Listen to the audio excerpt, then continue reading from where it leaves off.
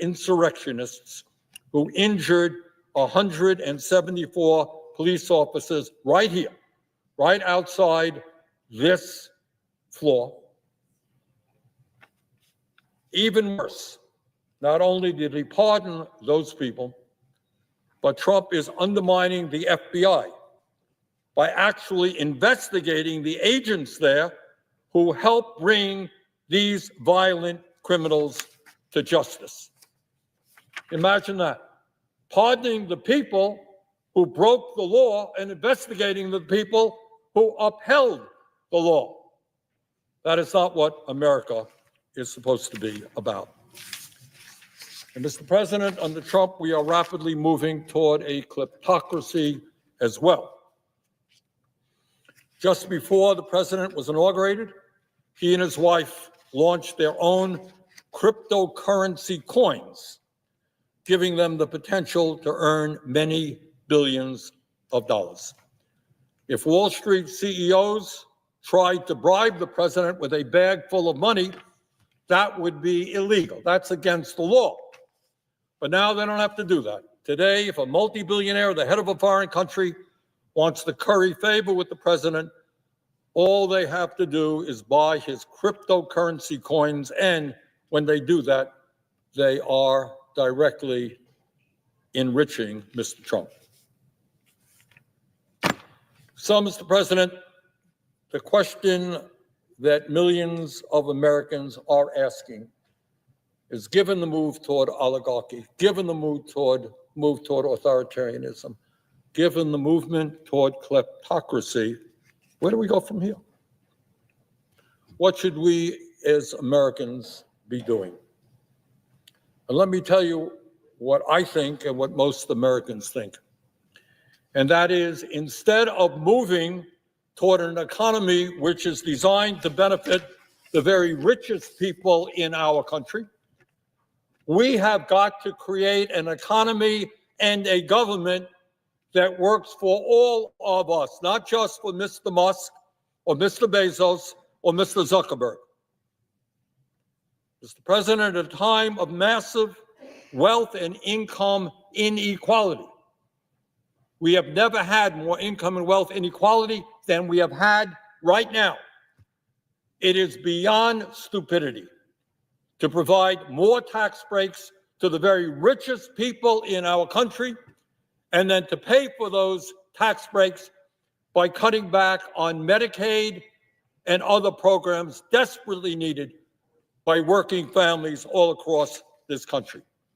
That is what we should not be doing. But let me take a moment to tell you what we should be doing. At a time when 85 million Americans are uninsured or underinsured in our broken healthcare system, we have got to do what every other major country on earth does, and that is guarantee healthcare to all people as a human right, not a privilege. That's what we've got to do. At a time when 1 out of 4 Americans cannot afford the outrageously high prices that the pharmaceutical industry charges, we have got to end the absurdity of the American people paying by far the highest prices in the world for prescription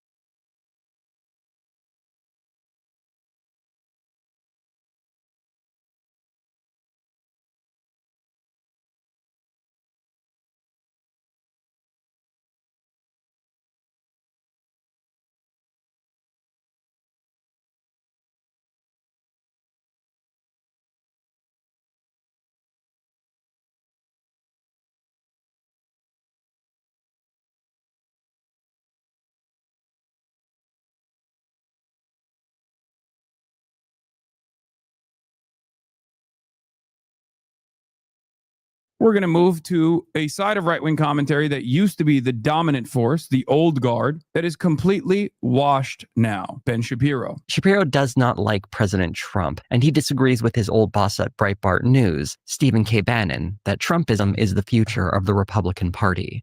Obviously, Ben Shapiro has changed his tune long since then, and that's part of how Shapiro has succeeded, a combination of being morally lucky within the context of conservative politics and willing to sit at the altar of Trump, cashing in on the rightward shift represented by Trump and knowing when to fall in line when he saw. Except there was one issue where he couldn't fall in line with the broad popular demand from the audience, and that is Israel. It doesn't even matter that Trump is pro-Israel. He could not convince his right-wing fan base to be pro-Israel. Back in 2017, he was already considered pretty far right too. That should tell you a lot about the state of modern conservatism right now, at least in the media space.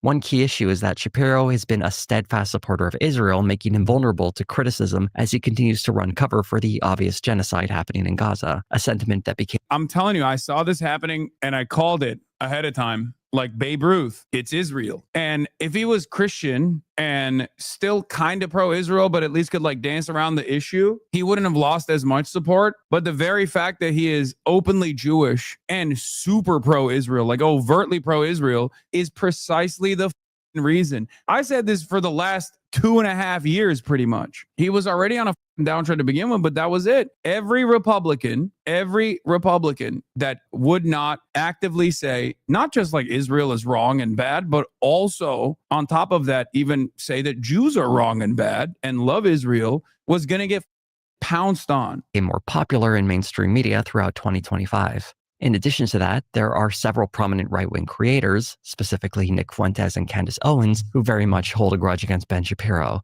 As Shapiro's view numbers sharply dropped through 2025, he was motivated to respond to the growth. Charlie Kirk's method for this was being, not Jewish, he's Christian, but then also really increasing the intensity of his reactionary sentiment on all of the other marginalized identities like Black people, immigrants, women, trans people. Like, Charlie would try to distract the base, right? He would distract the base by just actively beefing up the whole, like, oh, I just like despise, all these other different races. Like, I love Donald Trump, all this, to try and carry their attention, to try and hold the coalition together. Matt Walsh does the exact same thing, by the way. But more and more people are realizing that Matt Walsh is also kind of fake because he still works for Ben Shapiro. That's the reason why even in the Nick Fuentes video on Piers Morgan, people are on Matt Walsh. Does Matt Walsh even have any motion at all? Out of all the Daily Wire people, Matt Walsh is the only one that still has a little bit of motion. And part of that is because he is not as overtly pro-Israel as these other guys are, but he's also not anti-Israel either. But like his avenue basically is everything but the Jews, right? His avenue is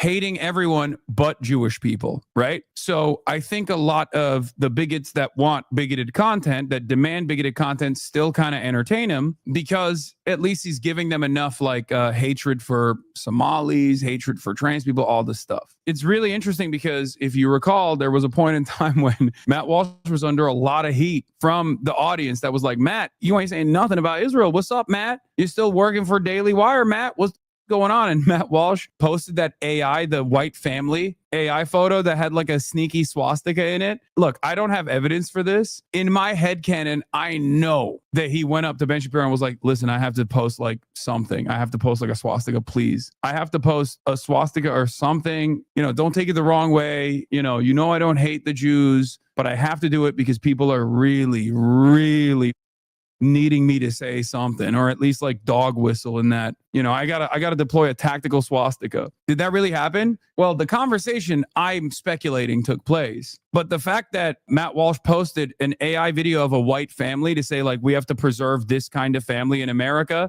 and the white family actually had like a secret swastika in the AI photo, that is real. That did happen. I'm sure someone can link us the photo real quick. I've been in the middle of some bullshit recycles in my day, but the one that you cooked up this week is probably the fakest of all. There are even controversies hounding me and demanding that I apologize for a hidden swastika someone else posted in a tweet I replied to. Just to be perfectly clear to all the slimy little smear merchants playing this game, I apologize for nothing. I owe you nothing. It was literally fake outrage. He basically threw this out there.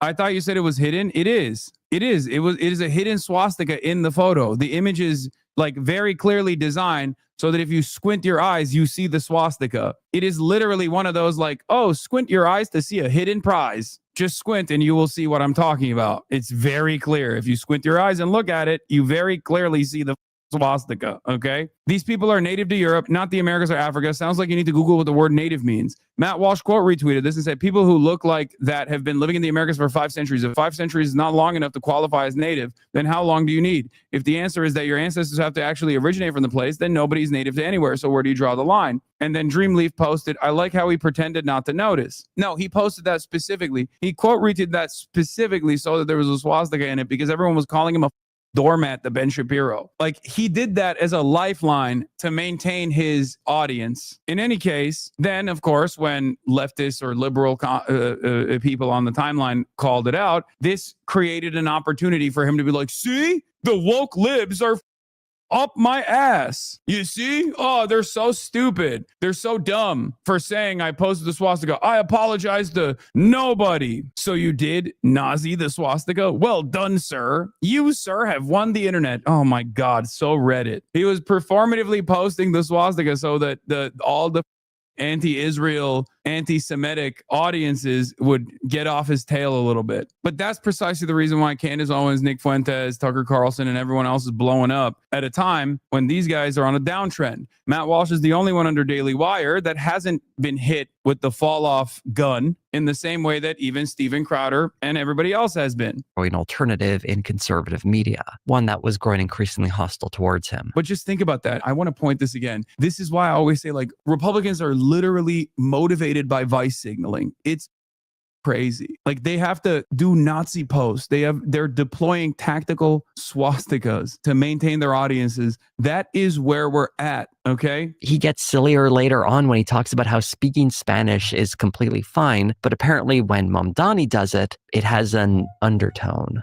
If you want to appeal to an audience, speaking to them in their home language is a smart thing to do.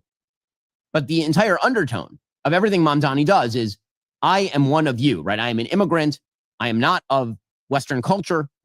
How does speaking Spanish signal you aren't part of Western culture? The language comes. It's awesome. He just can't hold the coalition. It's also hilarious because Candace Owens and Ben Shapiro agree on pretty much everything, just like Nick Fuentes and Ben Shapiro agree on pretty much everything, with one exception. And they agree on even like, bombing Venezuela, for example, right? The only thing that they don't agree on is Israel and Jews. It's a pretty solid exception, it seems. It's such a consequential exception that a lot of these people that spent their whole lives learning about how to be more effective as a racist in the marketplace of ideas from Ben Shapiro have basically all abandoned Ben Shapiro now for the Nick Fuenteses of the world. So you're telling me Nazis stopped liking a Jewish man? I mean, if you recall from the Tucker Carlson conversation that Nick Fuentes had, he quite literally said he learned about the Great Replacement, about white people being displaced in the United States of America, a Nazi theory, from Mark Levin, another Jewish man who is a neocon and a huge dick rider for Israel. A lot of these Nazis don't start off as Nazis, but they do certainly learn a lot of Nazi sentiment from conservative Jews. They learn it from, conservative WASPs and conservative Catholics as well. But this is the one issue where they will always inevitably arrive at the maximalist position where they start blaming the Jews. The Nazis still love a Mexican gay man, a black woman, and a black schizophrenic man. We've reached race-blind Nazism. Yes, Ben Shapiro and David Horowitz, rest in peace to David Horowitz, former trot turned neocon, major Islamophobe David Horowitz, are responsible for half of these Nazis' careers. That's what's so insane about this story. David Horowitz and Ben Shapiro created Candace Owens. Do you understand? They created Candace Owens. They are responsible for Candace Owens. David Horowitz plucked Candace Owens from writing an anti-Trump blog in 2016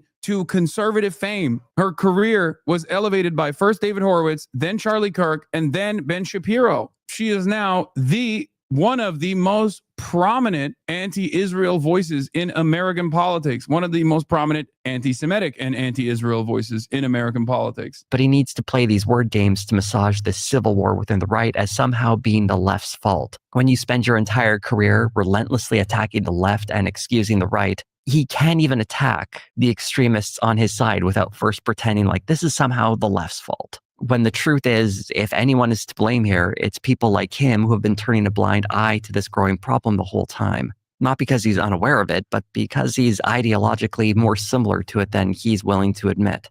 There's a great example of Shapiro's own. Yeah, this whole like, oh, actually the anti-Semitic right is actually the new woke right is so stupid. It was such a desperate attempt to try and hold on to the hemorrhaging base. And it was such an abject failure because like those guys are literally taking the maximalist logical position that you have created your entire world around.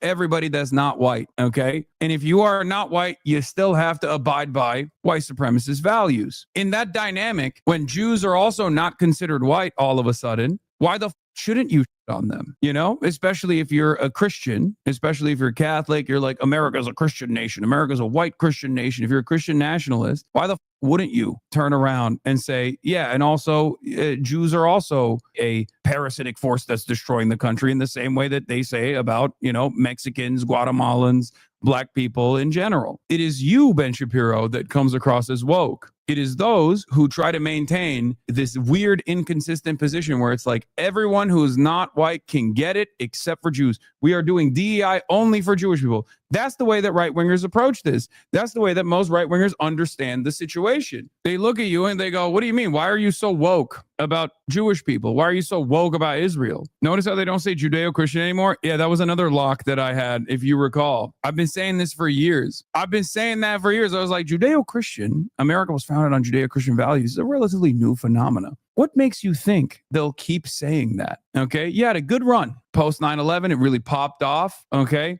it took around 25 years for them to decide, no, actually, America's a Christian nation. It's not founded on Judeo-Christian values at all, especially when all of these conspiracy theories end up revolving around a group of shadowy lizard people that are responsible for all the evils that people are experiencing. And it's not like these guys are very invested in finding new narratives. They're going to go back to the one narrative that has remained so successful throughout time, whether it be the pogroms, whether it be in Tsarist Russia, whether it be in Western Europe, Eastern Europe. They're going to go back to the Jews. And they snapped back to that so quickly. I said that so much. I urge you to go back and listen to my Oxford Union speech. If you watch it now with today's perspective, you will see every single thing that I warned against happening in real time. This was my Oxford Union speech. This is what I covered. This is what I said. I was like, listen, as a Muslim guy living in the United States of America, supporting Israel as a Jewish person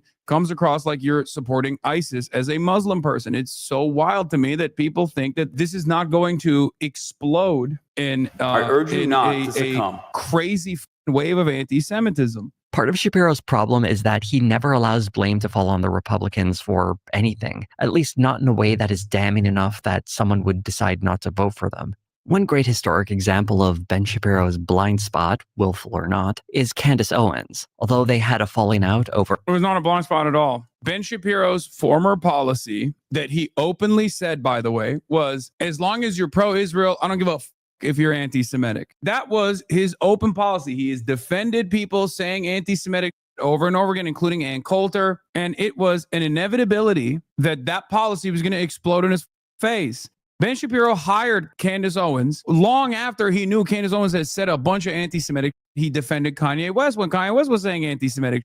The reason why he did that was because he cared first and foremost about Israel. Here it is. Ann Coulter tweets regarding Jews. Awful, nonsensical. Ann Coulter is also super pro-Israel and has always been so. So I won't lose sleep. This is also the ADL's policy as well. The ADL cares about anti-Semitism as far as they can like create legitimacy around the anti-Israel people that they're attacking. They don't actually care about anti-Semitism at all. If they did, they wouldn't be going after like, you know, Jewish Voice for Peace or numerous other advocacy organizations that are not anti-Semitic, but simply anti-Israel. Okay. They only care about anti-Semitism and even all these other civil rights issues, for example, as far as they can create legitimacy around them. Oh, we're going against all forms of bigotry. We're combating all forms of bigotry. The reason why they do that is so that when they actually say someone is anti-Semitic cynically and smear them as an anti-Semite, there is some level of legitimacy surrounding their call out. At this point, though, they've completely dropped all notion that they care about anti-Semitism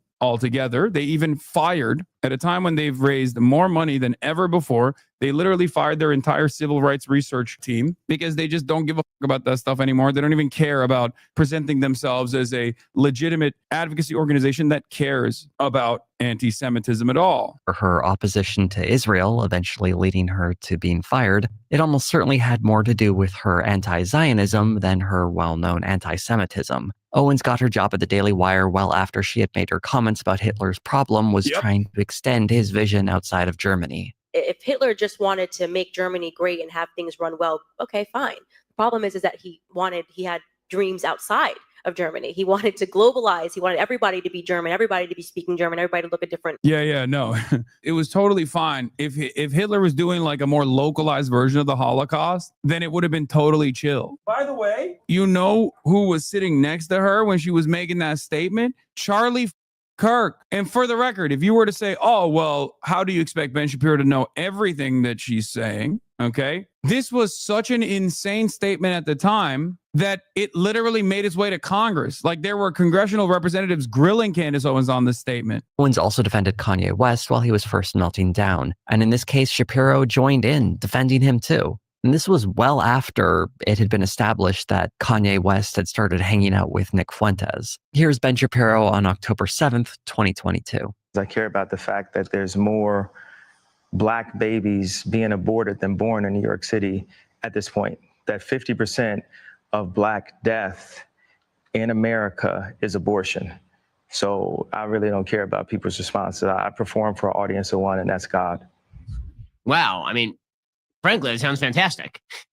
Frankly, Kanye sounds much more sane than virtually everybody else in public life. No, Ben, don't do that, Ben. Uh-oh, Ben. Ben, you don't realize. This is always so funny because, like, I'm sorry. It's insane not to notice that every single prominent figure that openly loses their minds on the timeline in a very public fashion ends up finding themselves in the throes of right-wing sentiment for some reason. Very strange phenomena. It never goes in the opposite direction. No one goes, oh yeah, I went insane and became a Maoist or a leftist. It's always, I went insane. I had an aneurysm and it made me conservative. Interesting stuff. Every human being has something of value that they brought to the table, especially Hitler. It's very important. God, I can't stand this dude.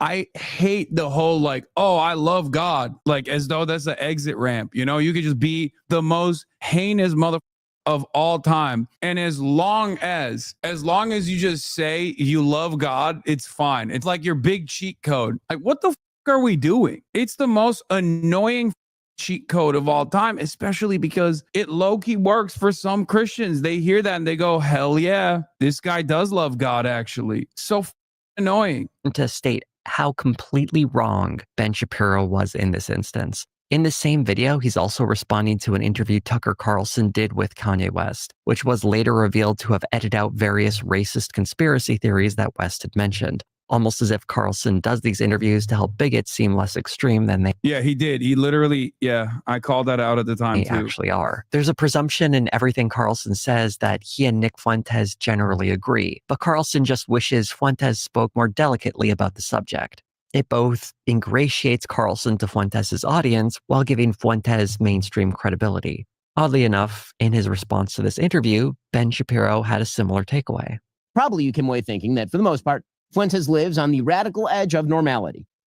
You think that if you watch the interview, because Tucker Carlson decided that it was important not only to host Fuentes, but to smooth over his views, water them. Wow, woke. You're being woke. You want to deplatform someone just because you disagree with them, right? That's the take, right? That's what you said all the time, Ben. Woke alert. Wee woo, wee woo. No wonder CNN is platforming this dip now to offer a lifeline to his dying career. Where are we at? No, he's not grifting to the left. He is still very firmly committed to trying to message to the right, but he is actively hemorrhaging his fan base because everyone knows he's a phony, because the market demands now are increasingly more radical. On the Republican side, they want more. There are no sacred cows. There are no groups, no non-white, non-Christian groups that you can't tackle. So Ben is still trying to be like, no, free market economics. That's what matters. That's why we're doing this. And also on migrants, and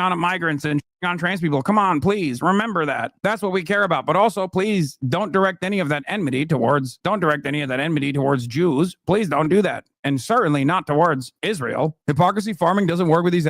Though they love cancel culture for anyone who doesn't agree with them. Yeah, it doesn't matter though. In this regard, it's the only type of hypocrisy that does matter, because the market demands more radical commentary. On the right, they demand more radical commentary, and that more radical commentary is on Jews, pinning the blame on Jews and on Israel as well. Ben Shapiro will do neither. He will actively defend Israel, and therefore Ben Shapiro has lost his audience. Shapiro would go on to provide some good example of Carlson's show being a mouthpiece for pro-Russia propaganda and conspiracy theories. But what he gets very wrong is that this didn't start when Tucker Carlson left Fox News. He's been doing this for years. A video I made several years back looked at his programming on the Fox Nation streaming service back when he was still at Fox News, and he frequently had fringe right-wing figures on, like the raw egg nationalist. That was part of a special about how men's health can be improved by drinking raw eggs and shining red light on your balls. This is, of course, just the tip of a very bizarre iceberg. He would talk about everything from alien abductions to the danger of wind turbines. And the white nationalist connection doesn't just come from the occasional guest. His top writer at the time, Blake Neff, was forced to resign after he was exposed posting racist and sexist comments online for years. And he bragged about smuggling some of that into Tucker Carlson's scripts. And it's very well documented that white nationalists often tuned into Tucker Carlson when he was on Fox News. Bro, this is like a recap and a summarization of my last 10 years of commentary. I swear to God. I covered all this stuff so much back in the day from 2016 onward. When Tucker Carlson was fired from Fox News in 2023, Ben Shapiro's pal and former Daily Wire CEO Jeremy Boring made a comment about how they'd love to hire him. And Shapiro at the time had expressed disagreements with Carlson over foreign policy, but did describe him like this. Whatever Tucker is, he is certainly a compelling presence, and does, when it comes to social issues particularly, have an extraordinary amount of moral clarity. And he criticized the media's commentary on Carlson. The Times did an investigation into how Tucker Carlson stoked white fear to conquer cable. This, of course, is their routine, is that anybody they don't like is a white supremacist. This really captured the bind Shapiro finds himself in. His criticisms of Carlson in the... If you prime your audience into thinking that every racist person is good, anytime someone actually calls out their bigoted opinions, is actually they're bad, why the wouldn't they also have anti-Semitic opinions as well? You can't just snap out of it just for anti-Semitism. Everyone's going to go, what the do you mean? Present are solid, but he's also pretending that this is somehow new. When the truth is, it's not that Carlson has changed. It's just a lot of this is starting to hit Ben Shapiro more directly. You guys want to know why I also think Ben was already on a downtrend before this last killing blow to his career, Israel being the killing blow? There's two factors here. Jose does a fantastic job of identifying the Israel side. But as someone who is a student of racism, as someone who has a PhD in racism studies, let me put you on some real game. There's two factors at play here. It isn't just Israel. Israel's the final blow. These guys were already losing their audiences before Israel. And the reason why they were losing their audiences before Israel is because of anti-intellectualism. All the way throughout Gamergate and onward, leading into the 2020s, Republicans on the internet wanted someone to come across as smart. They wanted to come across as smart. They wanted to still the political arena wasn't as polarized as it is now. So they actually really cared about appearing as though they were reasonable centrists. The IDW blew up as a consequence of this, right? And they got positive coverage from the New York Times from Barry Weiss, ironically enough. But the reason why the intellectual dark web fell and the Jordan Petersons of the world fell and the Ben Shapiro's of the world lost their relevance because they were presenting a nerdy ass, annoying version of right-wing sentiment. It was actually Andrew Tate that kind of busted this. When Andrew Tate came into the fold and presented openly anti-intellectual argument that was slammed with machismo and more focused on the aesthetics of being a man and what it looks like to be a man. Guys like Ben Shapiro were seen as boring losers. People wanted more. People wanted someone that was more charismatic. People wanted someone that was more fun to watch, easier to consume. I assume that short form content also played a big role in this as well.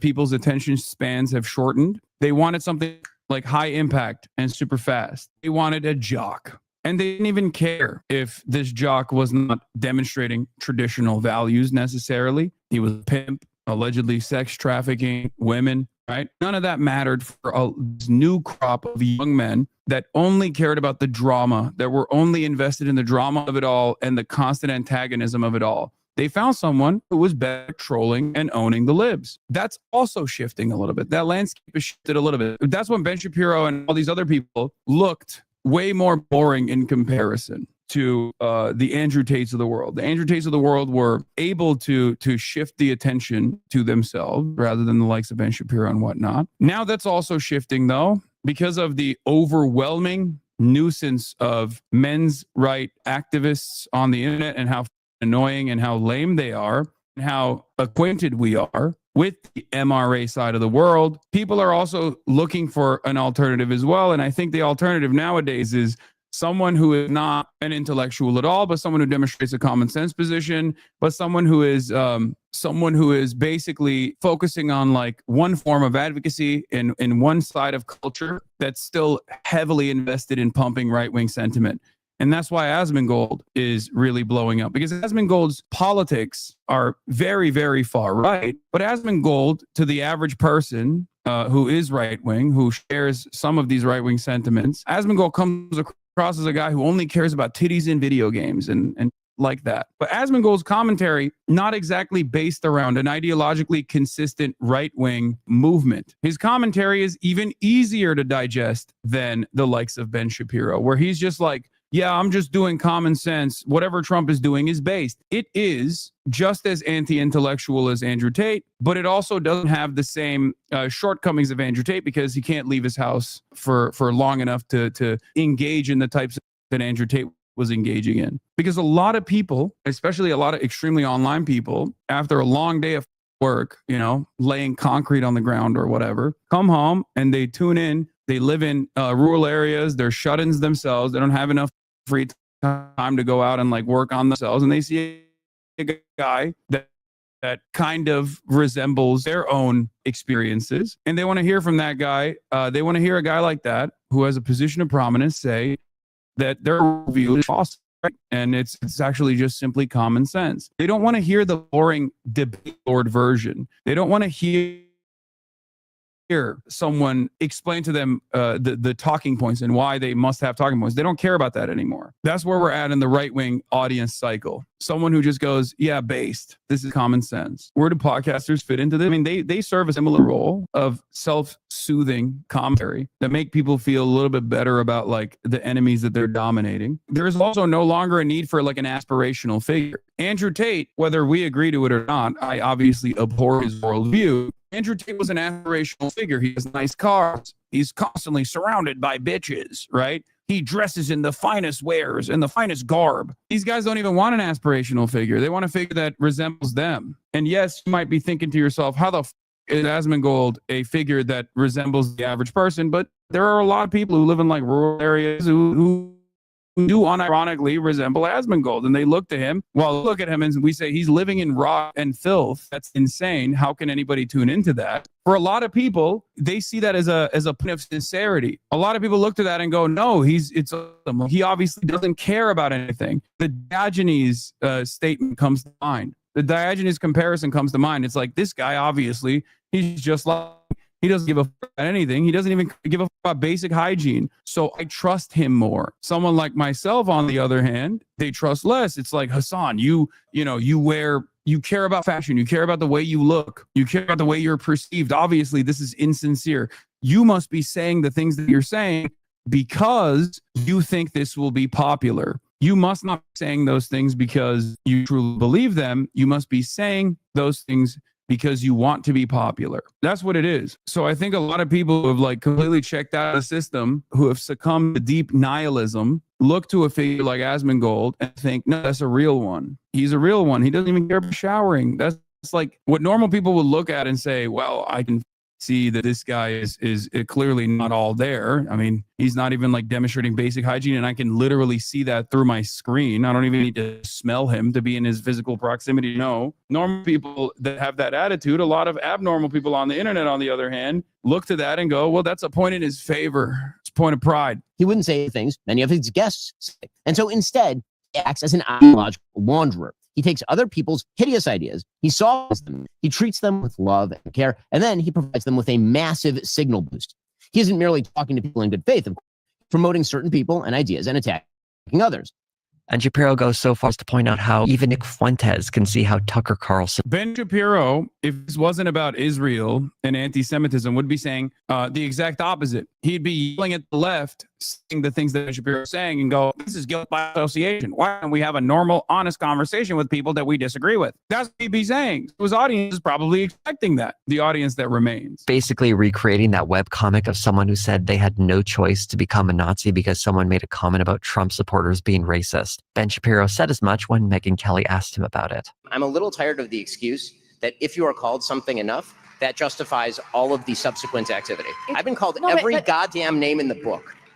Every name in the book. And I have not, but I have not shifted my positions because people call me names. That is a childish thing to do. He's absolutely. I agree. Wow. I think you're a pussy and a coward. I've been called a racist. I've been called transphobic. I've been called every name under the sun. My positions have not shifted at all through that name calling. If you actually change your entire worldview because someone called you a racist, then maybe you were kind of racist. Maybe the people calling you out were potentially right. It shows me that you're a spineless individual. Now, this doesn't mean that people should go balls to the wall and consistently take like minor transgressions and turn them into major points of contention, right? They shouldn't do that because it is off-putting. And our job is to bring more people to our side. So I'm not saying that we should take this, morally purist standpoint and run along with it, especially because not only is it off-putting to normies, but it also is completely oblivious to the social conditioning that takes place that leads people into the positions that they have. Okay. My point is, there is a tendency on the left to go, we are morally righteous, and therefore you have to abide by my standard. You have to abide by my worldview. And even if you're morally righteous, even if you are morally on the right side, you still can't market like that. Unfortunately, you got to brand build a little bit. You got to market a little bit. Okay. And you especially have to do that in America, where there has been so much anti-socialist, anti-left sentiment that has gone unchecked and uncontested, that has basically warped the collective consciousness of Americans. You have to be you have to go extra hard in terms of your advocacy and in terms of branding and in terms of marketing your worldview to others. And that starts with a place of understanding. Absolutely right here. And one thing I noticed is that every time I agreed with Ben Shapiro on something, it's when he was saying things people on the left have been saying for years, which honestly speaks to how effective we are at criticizing the right, whether they acknowledge it or not. Tucker Carlson plays this same game. Recently, Ben Shapiro made some comments about retirement that went viral. No one in the United States should be retiring at 65 years old. That was a classic free market capitalism advocacy moment from Ben. I love when these guys get honest, dude. I love when these guys get so honest. You are not going to ever retire, and you are going to like it. You're going to eat the bugs. Frankly, I think retirement itself is a stupid idea unless you have some sort of health problem. Yeah, obviously, it's easy for you to say. You talking to a microphone, dumbass. Good luck with that message. You have to keep working in an Amazon distribution facility for pennies on the dollar until you die. How do you make that advocacy for people who are working like normal jobs? Poorer people, working class people, blue collar people are aching. They have trouble walking. Their backs hurt. So retirement for a man who climbs ladders is a little bit different from a man who hosts a podcast. Carlson said the exact same. And were either too cowardly to mention them before, or perhaps saw more professional advantage in staying quiet. It really speaks to what opportunists they are. And I want to go back to that video from October where This is so awesome. Is this how right wingers feel all the time because leftists love fighting amongst themselves. They just kick back and enjoy the show. They enjoy the ride every other week when some other guy who's like, Hassan is anti-black and transphobic. They're probably sitting around kicking their feet. Ben Shapiro can't reach the floor, obviously, because he's tiny. He just gets up on that booster seat. Feet can't touch the ground. He's kicking his feet, giggling. Yes, this is what apolitical people jerk off to. Yeah, it's awesome. Kicking his tiny little feet, taking his little booties off with the boosters. Honestly, an underrated feeling. No, dude, we need more of this. I love it. I personally love watching right-wingers fight one another. It's awesome. Back in 2011, Ben Shapiro tweeted this: "The Jewish people has always been plagued by bad Jews who undermine it from within. In America, those bad Jews largely vote Democrat." In his book, Primetime Propaganda, the true Hollywood story of how the left took over your TV, he described how liberal Jewish people had taken over Hollywood to advance a left-wing agenda. He's also run cover for the Great Replacement theory, trying to detach it from its anti-Semitic origins into a more pliable concern over how you taught the next crop of Nazis the Great Replacement theory, and all it took for them was to read one extra meme about how Jews are responsible for the Great Replacement and how Jews are responsible for wokeness running amok and destabilizing Western civilization, and they all turned on you. Good job, Ben. You did it, you dumbass bitch. There's something very unsettling about how Ben Shapiro was perfectly happy to point the finger at bad Jews, but somehow thinks it's the left that's convincing parts of the right that there's some kind of Jewish problem. He seemed unaware of the fact that there are actually some pretty powerful anti-Semitic forces on the right that have been there for a very long time. And maybe the reason they liked him is because... Before people say like victim, I know you're joking, you say victim blaming much, but it's like, what can you do at that point? First of all, he's not a victim. You know, the most consequential thing that's happened thus far to him is that he's lost his audience, and I will celebrate that every day of the week. Secondly, he did work really hard to make this happen while attacking people like myself. What can I do at that point? It's the same principle behind the ADL too. It's like, you did it. Good job. Good job. You did it. You attacked some of the only prominent anti-Zionists that were not anti-Semitic, and you created a marketplace for the anti-Zionists that were anti-Semitic. You did it. While looking at some of Ben Shapiro's recent videos, I couldn't help notice that the metrics seemed a bit off. For example, his long-form videos do very well, but his clips have dreadful numbers in comparison, something that historically hasn't been true for his channel. If we look on Social Blade, we can see a large drop-off in viewership. God damn, son. Oh my God, a historic fall off. Woo, sheesh. Smoking on the Ben Shapiro pack. Oh my Lord. Over the past year. So at first glance, it seems as though his current audience, what remains of it anyway, has a very different viewing habit than his old audience.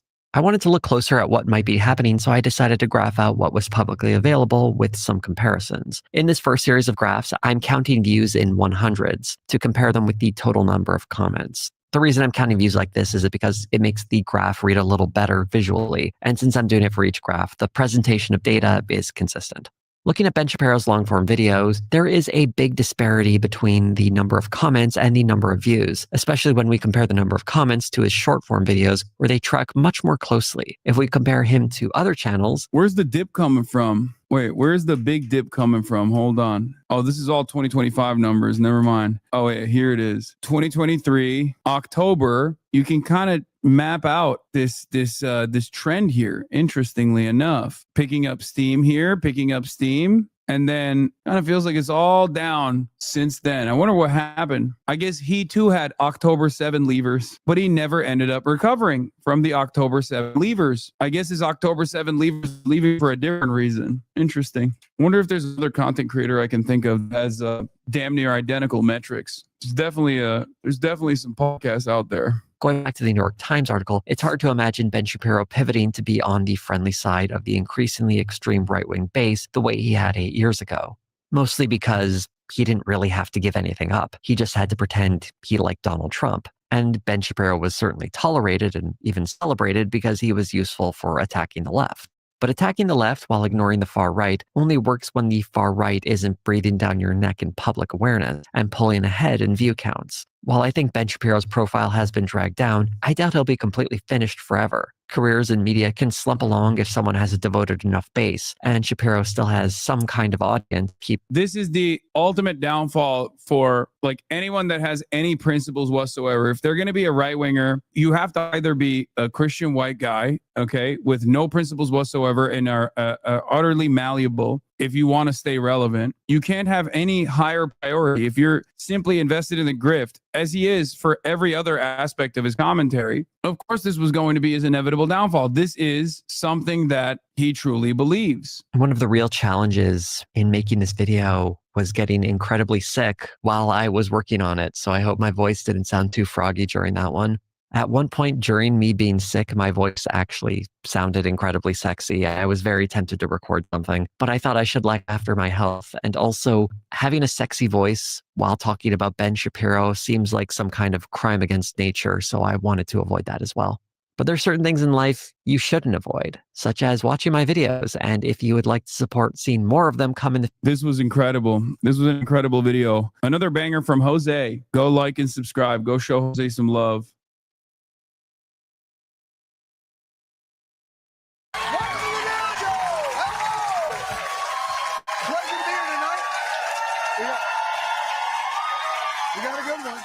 We got a good one for you tonight, a great one for you tonight. Later on in the program, I'll be joined by Malala Yousafzai. She'll be coming on the program. Activist, author, producer, youngest Nobel Prize winner in history. Yeah.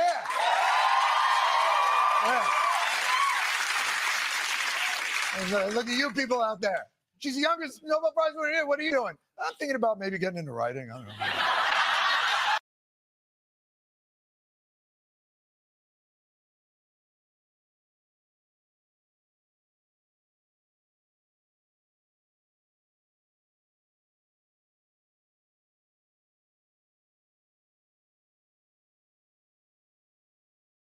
You want a white nation, build a white town. And then organized. Come organized with like-minded people. We're part of a living tradition that we can't lose. We were up early this morning to go to a whites-only town in rural Arkansas. Eric, who runs the town, is all over social media. He's going on every YouTube and podcast, very prominent neo-Nazis and white supremacists and anti-Semites in the US. And they're letting CNN come visit them. I think this is one of those things where it's like, yeah, let him have that, bro. It's Arkansas. You know what I mean? Like, I don't think anybody gives a fuck about this. It's Arkansas. Not only is it Arkansas, but it's also like, it's just another town in Arkansas, like a whites only town in Arkansas. Wow. So you mean just another town in Arkansas? Got it. Like if they didn't build themselves as like a white only town in Arkansas, I think most people would just assume it's yet another one, you know? And how many acres have you got here? Or 160. Pretty sizable. Yeah. That is a pavilion, or will be a pavilion. Just a place to meet up. What does somebody have to do, or what does he have to be to come live here? You have to be someone who identifies with your European heritage and ancestry. Right now, there's about 40 or so people living here, give or take. But you told me there's hundreds of people want to move here. Hundreds of people have applied. Oh, yeah, Yeah, totally. there are quite a few people waiting to be interviewed. Yeah, any day now, bro. Any day. This is hilarious. I think let him do this shit, you know? Controversial opinion, but I think we should just like, if self-selecting racist white people want to off to a whites only enclave that is in Arkansas, hello. Yeah, go right ahead, King. I love that shit, bro. Get the out of the big cities, get the out of diverse neighborhoods. You know, if you want to self-banish, I'm taking it. I'm not going to look gift horse in the mouth. And I'm saying, go ahead. You can fulfill all of your cousin desires in your little enclave, man. Hell yeah. It seems like a slippery slope, but I'm cool with it if it's going to be confined to rural Arkansas. I mean, I think so. Yeah. Because you can't get acres and acres of land anywhere else. You know what I mean? You have to kind of go to rural Arkansas. So it's basically the problem solves itself. Imagine endorsing sundown towns in the big 2-5. What about the people who have to travel through there? Can't believe you're endorsing sundown town. Travel through there You're joking, right?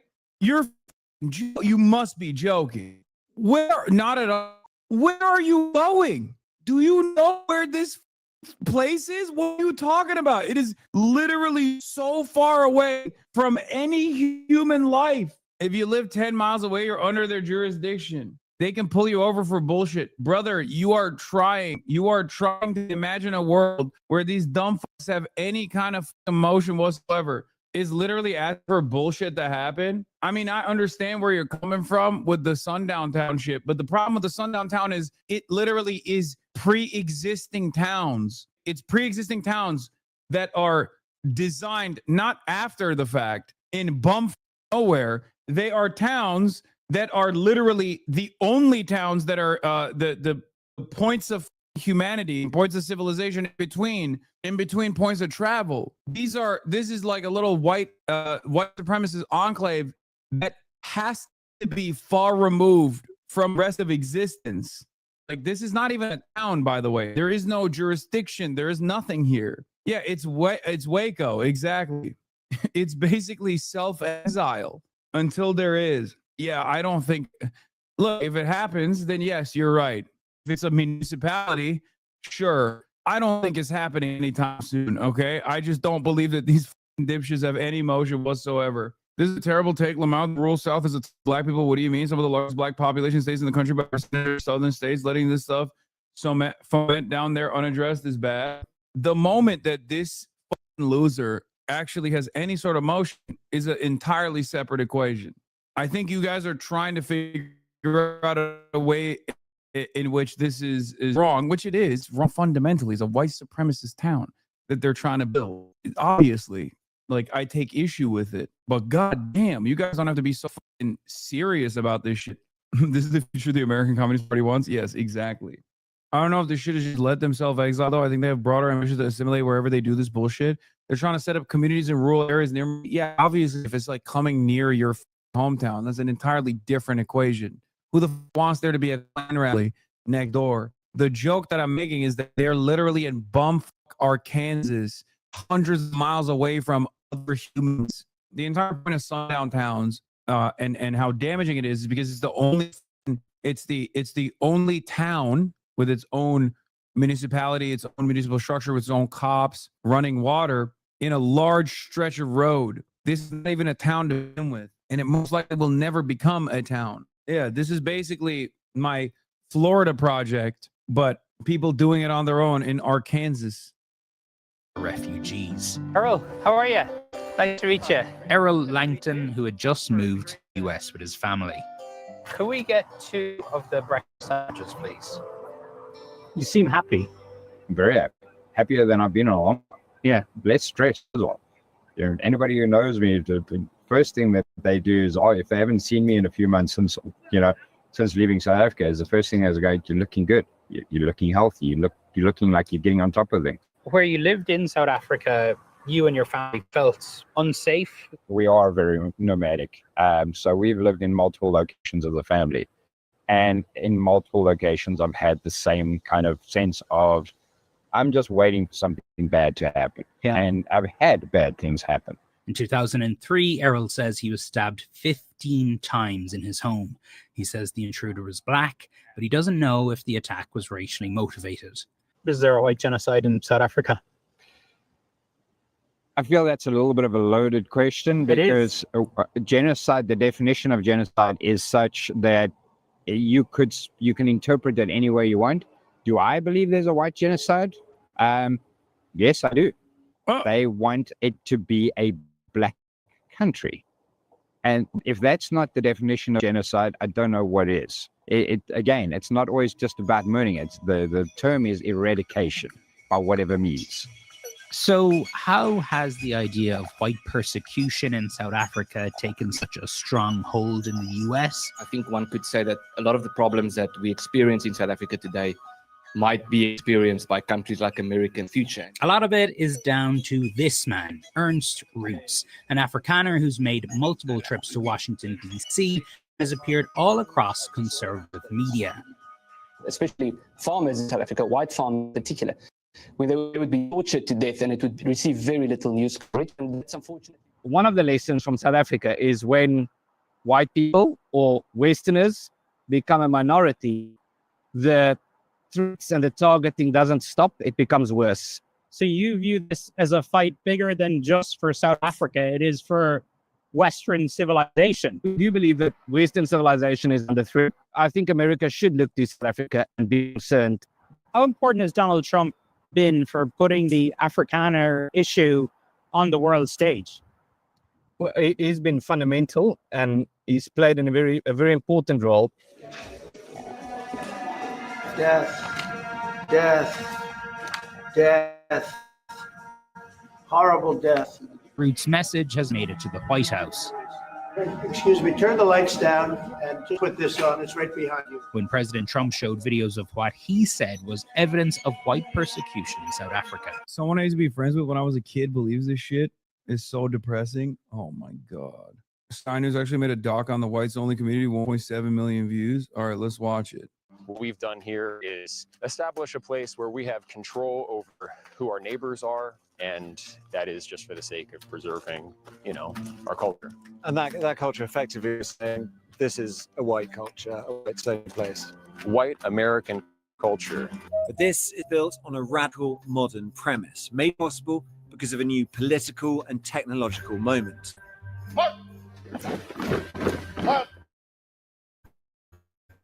One with strong ties to the most active far-right group in the US. Instead of taking to the streets, they are building their own for generations to come. It's important for me to do this for my ancestors, my friends, my family, my children, my children's children. But in this southern US state, people who have lived segregation once fear it is returning. Dude, it's so crazy. It's so crazy to me that you could just get this experience with running water and sewage in any American exurb or suburb. But the mere prospect of having a black mailman is enough for these guys to literally escape to the mountains of Arkansas. Are you fucking kidding me? That is so wild. This level of white segregation already pretty much exists as a consequence of redlining. And these guys are like, nah, there might be randomly someone with melanin that I might encounter. How sensitive are you? Jesus Christ. For the last few years, I've been exploring how an ethno-nationalist movement has been organizing Bro, online. this guy, a network that aims to define this is the perfect journalist to send there. They're gonna be like, oh, you're one of our own. Welcome. And white people have been taught that no matter what they do, they will always be racist. I think that's why we are seeing things like this happen. Yeah, dude, totally. Yeah, white supremacy is a direct response to people saying white people are racist across the board. You're totally right. Come on, chatter. As I already explained, there are plenty of places that already have running water and sewage that are this racist and this racially segregated. These guys are extra. These guys are extra white supremacists. They are specifically trying to build a white supremacist enclave. Also, as a white person myself, I get told all the time that I am racially insensitive or I have blind spots. And I'm not just any regular kind of white person. I am a white person that has spent the last 12 years of my professional media career criticizing white supremacy and educating people on white supremacy. And yet people say that shit. What are you, some kind of pussy? What the fuck's wrong with you? You hear someone say, oh, all white people are racist. And you're like, oh, I guess I'll show them by becoming racist. Have some conviction. Have some courage. Have some intellectual honesty. I can't stand people that go, you've given me no choice but to become the racist you always suspected me of being. What we've done here is establish a place where we have control over who our neighbors are, and that is just for the sake of preserving, our culture. And that culture effectively was saying this is a white culture, a white stony place. White American culture. Yeah, not just white, but white American. But what this sounds like is bringing back segregation. Is that a fair assessment? Well, I mean, it's free association. So we're not. Wait, what do you mean it's free association? Okay, so a black person can freely associate with you? It's kind of the opposite of free association, don't you think? It's so funny. See, he's still trying to be woke while being a Nazi. Is hilarious. There ain't no way this actually succeeds. There's just no shot. 160 acres taking shape, forest cleared, roads laid, cabins built. Around 40 people live here. Hundreds more from across the world have paid to be members. We met here. Oh, you met here? I guess he came here. I met here on like day 3. Yeah. Oh my God, what a story. It beats Tinder, doesn't it? Like, Yeah, right? David and Caitlin not only met here, they It got married. beats Tinder, doesn't it? Is a brother. You are in a white supremacist enclave. This is a cult. That's crazy. What do you mean it beats Tinder? They wouldn't be here without social media. Somebody had posted a video of Eric. Yeah. I saw videos of them actually building stuff on Oh my God. Look at celery, carrot, the worst hamburger I've ever seen. Okay, it's over. Brother, you can't even make a good burger. Like, you can't even have a good grilling session. Is the point? You deserve to eat the shit burger for the rest of your goddamn life in your bum white supremacist inbred enclave, dude. God damn, this shit is so ass, bro. Imagine being so racist. You moved to the mountains of Arkansas, bro. Holy shit. Destined for a lifetime of eating the worst food of all time. They're doing the Florida Project to themselves. I'll allow it. land. I was like, oh man, I gotta come check this out. And I figure if there's nothing else like this in the country, like it should at least exist. Yeah. Like, do people really think that we should never be able to choose our neighbors? It wouldn't be controversial for any other racial group to do the same thing. I think it'd be quite controversial. Well, if you don't have rules. Yeah, like this guy's gonna be like, oh, well, what about Chinatown? It's like, first of all, any sort of enclave of that sort was created as a matter of protection because there was also real harm being done.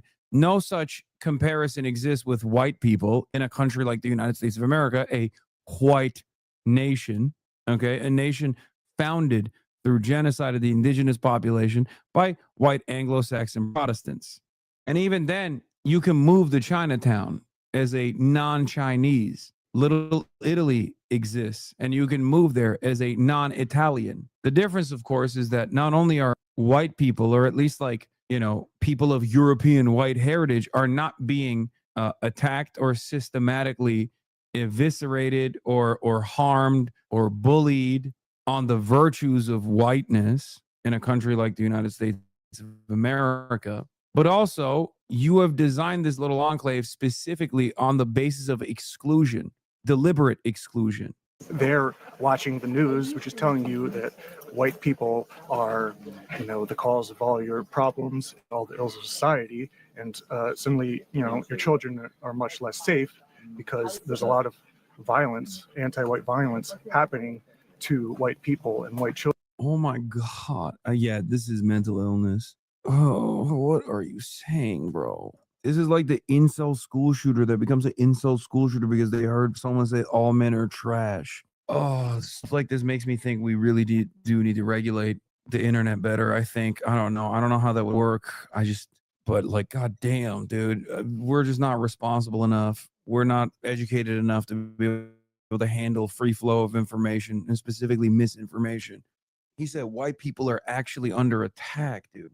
Lobotomy, brother, the internet gave this guy a lobotomy already.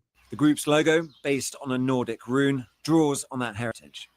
It is the PMA that the group believes makes this all legal. Once members have been vetted on ethnicity and other grounds, they can buy shares in the Limited Liability Company, or LLC.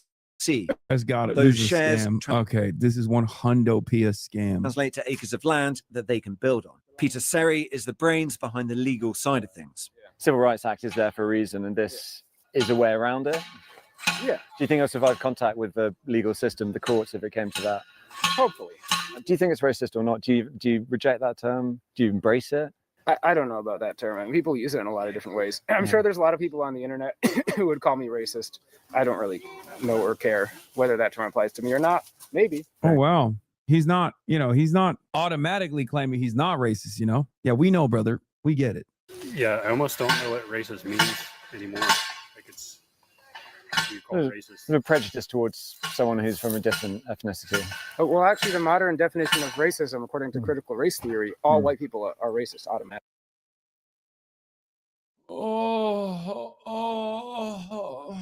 I don't know about all white people, but all white people at this commune definitely are racist. because it's a whites only, white supremacist enclave led by a guy who won't even say, I don't know about racism. I mean, maybe I'm a racist. Who knows? Why are people so upset about a bunch of folks LARPing in the forest? I mean, I'm not even upset. But I can't even make fun of them without someone putting words in my goddamn mouth. I mean, it's just a congregation of open neo-Nazis. You know what I mean? They're not just like Boy Scouts. They're also organizing around white supremacy. Let's be real. That's their leader? No, that's their legal mind. The legal scholar behind this all. Isn't this just racist Amish? Yes. That's what I was thinking as well. No, they're trying to do Amish shit, but they have no technical skills. Like they have no skills in home building and shit like that. The Amish can build a mean home. You know what I mean? But yeah, they're basically the racist version of that. Actually, I don't know how racist the Amish are. The Amish are racist too. Yeah. These guys are racist Amish without learning how to churn the butter. Also, I'm seeing a far larger number of men than women here, for the record. It's a safe space for people of European ancestry. It's exclusionary. It's sort of an attempt at segregation. While the men labor at the roadside, the women of Return to the Land are at work too, looking after the 6 children who live and are homeschooled here full time. Oh no. And they're preparing food for the weekly community 6 victims dinner. The theme tonight, colonial. I don't know, dinner's really important. I like feeding people, so I didn't want to put this off any longer than I already had.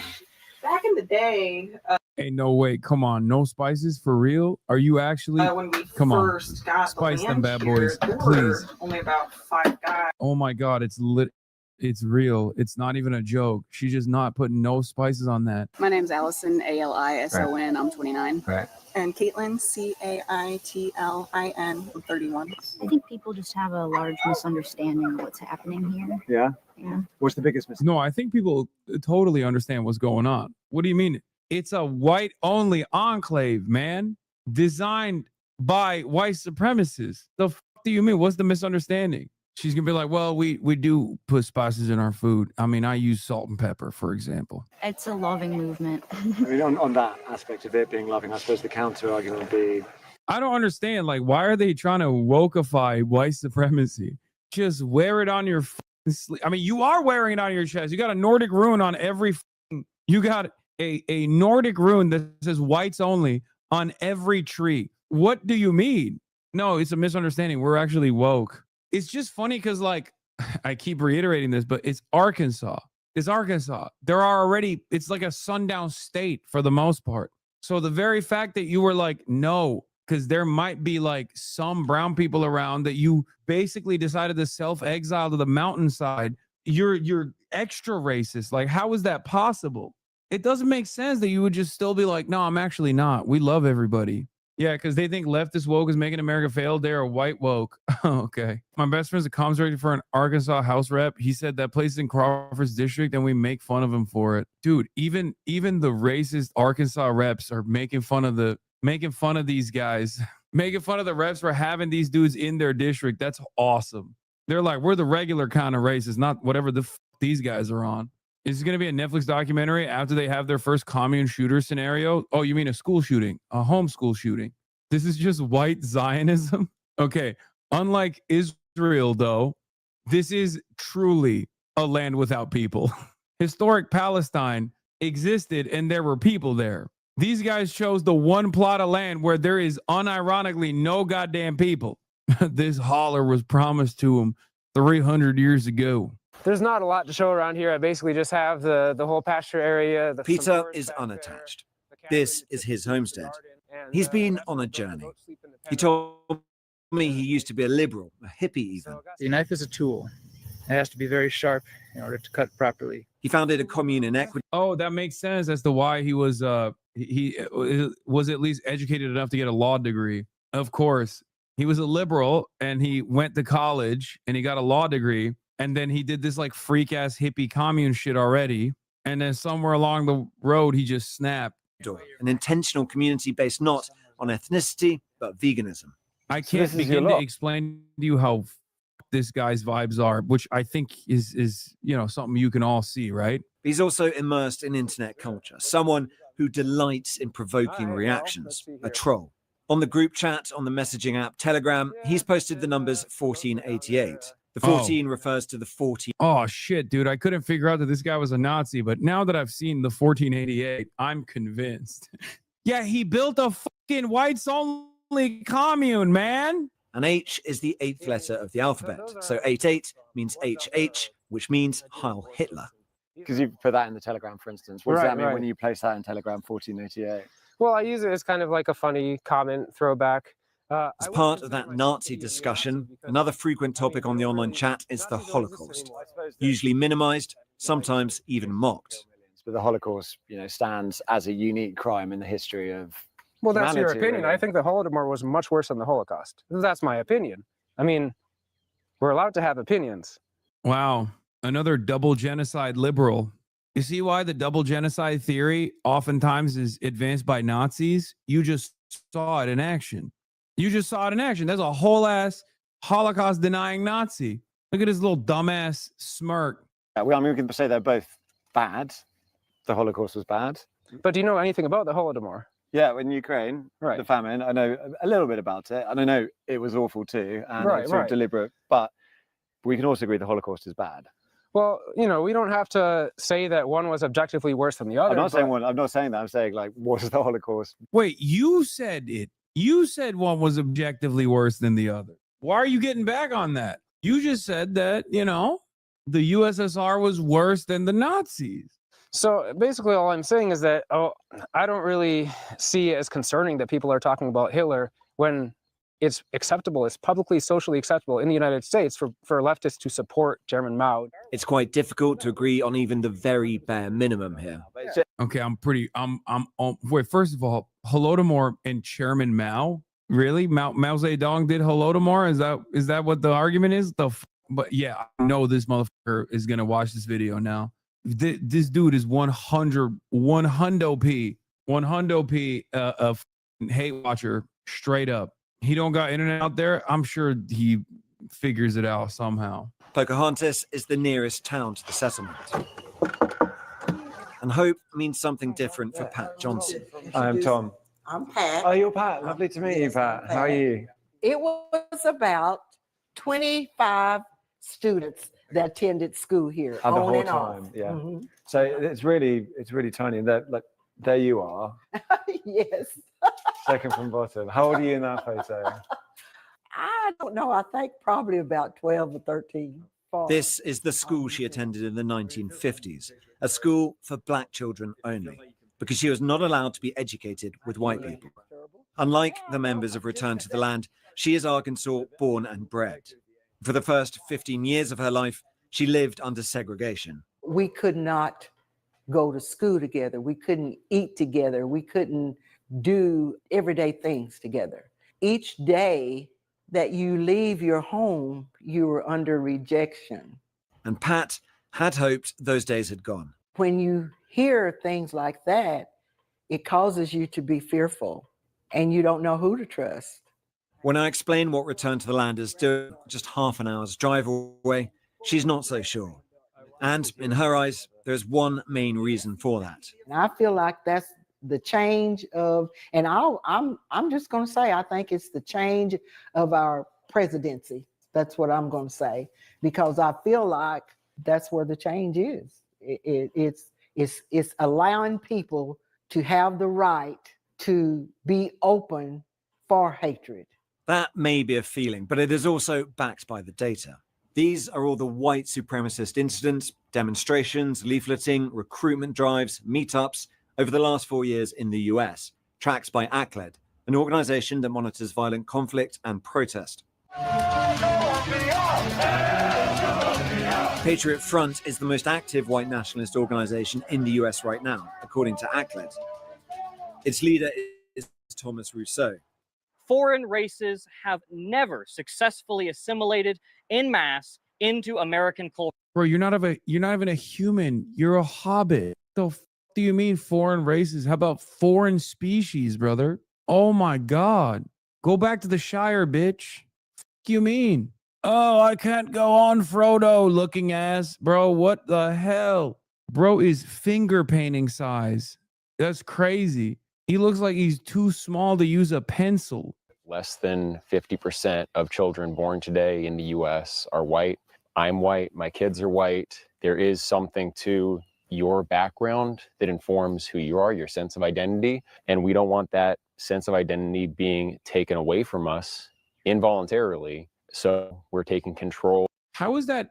Like, how could that possibly be taken away from you involuntarily? Like what? The elusive Latina? Is that what's going to happen? Like they're just going to trick you? Like what do you? Whiteness is a socio-political construct designed around purity and its proximity to blackness. There can't be like a white genocide through miscegenation. It's not a real genocide. It's just people behaving as normal people do and just not being as racist as you. Like it just, when he says like, oh, we can't have the whiteness go away, it's like, okay, like how is that going to happen without enforcement? The only reason why there was some semblance of racial purity for a very long time is because of the exclusivity and the rules against miscegenation. It's such a funny concept because they made it up, right?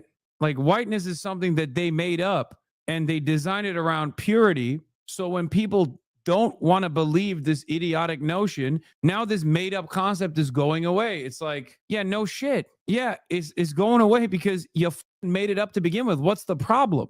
Everything in the world is made up. Okay, well, some made up concepts are good and helpful, like the passage of time and being able to contextualize it.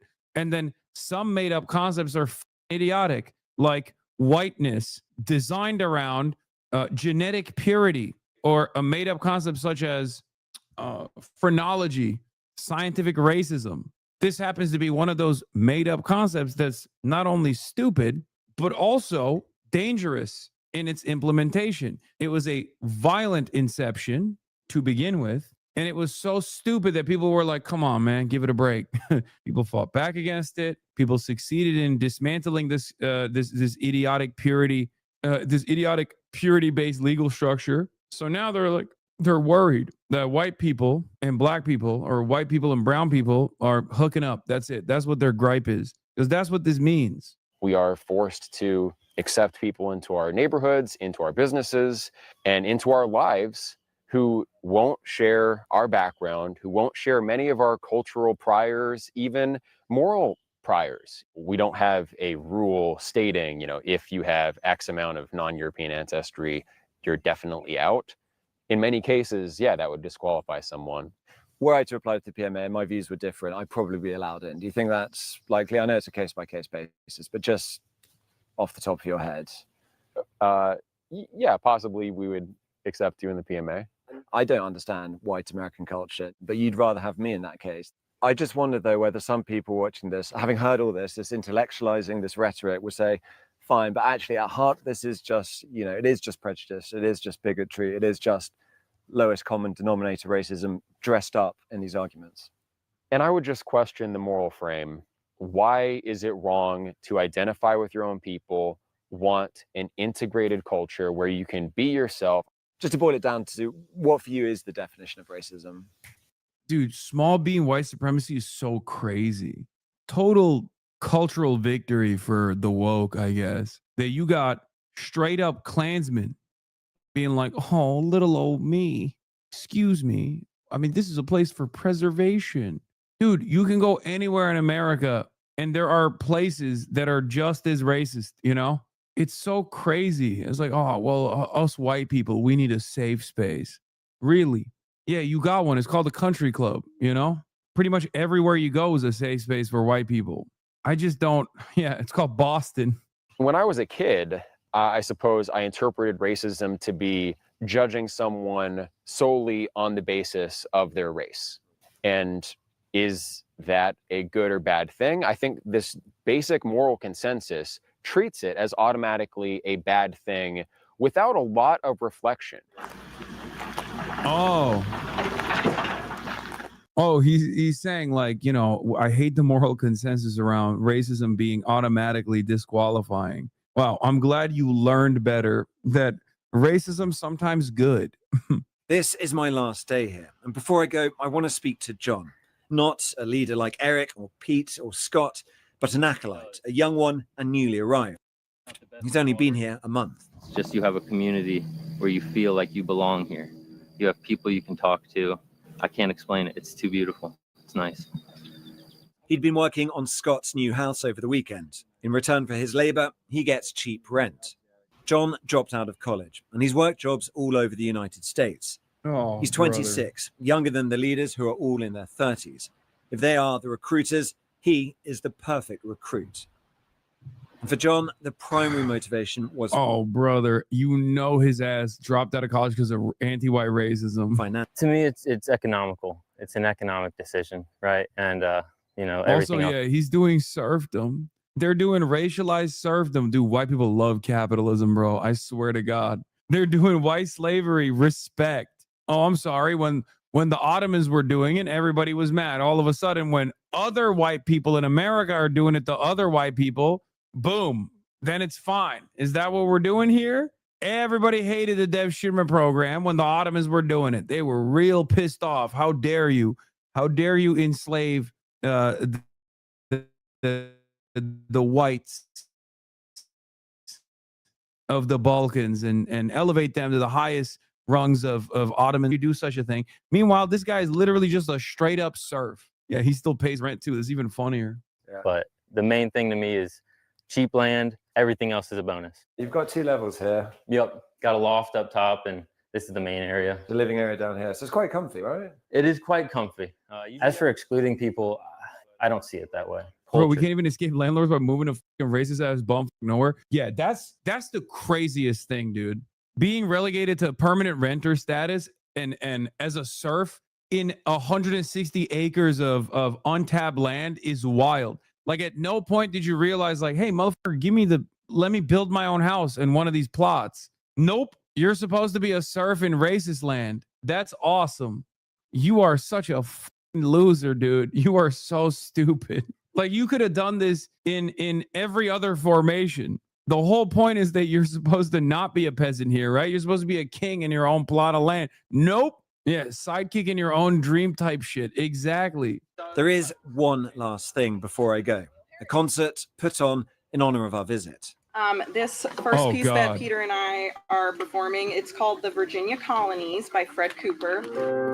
The English governor returned to take his place. Eric himself takes this. Stop. Oh my God. Oh my Lord. Oh no.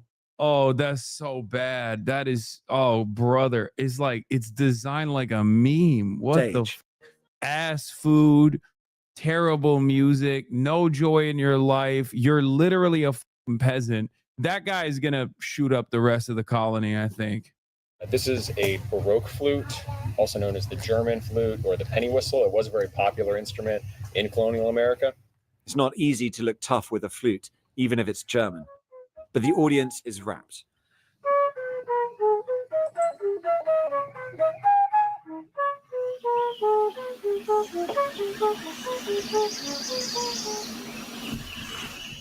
Would America be better as a white nation state? Better in what sense? Would you prefer, completely blank slate, America's just an ethnically white country? I would probably feel more comfortable there because I'm white, and that's the way that this country was when my ancestors came here. You also talk about Hitler in your videos a couple of times when you've talked about people are waiting around for a new Hitler to come. Mhm. And you said he's not going to show up. You have to do the work for that Hitler to arrive. Hitler is a very controversial historical figure. I think the mainstream view is one-sided. It's informed by World War II propaganda, but also the contrary position that Hitler did nothing wrong that many people online say, that's also a one-sided view. I think all historical figures are complex. What's this guy's issue with Hitler? That he didn't kill enough? Is that what it is? Is that what he's gonna say? He's like, people are wrong, actually. Hitler was too woke. This man is a Hitler centrist. Dimensional. But when I say you're gonna have to wait for that new Hitler to arise, I'm not saying you're going to have to wait for a new person to start a new Holocaust. I'm saying you're going to have to wait for a charismatic leader who's going to advocate for your interests, because that's how a lot of people see Hitler. I'm addressing how they think of Hitler, not my own view. There are other PMAs, other bits of land that are going ahead. Yeah, there are 2 other groups, actually 3, organizing. One in Appalachia. This is what Twitter Maoists think is the average American. They're not wrong. I always describe Hitler as charismatic first, then I stop. Yeah. No, that was what he was. That was the most important quality. I mean, what is the redeeming quality of Adolf Hitler in this guy's mind, I wonder? The guy who's running the whites only enclave. What could he be saying? He didn't like Hitler because Hitler was 5'7". I mean, half of these dudes are 5'7". He's like, no, Hitler killed Hitler. That wasn't good. That wasn't a good move. I kind of want to ask you, after seeing this, do you think what we're doing is immoral? Yeah, I do. Yeah. Yeah. For me, it is morally objectionable. I think the way we've talked about it is, I don't think it is like a country club.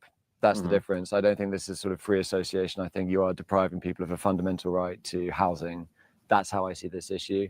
And I think the reason I'm asking those questions about where it goes from here. He's like, oh, I don't like this. When I saw your bald ass head, I thought, oh, fellow traveler. Now I'm starting to notice that maybe you weren't a skinhead. What the fuck? And the Arkansas State Attorney General told us, "This is the first I've heard of these allegations. Racial discrimination has no place in Arkansas or any..." That's a funny thing for the Arkansas Attorney General to say, dog. Come on. First time I've heard of it. Wait, what? You mean to tell me, wait a minute, they built another racialized whites only enclave in Arkansas? That's crazy. Here's the Attorney General Griffin declining to make ethics commission pick, citing unconstitutionality of the statute. I took an oath to uphold both the Arkansas and United States constitutions, which promise equality under the law regardless of race. Why is he saying that? Because he has to appoint a new member to the commission that he's refusing to do because the Arkansas Code annotated requires me to ensure that at least one member of a minority race serves on the commission. This requirement is racial discrimination, which is both wrong and unconstitutional. That's awesome. Oh, I can't wait to do a holy crusade on you. Like, they're very clearly mouth breeders. But the reality is, there are more mouth breeders now, especially on the right, especially on the far right, than there are people who are even demanding intelligent commentary. And that's precisely the reason why people like Nick Fuentes are losing their audiences to people like Candace Owens, who actually appeal to the broadest base of support. And that's what Candace Owens is doing as well with the tip line and all this shit. So that's the reason why. That's the reason why she is the most successful right-wing commentary person, just the most successful political commentator in the country right now. Do I think she believes any of this stuff? Absolutely not. I think she's always been a grifter from the start. It's not a crusade. I think she's 100% grifting. And she is not shy about like baking in her own personal, like she's not shy about putting herself in the story, consistently talking about how she's under attack for saying the truth. And she's definitely developed a lot of goodwill from her audience at this point. So it's a very successful grift for her. How do white supremacists take her seriously? I think white supremacists are much more open-minded towards DEI than ever before. I mean, after all, the number one white supremacist in the country is a Mexican man, right? A gay Mexican guy by the name of Nicolas Fuentes. So that's like they're already used to listening to a non-white person. Anyway, this is Nick Fuentes' take on Candace Owens. I saw on her Instagram today, Candace Owens did a multi-part story. Ed, oh my gosh, you're never gonna believe it. I just found something that changes everything. I got a new tip.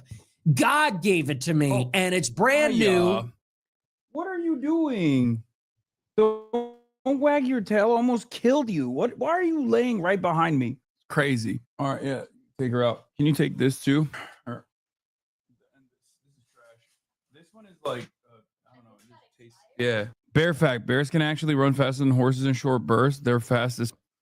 I hate how your Santa randomly moves. Don't hate the player, hate the game. And secondly, she's not. The Santa is not randomly moving. The Santa moves with movement. Yeah. Santa has a motion tracker in him. So whenever Kaya passes in front of the Santa, he starts dancing. And this is the evidence I needed. It's the final piece of the puzzle. Anybody watch the show? Did she get it? Is that the final piece? Did she prove it's a US, France, Israel conspiracy yet? Did she get the final piece of the puzzle? I didn't catch it. I saw the clips and I saw a couple of tweets summarizing it. So I guess some guy from like the 80s was in Mexico and saw some other guy that had the same name as a guy at Turning Point. And that proves that Brigitte Macron is a guy or something. I don't know. I didn't see it. When will it end? Blake Neff, if you can hear us, please save us. Tyler Boyer, please. Erica Kirk, can you finish this bitch off? Yeah, he's sauceless. He's motionless. He's sauceless, and he's mad that the Candace conspiracies that tie this back to Israel are much more captivating to his audience, and it's pissing him off. This is coming from a place of jealousy. Me, on the other hand, I'm coming at it from a place of admiration. Let's be real. Figuratively, in the battle of ideas. Honestly, I was very no motion, outmeted by Candace. Critical of Erica Kirk. Now, it's like, why doesn't he lean into it? Oh, that's also part of the grift. Partially because I assume he thinks it's too far-fetched and too stupid, but also partially because he wants normalcy and legitimacy. He wants to be normalized by more. He's constantly in a battle. On the one hand, he wants to be as edgy as possible and like say Nazi shit.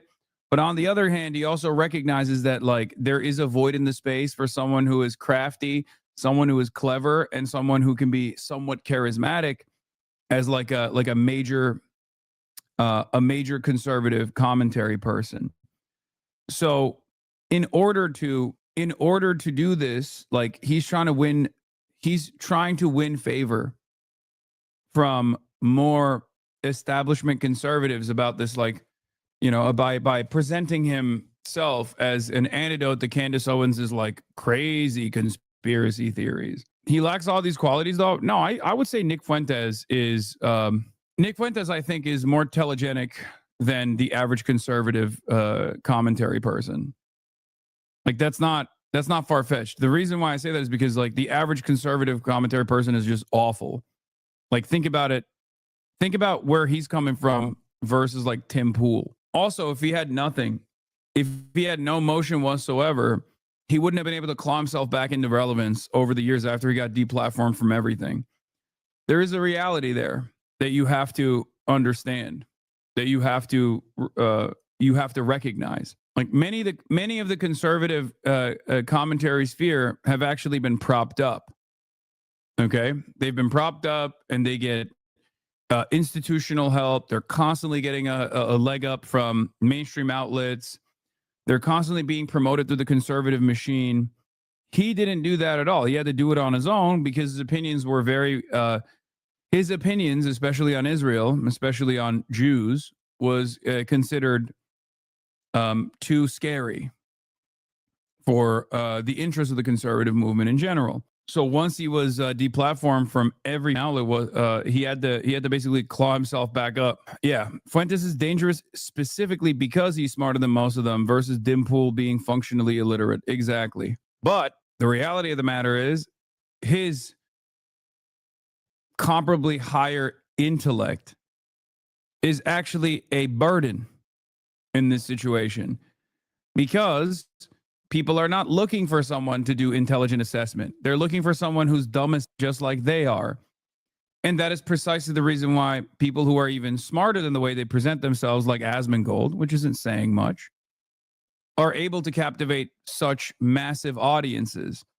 And you kind of see the vibes of the audiences in general. Whenever I bring his name up, there's like at least 5 or 6 people that come in here and they try to talk shit. And you can kind of tell, like DGGers, for example, are at least a little bit more sophisticated in their smear operations, a little bit more sophisticated in the way that they present themselves as liberals from time to time. Asmongold audience members are very, you know, what you see is what you get. They come in here and they go, "Duh, you're a Muslim man, rat. Oh, I can't wait to do a holy crusade on you." Like they're very clearly mouth breathers. But the reality is There are more mouth breeders now, especially on the right, especially on the far right, than there are people who are even demanding intelligent commentary. And that's precisely the reason why people like Nick Fuentes are losing their audiences to people like Candace Owens, who actually appeal to the broadest base of support. Yes, English is my second language. You barely speak one. Okay, don't give me that bullshit right now. Breathers. Yes. Oh, there's still a guy. Look at it. What is a mouth breather? What is a mouth breather? 60 seconds after I already addressed it, there's still people writing in the chat. God damn it. We do fancy ourselves to be much smarter than the average conservative audience, but honestly, we're a bunch of hive-minded morons too in here as well. Can she please silence the idiot? Like, because it's got to stop. The Candace mania has gotten out of control. It has become a mania. It has become a psychosis and paranoia. She's a completely malicious actor, a compulsive liar, a disingenuous person. And I just can't wait for December 15th when Turning Point, they better bring their A game. They got a lot riding on this. And I'll say this much. I'm looking forward to the Turning Point live stream where they respond to everything. I plan on live streaming that. And depending on how they do, if they don't do a good enough job, I think I'm going to have to step up. And I think I'm going to have to expose Candace Owens for what she really is. Oh, yeah. Okay. No, that's yeah, you can tell exactly what's going on here. He's like, oh, man, just Turning Point USA couldn't get the job done, but I'll be the real champion. I'll be the real champion. Yeah. Also, there was the Brett Cooper part of this conversation that I was going to be talking about, which is like a testament to how much things have changed about, you know, certain things that conservatives broadly consider to be indefensible. Now they are defending it. I'm going to give them, they have the opportunity because they are involved in all this. But I am so frustrated with how people are handling it. They're losing. If Turning Point doesn't do a good enough job on December 15th, I'm going to have to step up. And just like I exposed Tucker Carlson and just like I exposed JD Vance, I'm going to have to step up and I'm going to have to blow the lid and expose everything about Candace Owens and reveal who she really is, who her husband is, who her donor. I think it's pretty crazy that the current meta in 2025 in the conservative movement is like, who's a better white supremacist? Is it the gay Mexican guy or is it the black woman married to a gay British dude? That's pretty crazy. Like, who will be the most loyal soldier to white supremacy? What a fucking strange turn of events. Are. And unlike her, I will be naming names. I will be coming with receipts. I will blow the lid on the whole thing and I'll give her the Tucker Carlson treatment. You are so homophobic. What's wrong with you? What? What do you want me to say? That Nick Fuentes is not a closeted gay man? Like, what? How is that homophobic? Yes, Candace Owens' husband, there's suspicion that Candace Owens' husband is also. Candace Owens is a beard. Oh, shit. CBS released a snippet of the Barry Weiss town hall. Oh, my God. Knowing Barry Weiss, this shit's going to suck ass, by the way. Because while she's, you know, while her job is basically to do propaganda for Israel and all this shit, she's so bad at her other job, which is to make things more impactful, make things more interesting. So,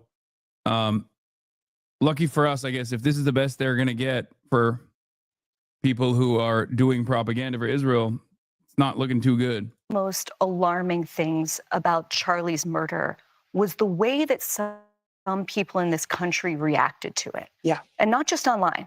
This was an idea that you encountered a lot. And the idea was this. They kind of justified it. They basically said that because Charlie said or believed things that they believed were controversial or even hateful, that he somehow had it coming. What do you say to people? Nope, that's the old meta.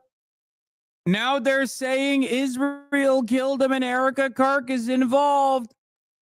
That's the old meta, Barry. You can't go back to the old meta. Nobody gives a fuck about that no more. See, this is what I mean when I said, like, she's motionless. She's 3 months behind on the, God, what a fucking fossil she is. She is desperately trying to whip the mainstream discourse back to like, remember how fucked up it was? Remember how messed up it was when everybody was collectively making fun of, or not making fun of, sorry, when everyone was collectively saying Charlie Kirk deserved it? Remember when the left was doing the violence? Remember when the left was celebrating the violence? We're so far beyond that, where Kirkification has already run amok. Like the whole, and it's not even, the Kirkification is not even coming from just the left in general. It's coming from everybody. You can't get back to conversations that were immediately, the conversations that went stale instantly 3 months ago. Justified his death. You're sick. He's a human being. You think he deserved that?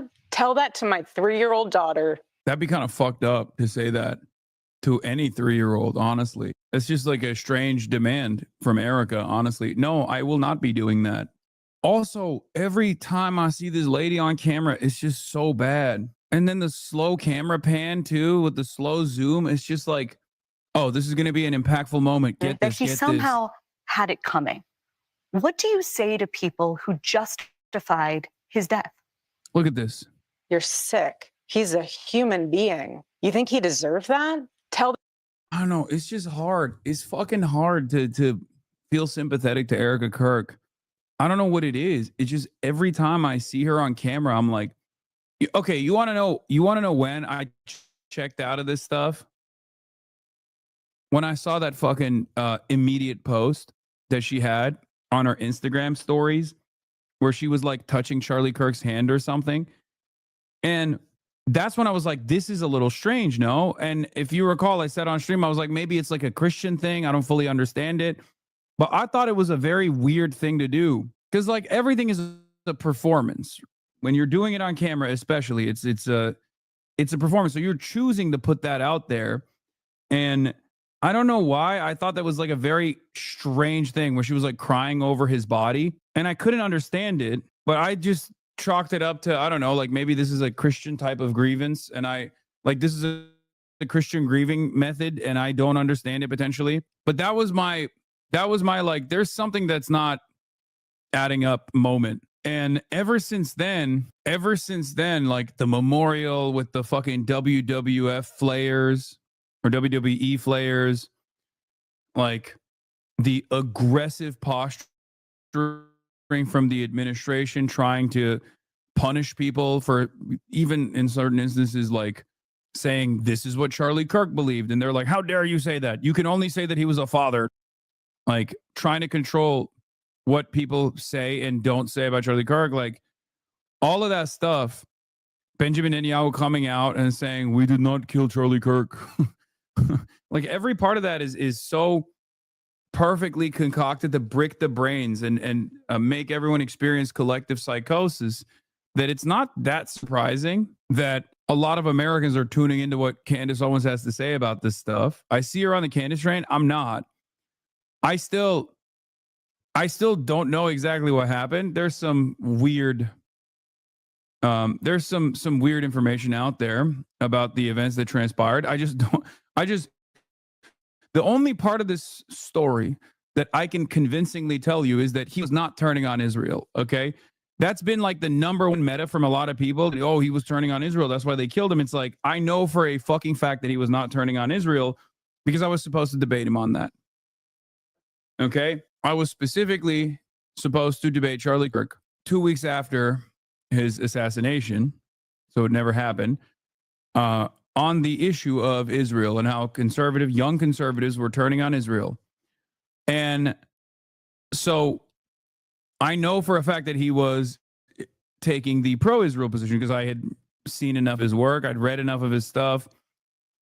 I knew what his attitude was on the matter.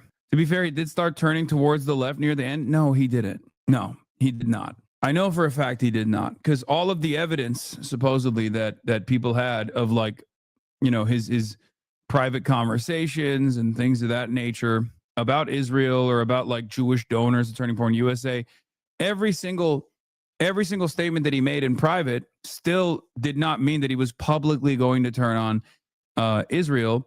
And the only reason why he was never going to do that, oh, they were making a neck joke. Oh, I didn't even understand it. Okay. Well, regardless, the reason why I know that is because although he was a big Epstein guy, right? He was a big Epstein truther. He got a boss call one day from Donald Trump, and he very publicly said,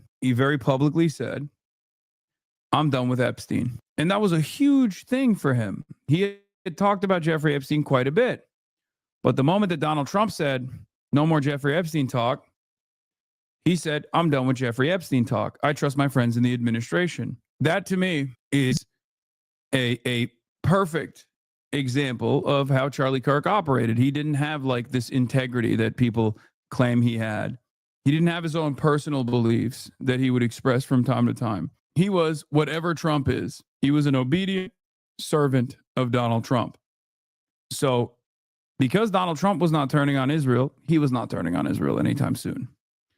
Now, if Donald Trump had turned on Israel, that would have been a different story. Okay? That's the only part of the Charlie Kirk was turning on Israel saga that I disagree with, the major part, I guess. And also, I have not seen enough evidence that Israel, not even saying that Israel would not conduct a high-profile assassination on U.S. soil, for the record. I'm not saying that at all. I'm just saying that I haven't seen enough evidence that Israel has assassinated Charlie Kirk. And I certainly know for a fact that he wasn't publicly going to turn on Israel. Okay? That's it. I have enough evidence and enough analysis on why he was not going to turn publicly on Israel. Privately, it doesn't matter. These are people who are not, these are people who are like empty vessels, okay? You have to treat them like they're empty vessels. They have their grand ambitions, and they have, like, what they say outwardly is very different than what they might think, okay? There is no integrity there. They can express frustrations with Zionist donors, Turning Point USA, demanding more and more. That's perfectly understandable. It's no different than Bill Clinton saying, who the fuck do you think is the superpower here, to Benjamin Netanyahu during the so-called peace process summits that took place, and then literally doing the bidding of Israel unconditionally. Being annoyed at Benjamin Netanyahu doesn't mean, or even hating Jews doesn't mean, that you are going to publicly say those things, okay? Privately, and even worse, because he was going to debate you about things you don't believe in. Yeah, I mean, they're conservative commentators. It's kind of like people seeing you shit on annoying leftists and saying that you're right-wing now. Yeah, I mean, I shit on annoying leftists all the time. I've done so my entire professional media career. Annoying leftists are very fucking annoying and poisonous to the cause of movement building. The difference for me is I, perhaps to a fault, don't actually shelter you from my actual opinion. I just say, maybe sometimes I shouldn't, but I can't shut the fuck up. That to my 3-year-old daughter, you want to watch in high res the video of my husband being murdered? No. And laugh? And say That's he also deserves it? There's something crazy. very sick in your soul, and I pray that God... Oh, the reason why I went on this fucking tangent was because I was going to say, like, Erica Kirk on camera is unironically her worst enemy. Like, whatever the goals of Erica Kirk may be, when she goes on camera, every single time, it just comes across as disingenuous. And I don't think I'm alone in saying this. I feel like there's a lot of people who just genuinely, not even like enemies of Charlie Kirk. I mean, like, even fucking people who like Charlie Kirk or liked Charlie Kirk don't really like the vibes that she's putting out. I don't know what it is. There's just something about it that just comes across as so performative. There's some about it that comes across as fake and phony. I don't know. Saves you, I pray, because that is what is so wrong. The internet in this world has dehumanized us. Yo, if there's a person that was, you know, maybe not single-handedly, but if there was a person that participated in the dehumanization of entire swaths of the population, it was fucking Charlie Kirk. Like, let's be real. This song and dance is also very frustrating because it's like, as long as you lean into as long as you lean into violence that's coming from the state, whether it be police or military, then you're not seen as though you are demanding more violence. Charlie Kirk didn't just shit on every marginalized community with regular frequency and also justify the violence that they were experiencing. He demanded more of it. But he also quite literally was shitting on the concept of empathy as well. He was doing that classic like suicidal empathy narrative as well. He demanded televised executions of political leaders. Like, I don't know what we're fucking talking about. Anyway, this is the last thing I'm going to get to about, the last thing I'm going to get to about where the right-wing media is headed. One sign, Will Summers says, of where the right-wing media is headed. Ben Shapiro protege Brett Cooper desperately trying to avoid criticizing Nick in an NPR interview. That's pretty crazy. Take for granted as part of this conversation that people have a right to say what they want to say. Yes. There is then the matter of what Nick Fuentes and some other people have. I can't believe she was on Morning Edition, dude. That's crazy. That's my show. Okay? That's my show. Fuck she doing on Morning Edition? Said. Fuentes, this is a quote from a video in an interview with Alex Jones. Jewish elite gangsters that run our country. And in the Tucker Carlson interview, he talks about how he feels that Jews are extremely organized across borders and more loyal to Israel than to their home countries, which is a long time anti-Semitic. It's so weird. I've been listening to that guy. I've never seen that guy's face, and I've been listening to him for like 15 years. Yeah. I'm Steve Inskeep. I'm Steve Inskeep looking ass. He doesn't have a face for radio, by the way. He's a handsome guy. I didn't realize. He has a face for television. Kind of idea.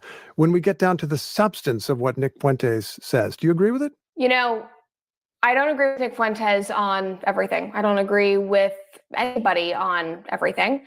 There's a difference between saying I don't agree with everybody on everything versus Nick Fuentes specifically on his opinion on, and how their loyalties lie with Israel first and foremost and primarily. That's a crazy cop-out answer. But the very fact that Brett Cooper is making that fucking crazy cop-out answer in this situation implies that she is too afraid to actually to criticize Nick Fuentes openly on NPR. That's crazy. I think that what especially older generations need to learn about Nick Fuentes is that he says it himself, he's an edgelord. He says things that are intentionally inflammatory. He knows that a lot of people are not going to agree with him. He knows that it is incredibly inflammatory. And honestly, I don't pay much attention to it. Do you think that Jewish gangsters are controlling the country? No, not really. I am concerned about the impact of Israel in our country. I think that a lot of young people and I'm concerned about it in the way of, young people's biggest concern right now on both sides of the aisle is the economy. We are concerned about being able to buy homes. We are concerned about affordability. And so when we see the news, when we see how much money is being sent. I mean, Loki, this is how I would answer if I wanted to do Nick Fuentes. Like, if I wanted to sidestep the Nick Fuentes condemnation, this is exactly how I would answer the question. So, yeah, she's very deliberately going to sidestep criticism of Nick Fuentes in this.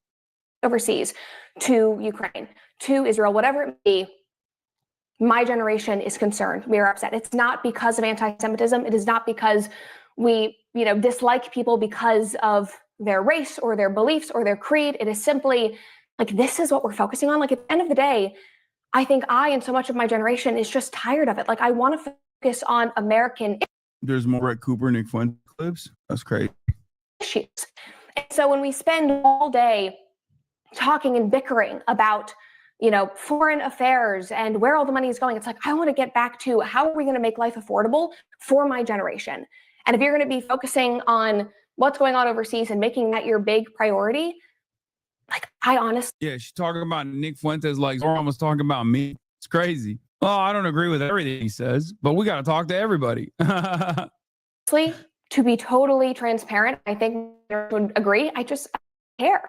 And so as a result, I don't pay much attention to it. I direct my attention to American issues, to positive things. I amplify voices I believe are good and truthful and wholesome. And that is what I focus on. With the kinds of things that he says continuously about Jews? Number one, because so many people have said not to listen to him. And they've said that, he is the equivalent of the Antichrist. Again, when you point at something, you are directing attention to it. And secondly, because he's become a meme, he is huge on social media. People are not watching his show in its entirety. We are seeing clips of him. They're seeing the jokes that he made. I saw a thread on X recently, and it was a person who is Jewish, I actually believe lives in Israel, is a Zionist, and said, I sat down and I watched a Nick Fuentes stream in its entirety.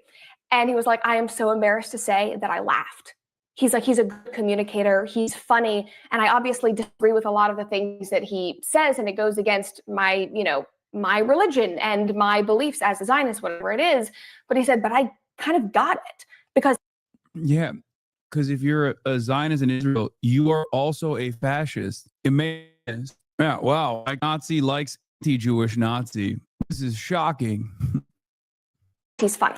And so I think a lot of people are not actually watching his show in its entirety, but they are consuming his memes and the TikToks that people make of him, and incredibly powerful when it comes to my generation. Because if you can get social media, if you can bring people in through comedy and relatability, we'll speak to them.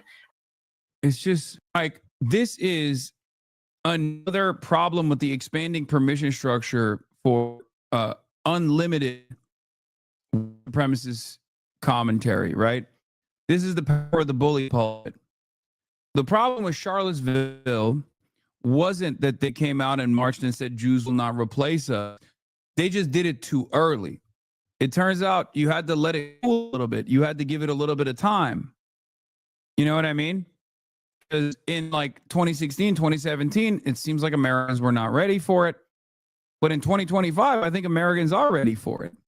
And what I mean by that is something that even Zaid Jilani talked about right here. The president outright banned people from 70 countries from coming to America and expresses Hitler-esque rhetoric towards entire ethnic groups. And we are supposed to be obsessed with some streamer. This is a sideshow at best. What I'm getting from all of this is that if he just picked on brown people, maybe he could even be president. And while I don't agree with Zaid all the time, this is one of those moments where he actually has a fucking banger, I'm afraid. Because it's true. It's so true that it's something that even Nick Fuentes brings up sometimes, where he says like, oh, if I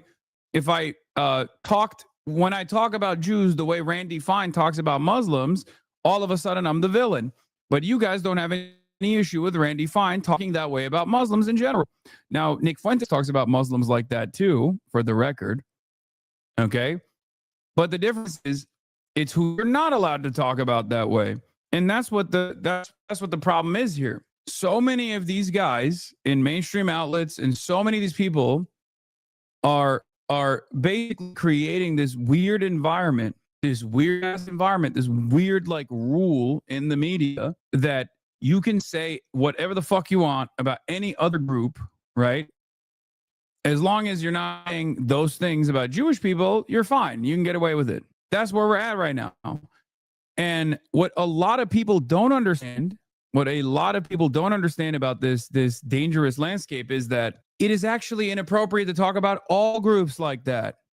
But because they've completely dropped the ball on dealing with that shit, completely dropped the ball on Islamophobia, and as a matter of fact, promoted Islamophobia over and over again, of course that's going to feed into the cycle of anti-Semitism as well. Because people are going to say, well, we've been saying this about Muslims nonstop. Why can't I say this about Jews? That's it. And that's a big part. That is a big part of why a lot of people tune into Nick Fuentes, because they go, well, this is the logical endpoint of my worldview. You called this on October 7th, by the way. Someone has to have a clip. I'm sure it's out there. I mean, I've said it a lot. I've said it over and over again. I kept saying that, like, the normalization of Islamophobia, the normalization of these kinds of, like, racial and ethnic grievances as though they're legitimate things to say without any sort of fucking social stigma associated with them is going to inevitably explode into anti-Semitism as well. When the president is talking about how people are coming from shithole countries openly in an unapologetic manner, why the fuck would anybody? And there's a Nazi out there saying that the international Jewry is actually dominating American politics. No average person that thinks what Trump is saying is like kind of offensive, but ultimately seemingly fine, is going to look at what Nick Fuentes is saying and go, well, that's a bridge too far. They're not going to do that. Why the fuck would they do that? To them, especially if they're not Jewish or haven't been around Jewish people, but have been, but have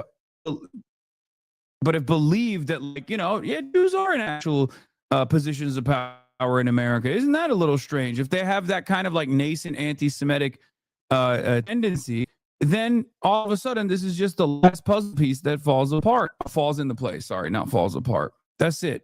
If you years and years talking about mass migration has been propped up by a secretive group of people, liberal elites, going from that to the secretive group of liberal elites are all Jews is a very, very quick trip. Okay? Wouldn't you agree that there actually was outrage when Trump first started talking about this, about other groups, and it's just been eroding over time? No, absolutely. That is what I'm saying. You're right. That's why when Donald Trump said behind closed doors in a private meeting, according to witnesses in the room, why can't America get migrants from good places like Norway and many other white countries, instead of getting migrants from shithole countries that live in mud huts like Nigeria and all these other places and Somalia in 2017 or 2018? That was a big part of the fucking media cycle for like a week. And Donald Trump had to come out and say, no, I actually didn't say that. This is fake news. In 2025, Donald Trump said that yesterday in his Pennsylvania rally publicly in front of a fucking crowd. He said those exact same words publicly at a fucking rally. If that doesn't prove to you that the overall attitude, the social stigma associated with racism is fucking eroded, I don't know what to tell you. Why'd you duck the Ben Shapiro debate and don't make up lies like I didn't? I still said I would do it. I'm still down to do it. I don't know why you think that this is like, is this the new meta coming from the haters? Ben Shapiro has ducked me multiple times at this point. He was supposed to be the person that took on the role of Charlie Kirk in the Charlie Kirk debate that I was supposed to do. One more, also wild how you discussed the permission structure currently disallowing anti-Semitism as we shifted that exact structure to one of allowance. No, I'm saying that the reason why the anti-Semitism, the institutional stigma, anti-Semitism is eroding because every other type of bigotry being openly expressed is completely permissible now. So for many other people, they're going to be like, why the fuck wouldn't we say this about Jews too? You can't have it one way. You can't just be like, we fuck DEI, but also we have to do DEI and woke for Jews only. That doesn't work that way. For most people on the right, they look at that and go, yeah, I don't give a shit about this. Why would I care about this? Fuck these guys. You said you want to because there's something you didn't want to talk about? No, I just said that the capitalism conversation is not as interesting, and I actually wanted to do it on Israel-Palestine, which they refuse to do. Don't you find that interesting that CBS refused to make Ben Shapiro the champion of Israel? Shouldn't that be the main point of contention here? The actually interesting part of this conversation? So why not do it anyway? I said, I'm not the one who fucking went on television and said, I'm not the one who went on television and said Hassan needs to be deplatformed while they were in the process of trying to fucking schedule a debate with me. Ironically enough, sitting next to Ben Shapiro on the same fucking panel. Anyway. I think that's the part that a lot of conservatives have not been able to keep up with. And when Ted Cruz says, this exchange with you says, now is a time for choosing. Crazy Ben still a shooter? No, that chatter is not a Ben Shapiro shooter. I know exactly what community that chatter is coming from. Assume that this kind of rhetoric community and one community, be honest, how much Destiny's, isn't that, I mean, though? Wait, what? I said I would do it. What the fuck are you guys talking about? The person who is the fucking chief editor of CBS News, while they were in talks with me, went and made a public stance about deplatforming me. You guys are like, well, it seems like Hassan is ducking this conversation. What's next? You're going to ask me why I duck Charlie Kirk debate too? Like, is that what we're going to do? Yeah, it's the debate pedophile community. That is the community that this is coming from. Either you call out this guy or you're a coward and you're complicit. Is he right at all? I think that as Americans, you should be allowed to listen to whoever you want to listen to. I don't think that I need to sit here and condemn anyone either way. There are things that Nick says that I don't agree with. There are things Ted Cruz says that I don't agree with. I'm not going to sit here and condemn either of them. I don't know if either of them actually like me. Nick has said that he does not like me at certain times and then he loves me. I went to a movie with Ted Cruz and we have had conversations and then he calls me an angry wax. Like I don't take it personally. I'm not concerned. I'm not going to condemn anyone. And I don't think that we should be sitting here telling people what they need to believe or who they need to condemn. We should be focused on positive solution, on driving a positive future for Gen Z. We're about to be the hugest, most significant voting bloc. And you need to get Gen Z and hold on and provide solutions for them to have a better life. About this controversy among conservatives about Tucker Carlson, Nick Fuentes, anti-Semitism, the Heritage Foundation, we could go on and on. I guess broadly, more specifically, the question is what to do about Nick Fuentes, if anything. And more broadly, the question is what to do about anti-Semitism in the Republican Party. What have you thought about that? I think at the end of the day, my issue is with free speech. You should be allowed to say whatever you want. And we should encourage people to share their ideas. And if you don't like them, ignore them. I think that is a major problem, honestly, on both sides of the aisle. I think that we have forgotten the Streisand effect and forgotten how important that is. And we've gotten into the habit of, if we don't like something, if we think that something is incredibly morally wrong and backwards, we don't just, it's a balance here. You should talk about it and share your opinions and share something that is positive and empowering. What is your solution? What is the alternative that you are providing that is good and wholesome that people should adopt? And then there's a side of people. I don't think that you can, I don't know, like deplatforming is successful as long as you remain committed to deplatforming. In this day and age, though, now that it's a platform, I don't think you can actually stop it by trying to deplatform them. That's it. Like, it's just once someone does have a sizable enough platform, it's over. It's fucking done. Any kind of attempt or any kind of conversation around deplatforming that person is only going to feed more into their fan base. He's already been deplatformed. That's why he's on Rumble. No, but that's my point. He was deplatformed on every major platform. He was not on YouTube. He was not on Twitter. He was not on TikTok. And then Twitter deliberately unbanned him. Elon Musk deliberately unbanned him. And even though he wasn't allowed to have a YouTube channel, there were other content creators who were actually offering him a platform even before he got unbanned on Twitter. Of course, I'm talking about Destiny. And then slowly but surely, he was able to claw himself back to relevancy. But the major blow was when Twitter unbanned him. And then after that, it was off to the races. Especially when paired up with, at one point you were trying to keep clips of him off your streams, right? Do you think that held any of this off, or did it not really matter in the end? I mean, there's only so much I can do personally. But yes, that was the reason. Hey, weirdos that came in here to say Hassan was stuck in the Shapiro debate. How do you feel about Destiny banning so much of his community because he tried to wash Fuentes' image by claiming he wasn't a Nazi? Yeah, he did do that. And then complained that he wasn't actually sucking him off in return hard enough after giving him a platform. His words, not mine. Who just point fingers and scream at things and just draw more attention. It's socialism. To things. And I think that for Gen Z, what people on both sides of the political aisle need to realize is the more that you tell my generation not to watch something, not to look into something, not to listen to something, that something is bad, or censor somebody, we're going to go look for that content because we're interested. I think that's just normal human nature, but especially for my generation, that's a bit more rebellious as young people are. So I think that is part of it. Again, the free speech issue is incredibly important to me. You know, we have conservatives who have been banging the drum about cancel culture for 10 years at this point. True. Saying, you know, you should be allowed to say whatever you want. You should not lose your job over your beliefs. You should not be canceled or ostracized because of the things that you say. Say whatever you want. Sunlight is the best disinfectant. Move on if you don't like it. And suddenly we have huge conservative figures, people like Mark Levin, going on air and saying, we will cancel you. We will deplatform you. That's not like that. That does not align with my values. If it aligns with theirs, what I wanted to call out was you've built a career saying one thing.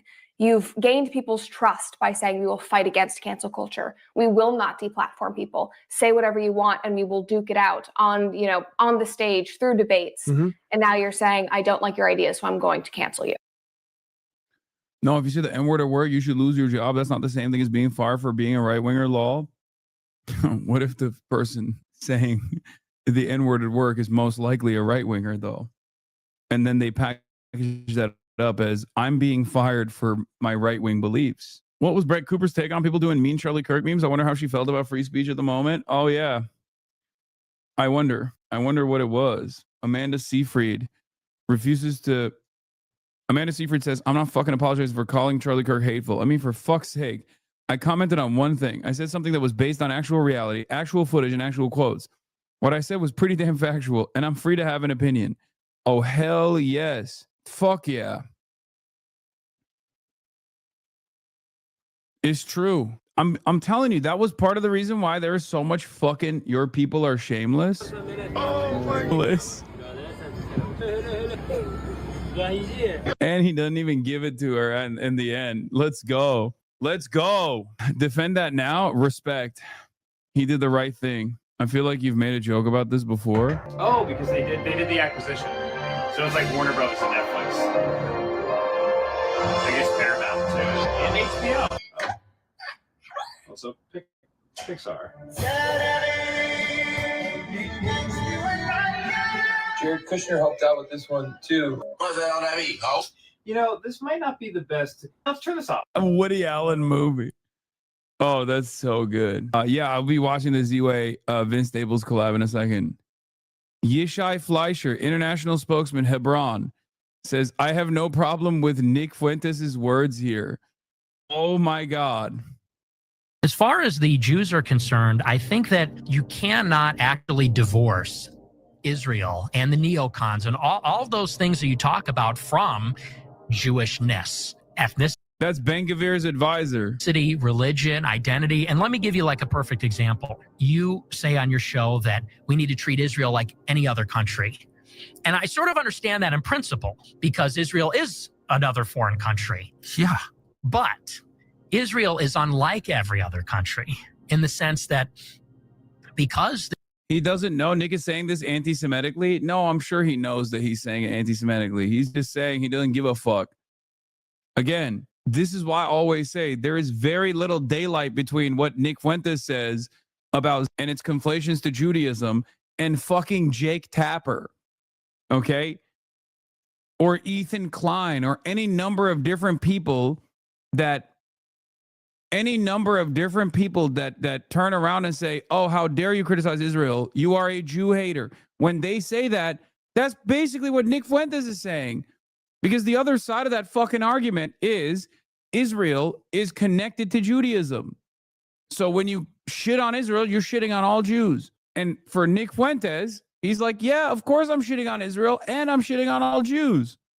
the Jewish people are in a diaspora all over the world. There are significant numbers of Jews in Europe, but also in the United States, because of their unique heritage and story, which is that they're a stateless people. They're unassimilable. They resist assimilation for thousands of years. And I think that's a good thing. And now they have this territory in Israel. There's a deep religious affection for the state. It's bound up in their identity, the story of the Exodus from Egypt, the promise of the land, all these things. Let's say in the United States, for example, somebody like a Sheldon Adelson, he's not Israeli. Is he an ideological neocon? Does he believe in the promise of democratic globalism? I don't think necessarily. His heart is in Israel. And it's because he is a proud Jewish person. And I guess what I'm saying is that if you are a Jewish person in America, you're sort of, and again, it's not because they're born, but it's sort of a rational self-interest politically to say, I'm a minority. I'm a religious ethnic minority. This is not really my home. My ancestral home is in Israel. There's like a natural affinity that Jews have for Israel. He right on this one? No, he's not. The reason why he's not right on this one is because no group of people are monolithic. Okay? It's especially funny to say this about Jews in general. You know, the classic trope of 2 Jews, 3 opinions comes to mind. But the notion that all Jews are invested in Israel across the board is so stupid, because if that was the case, Israel would not invest billions of dollars in trying to fucking brainwash every young American Jew and every Jew in the West into this unforgiving, unconditional loyalty to Israel year over year. And if that was also the case, there wouldn't be a crack in the dam that has caused the Jonathan Greenblatt's of the world to fucking panic, because there is a major generational divide now amongst young American Jews. Sure, young American Jews, by and large, still probably have more affinity towards Israel than young American non-Jew do, but the percentages are in the margins at this point. And if that was the case, if there was this automatic predisposition towards Israel that came from birth, then there would be no necessity for all of the associations with Israel from the start. There would be no need for birthright, for example. Like there is an entire, ironically enough, Christian-funded movement in this country, okay, called Birthright. The whole purpose of Birthright is to get young American Jews to go to Israel.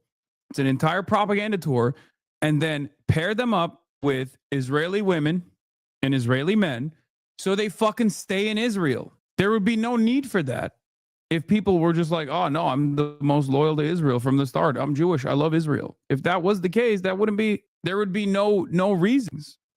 And I would say on top of that, for the international Jewish community, they're extremely organized. And many of them are critical of Israel or Israel's current government or the project of Israel. But I guess what they have in common, unlike, let's say, like Singapore, for example, is that they have this international community across borders, extremely organized, that is putting the interests of themselves before the interests of their home country. And there's no other country that has a similar arrangement like that. No other country has a strong identity like that, this religious blood and soil conviction, this history of being in the diaspora, stateless, wandering, persecuted, and in particular, the historic animosity between the Jewish people and the Europeans. They hate the Romans because the Romans destroyed the temple. That's why Eric Weinstein goes to the arch. Come on, man. It's just, yeah, modern Jews fucking hate the Romans, bro. Yeah, they hate that. They hate the Romans all the time. They're constantly chirping about the Romans. Of Titus and gives it the finger and takes a picture. We don't think like that as Americans and white people. We don't think about the Roman Empire and 2,000 years ago. They do. No, they don't. That's one example that you took so sincerely and got butthurt over. Who gives a fuck, dude? I do. Shut up, Jewish bag. Local dentist used to ask my mom about Israel whenever we went in Lamount. Ugh. Ay, ay, ay. The problem with Hasbro and Zionism in general is that it is actually signaling what Nick Fuentes is saying, okay? I despise it because it's a fascist movement built around ethno-religious supremacy that is exterminationist, just like the Nazis also believed in the same exact things.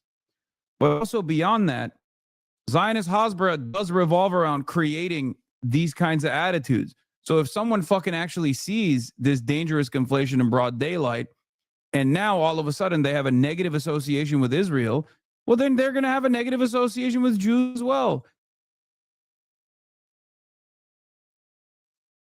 It's such a dumb point of view to advance. It's like, this is unironically 50 of Venezuelans, then he should just like step aside, right? He should just go escape, and Machado should be the leader of Venezuela.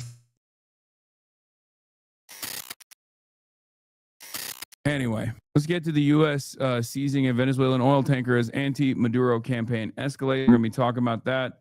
There's also the accused Charlie Kirk killer as well. Fox News talking about how he has no remorse. We'll talk about Erica Kirk doing a town hall, the censorship laws that might be kicking in Congress. And much U.S. more. troops seized an oil tanker off the coast of Venezuela a day after U.S. fighter jets flew over the Gulf of Venezuela, the closest the U.S. has come to the country's airspace. Attorney General Pam Bondi released videos showing U.S. forces rappelling from helicopters and pointing weapons at sailors. Bondi claimed the tanker had been used to transport sanctioned oil from Venezuela and Iran. President Trump confirmed the raid while speaking with reporters at the White House.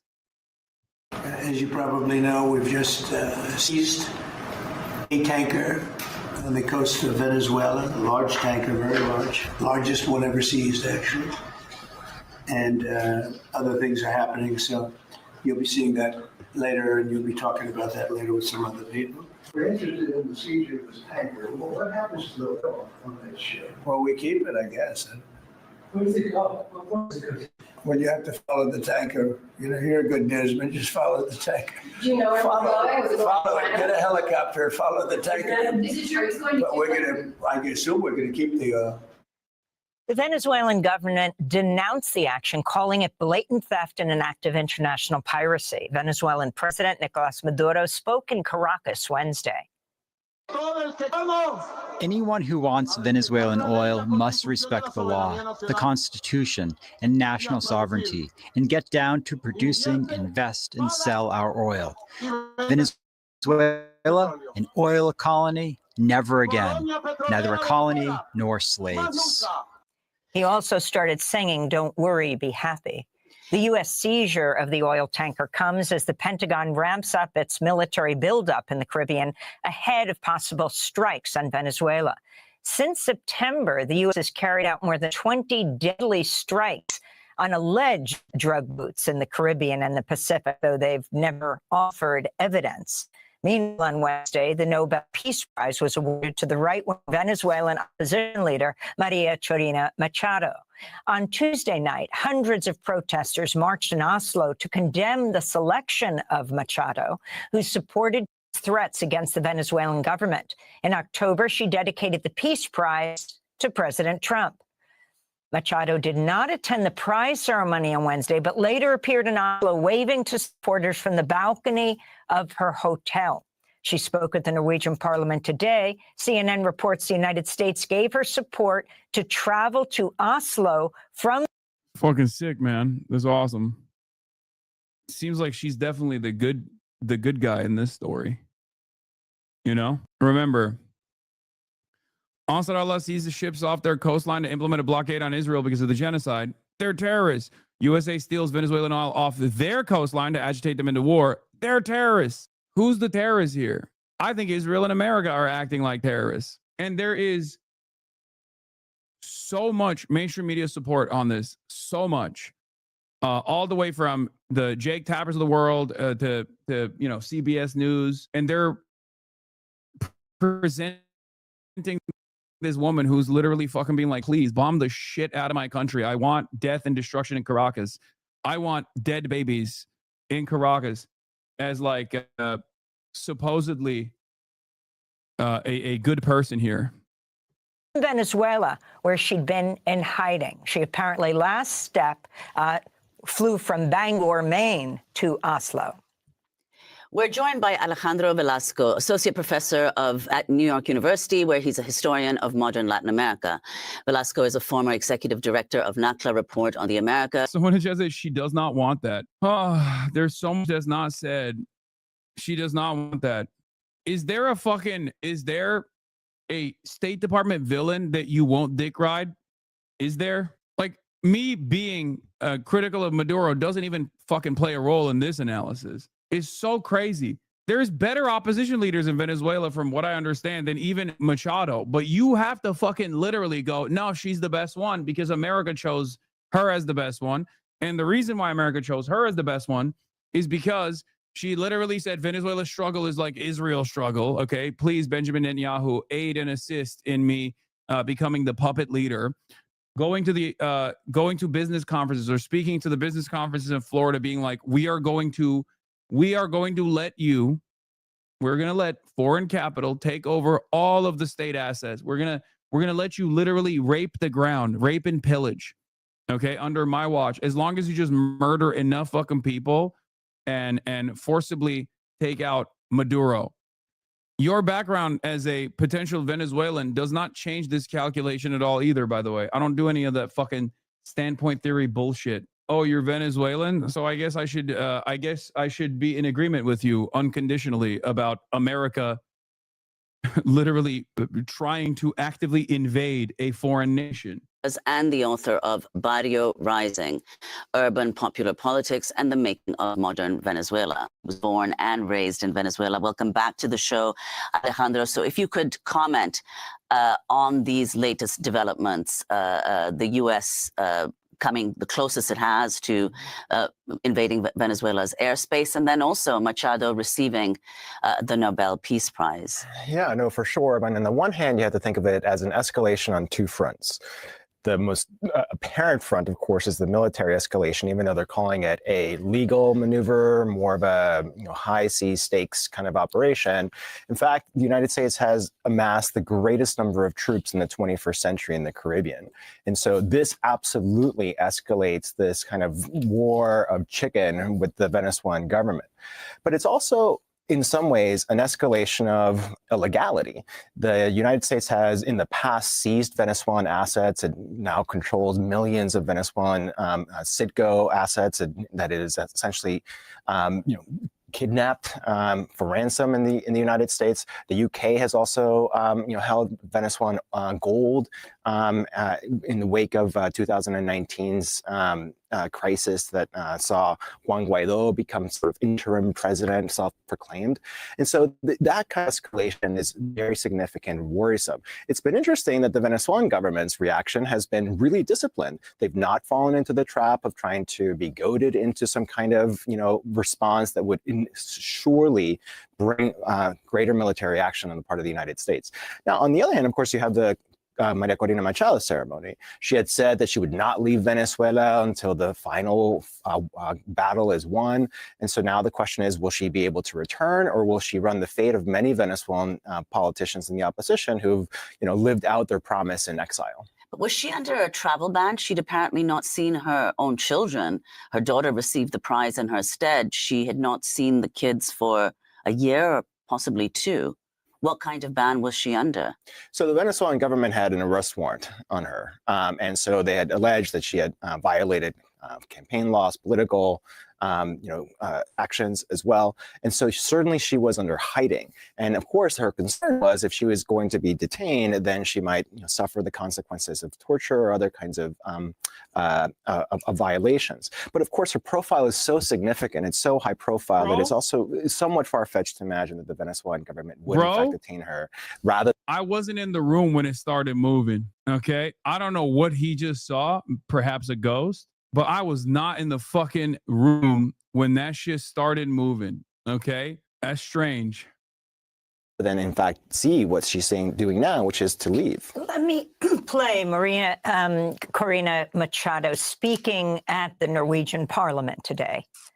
I am very hopeful Venezuela will be free. God, I fucking hate how insincere these animals in suits actually are. Okay? They are some of the most insincere motherfuckers out there. Oh, we love liberalism. We love human rights. We are the defender of human rights. Nope. Here are some choice words from Bonzer-Berry on Machado. Machado was a bloodthirsty Zionist who called Netanyahu days after winning the Peace Prize to praise him for the genocide in Gaza and starting a war with Iran. Claims that Hamas operates in Venezuela. Her party has signed multiple cooperation agreements with Likud since 2020. Recently said the struggle of Venezuela is the struggle of Israel. Plans to move the Venezuelan embassy to Jerusalem. Praises Trump for killing. Recently spoke at the far-right Patriots for Europe rally with Geert Wilders and Marine Le Pen. Also has spoken to American business owners saying, if you put me as a puppet leader, if you give me power in Venezuela, I will literally use that power to sell off all of our assets to you for pennies on the dollar. And we will turn a country into a beacon of hope, an opportunity of democracy. And we will welcome not only the Venezuelans that have been forced to flee, but citizens from all over the world that will find a refuge, as Venezuela used to be decades ago. On Tuesday night, hundreds of protesters marched in Oslo to condemn the selection of Machado for the Nobel Peace Prize. You are not covering this correctly. from a Norwegian perspective, the fuck do you mean? What do you want me to say? I can only look at the liberal leadership in Europe and how little they give a fuck about the theoretical values that liberalism is supposed to demonstrate around the world. I think you're joking, though. Because she supported Trump's threats against Venezuela. In October, she dedicated the Peace Prize to Trump. This is Lena Alvarez of the Norwegian Solidarity Committee for Latin America in Oslo. We are here at a demonstration organized together with a broad alliance of Norwegian solidarity and peace organizations, where we are highlighting that the Nobel Prize is being used to legitimize military intervention. This year's Nobel Prize winner has not distanced herself from the interventions and the attacks we are seeing in the Caribbean, and we are stating that this clearly breaks with Alfred Nobel's will. So, Professor Velasco, if you can comment on this and then talk about this tanker. President Trump boasted it's the largest tanker ever seized. Yeah, it's hard to. How are the anti-globalists not flipping their shit right now? 2016 Republicans would be furious. What are you talking about? The anti-globalist position by the Republicans has always been this. It's fake as fuck. What the fuck? No, they wouldn't be. And the amount of anti-imperialist Americans is shrinking every single day. Okay, that's just rhetoric. I don't understand. If Nobel laureate do not support Trump, why are they supporting her? I don't know. They don't support Trump on the optics, or they might actually support Trump next year. We don't even know that, first of all. But also, secondly, perhaps they do support Trump, and maybe you'll see next year. Or even if they don't support Trump, it's only on the optics front. They still support the American ambitions. Parse the Nobel Prize Committee's selection and then how they have proceeded over the last few weeks since the announcement. The history of the Nobel Prize being awarded to politicians and opposition politicians is... Sorry for spamming, but I don't get why they don't actually use the election fraud allegations as a part of the consent manufacturer, and they're just too lazy to explain it to their apathetic base. Yes.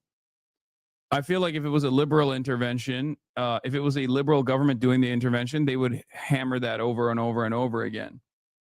Okay?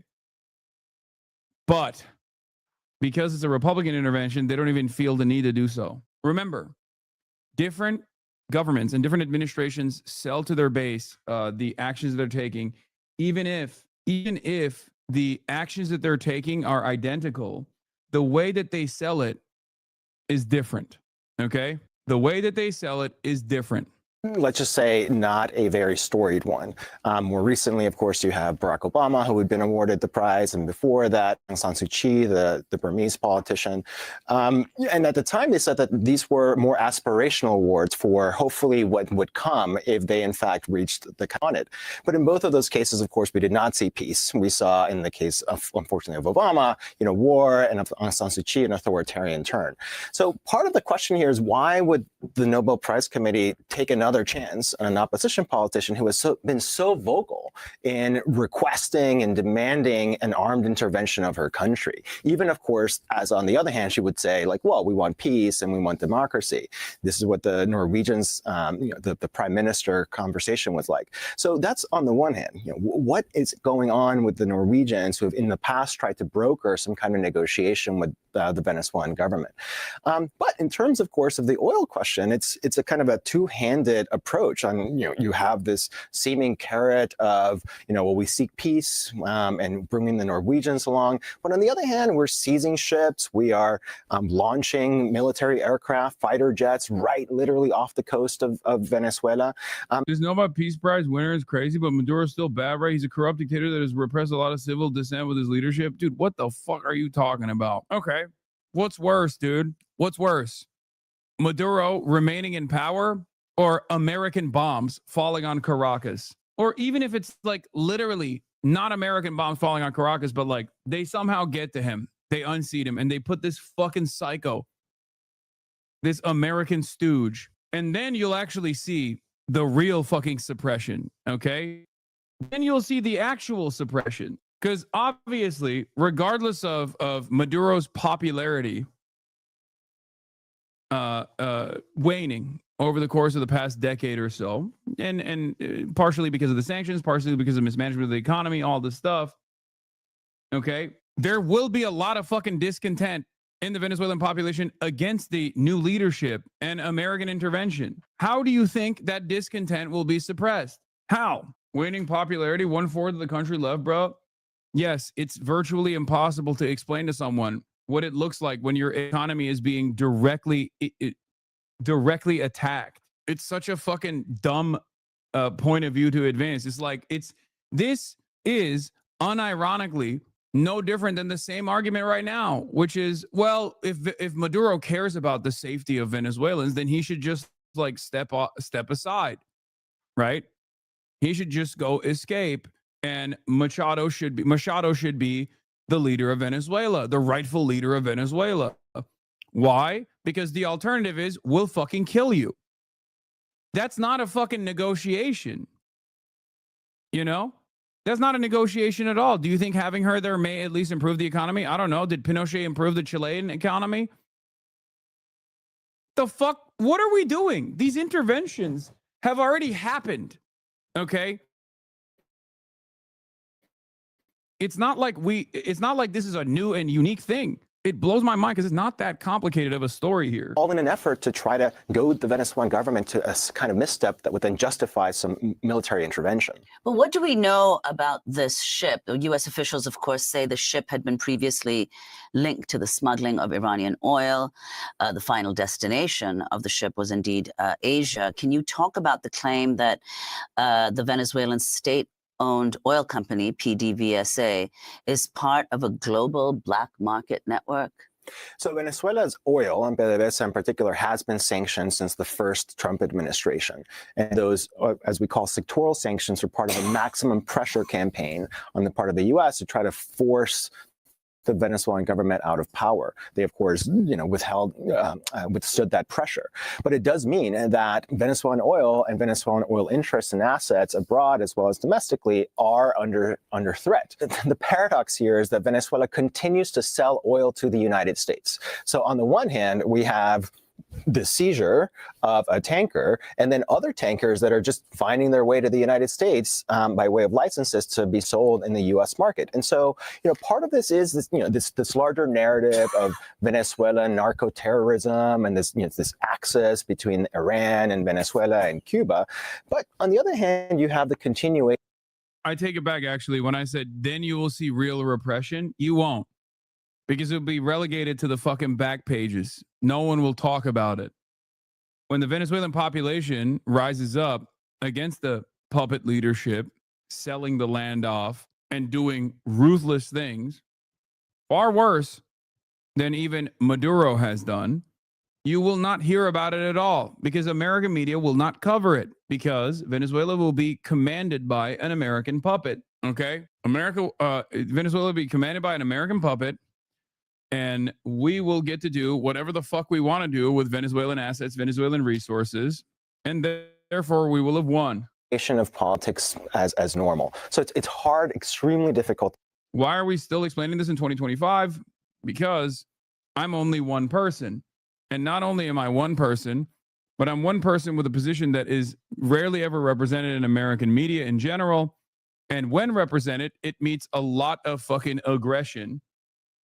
Even from people who are self-described progressives, self-described leftists. And when I push back on the naysayers, those self-described leftists become self-described haters. To parse what the actual intentions are. So let's talk about Venezuela having the world's largest oil reserves. It's under threat from the United States, and followed by Colombia. On Wednesday, President Trump threatened Colombian President Petro. Colombia is producing a lot of drugs. They have cocaine factories that they make cocaine, as you know, and they sell it right into the United States. So he better wise up or he'll be next. He'll be next too. But don't worry, guys.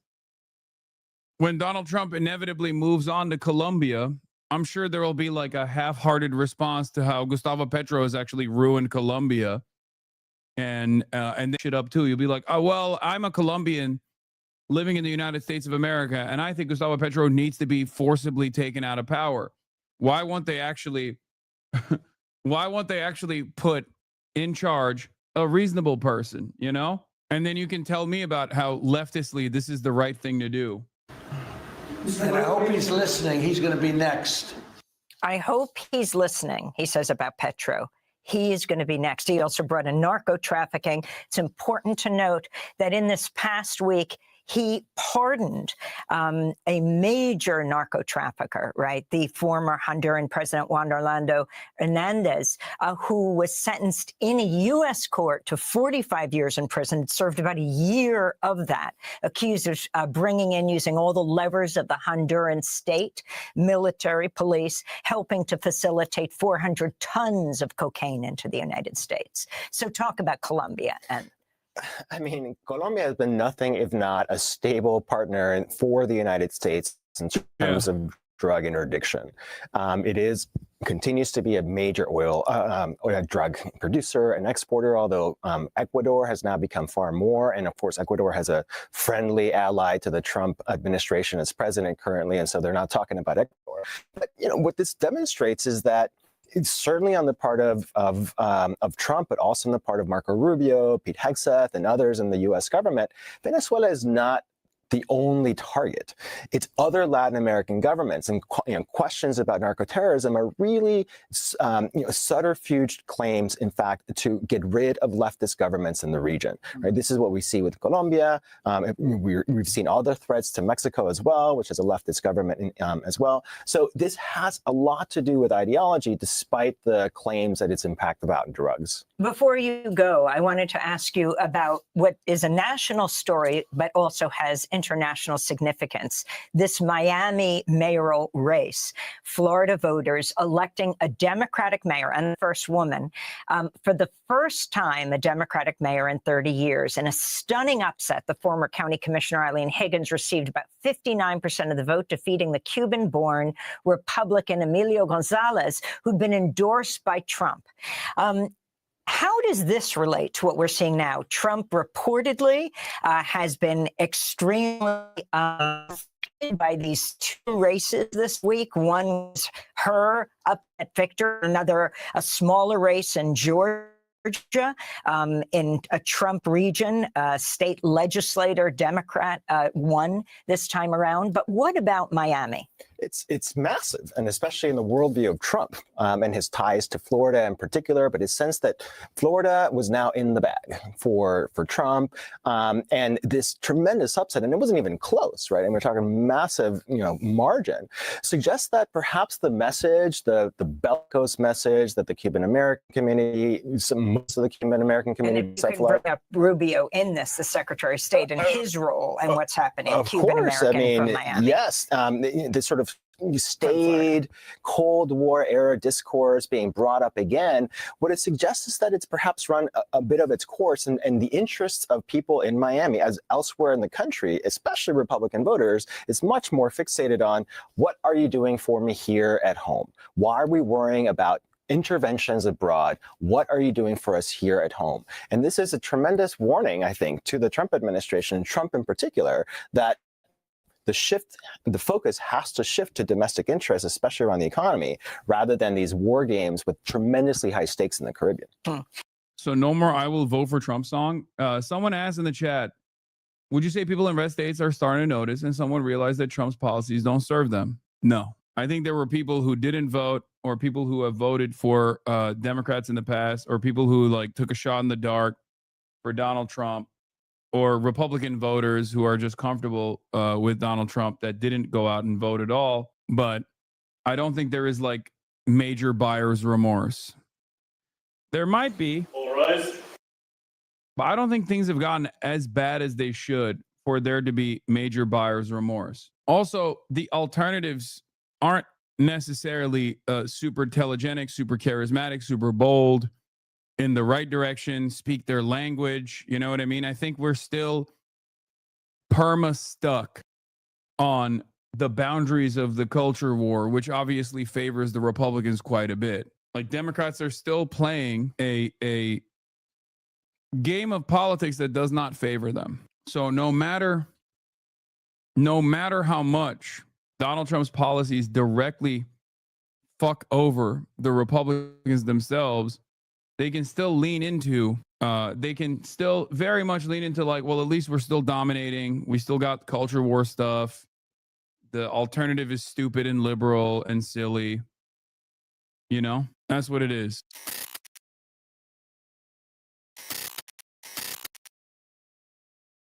Let's get to Tim Pool because the right-wing meltdown is continuing. Kremlin-funded streamer Tim Pool says he's in debt and ending his show after Russia cut off his $100,000 a week. Let's take a look. Leave us. We have 2 weeks left in the year before we go on our Christmas hiatus. You know, I'm not a big fan of any kind of hiatus. I would prefer just to work. But it is taxing. It is grueling, of course. And there's a lot of infrastructure here that requires me to work all day, every day, Monday to Friday, with some extra work on the weekends, usually meetings. And I'm probably going to have a stroke. Oh, man, it's such a tough job, dude. Remember when all these guys were fucking yelling at me because of a misunderstanding, a clip that was, again, boosted on Reddit and where I talked about how streaming actually is soul sucking in a different way, where it like eradicates your social battery in ways that, in my experience, at least, like other social aspects of a regular 9-to-5 never did. Having said that, of course, I obviously understand the privileged position that I'm in. And all of these guys went crazy with that. They love talking about that. All these like anti-union, anti-labor motherfuckers, from Keemstar down to like Tim Pool, Bench Burr, everybody was like running victory laps around that. Here's Timothy Pool talking about how he's just working so hard. Little baby working so hard. First of all, I stream 7 to 9 hours every single day, 7 days a week. Now, maybe we'll say 6 days a week. Tim Pool, on the other hand, goes live for what? 2 hours, 3 hours? However many times a week? So this guy talking about? My health's actually pretty good. My blood pressure is great. My resting heart rate is actually around 45. I exercise quite a bit. Haven't been able to skate in the past month or two, the holidays, and but we have to have these conversations, and I have been with the people, our contractors, people we work with, our vendors, partners. And one thing is clear: the violence will get worse. It is going to escalate. We cannot keep going as status quo. Something has to change. It may be that, as we described after the assassination of Charlie Kirk and the threat to come and shoot up our studio and our workplace, we asked, at what point do we say we can't do this anymore? The cost of running. I just got laid off from my job at Timcast. If anyone has any leads on a podcast producer gigs, let me know. Yeah, this is a strange time to admit this, but yes, we fired March and he started working at Timcast, and I guess he got fired from Timcast as well. What a bad streak of luck for this guy, huh? Now, do I trust Tim Pool is actually going to quit podcasting? No, don't threaten me with a good time. It's not going to happen. He says this every goddamn year. I think he's just trying to farm sympathy points. Timcast IRL studio and the projects around it exceeds the amount of money it brings in. That's just that breaking point, isn't it, for any business?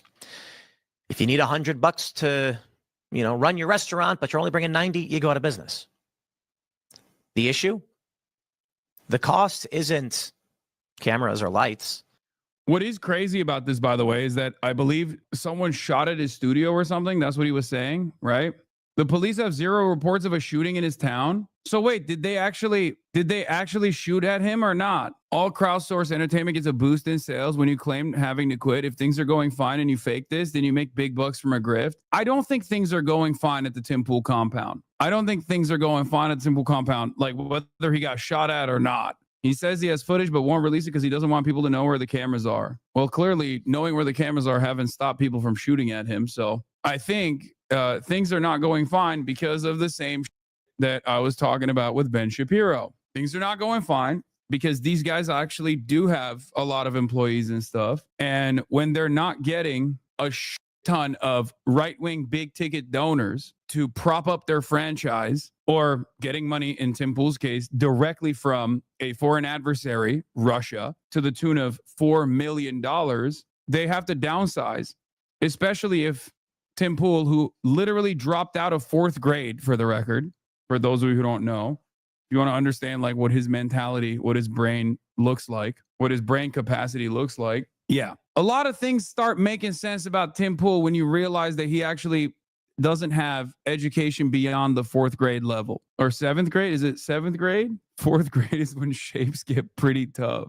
His dad said it was 4th grade. He says he dropped out at 14. Anyway, bro got left behind. Okay. No Child Left Behind. Tim Pool said, bet.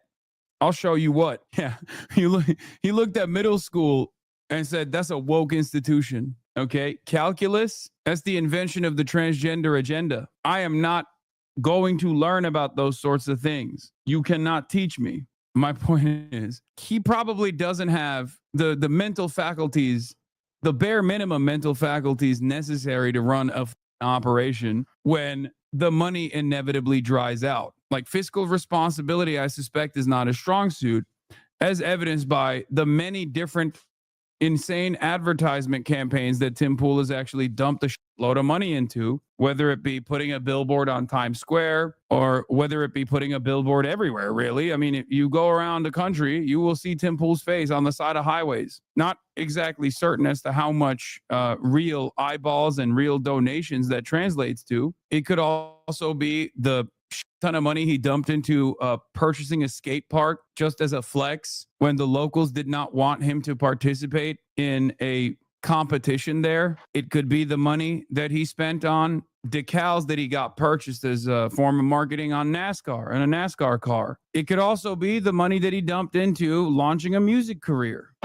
Did you think I'd leave you there? I don't know. Or the fact that he has to pay people to be his friend. The point is, he's done all of those things, but at the same time, while he's done all of those things and his burn rate has gone up year over year, his numbers have actually not gone up. So he's not actually bringing in a new audience or even reaching the same level of prominence that he once did with his commentary. If you go look at his Social Blade, I wonder where he's at. Oh, he's got a C+ grade. That's not good. Even my YouTube channel has a higher grade than that. 1.4 million subs, 3.2 million views in the last 30 days. That's like not even a third of the views that I get on the Hasanabi channel. Things start to make sense when you look at his view counts. 62,000, 27,000, 37,000, 8.6 thousand. These view counts are fucking abysmal, dude. His other YouTube channel, the big one with 2.58 million subscribers. Let's take a look at that. Maybe that one's a little bit better. Okay, this is the main channel that he has. 13K, 46K, 13K, 26K, 52K. You just can't sustain any business. All the while, Candace Owens is actually calling out Timothy Pool right now to an audience of 152,000 people. Tim Pool tried to do the thing that many other content demons do, which is identify a popular right-wing figure and attack them for like the last month or so, initially posting snide remarks about Candace Owens and subtweeting Candace Owens, and then directly talking about Candace Owens. Let's take a look at how Candace Owens is dealing with it. So there's a lot to unpack there. First and foremost, what you are seeing right there is on a display of testosterone. Men that speak to women like this are not tough guys, okay? What you are seeing is actually a display of estrogen. Everything he is doing there is somebody who is not a man. He said, Tim Pool, you actually have hair under that beanie. You're actually a woman, Tim Pool. Secondly, Tim Pool doesn't even have the intellect to understand that we put him in the thumbnail because he accused me in a full episode with Milo Yiannopoulos, which we showed and contextualized, of being someone who benefited from Charlie Kirk's assassination. Let's take a look. Hold on. Let's watch what Timmy P attack said. me in this moment. So take a listen to Tim Let's Pool. see what Timmy PP had to say. Candace Owens is a fucking evil scumbag. She is a degenerate.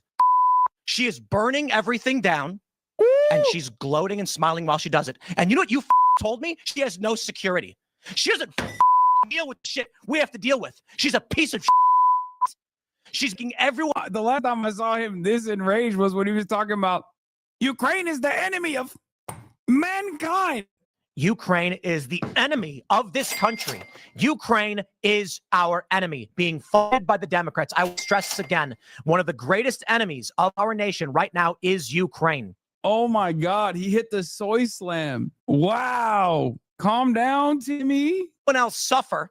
And all of these conservatives out there that send me these messages have no balls to call out. More and more people have started doing it. They send me these messages. Good for you, Tim. Good for you, Tim. I'm the first person to do it. I'm not going to take credit for that. But don't DM me like I did something for you as you cower, as you cower, scared that she'll put you on her thumbnail and claim you benefited from Charlie Kirk's assassination, which he's doing to me right now. Yeah, that was the. I'm done with these people. She has security, just not on the level of you. Oh, yeah, the girls are fighting. This is so sick. Oh my God. One fat guy you mentioned with no wall and no barrier in a suburban neighborhood with neighbors shouldn't give two. No one's out for her. She's lying about all of this. You told me you went to her house and she's got a 4-foot wall and one fat guy, and she doesn't give a on her security. Meanwhile, I get bullets fired at my property and I have to go live in the middle of nowhere. And I got strangers coming up to my house in Maryland, breaking in. I got people showing up and beating up the residents who try to live there. How the am I even supposed to sell property? So there's a lot of them back there. First and foremost, what we're seeing right there is a display of testosterone. Men that speak to women like this are not tough guys, okay? What you are seeing is actually a display of estrogen.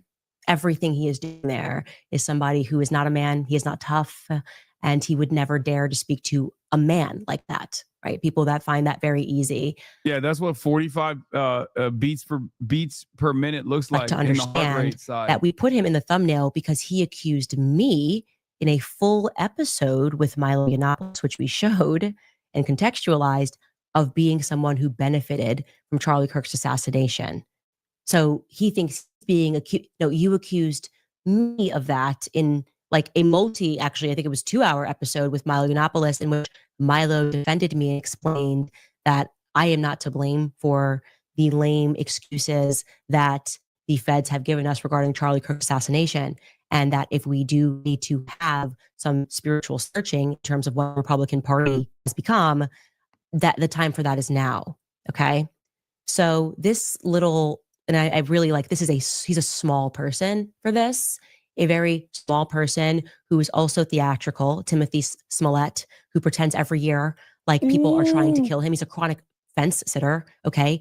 Pretending like he is braving the wilderness for being what? The 110,000th person who's making a video about Candace Owens in the wake of Charlie Kirk's assassination. He thinks he's pioneering that.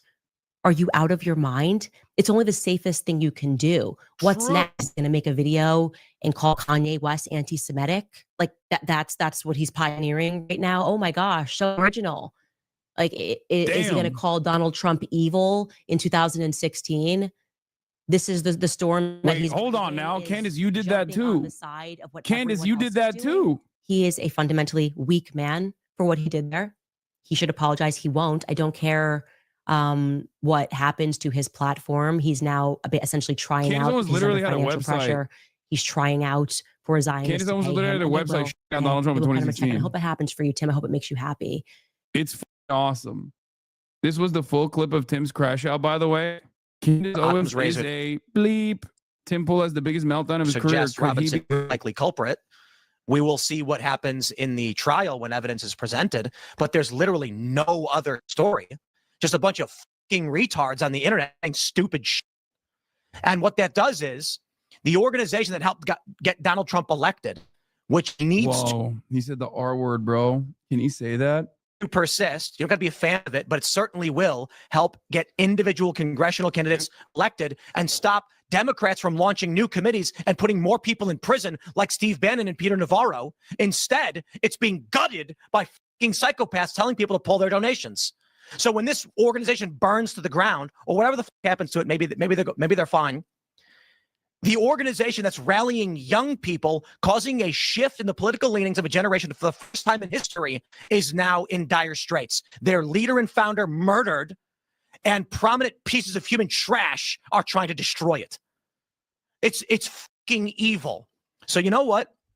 When someone pulls in front of my property and fires on it several times, I'm sitting here looking at these vile pieces of shit and thinking to myself, for what purpose will I stick my neck out if this is what happens after Charlie Kirk is killed?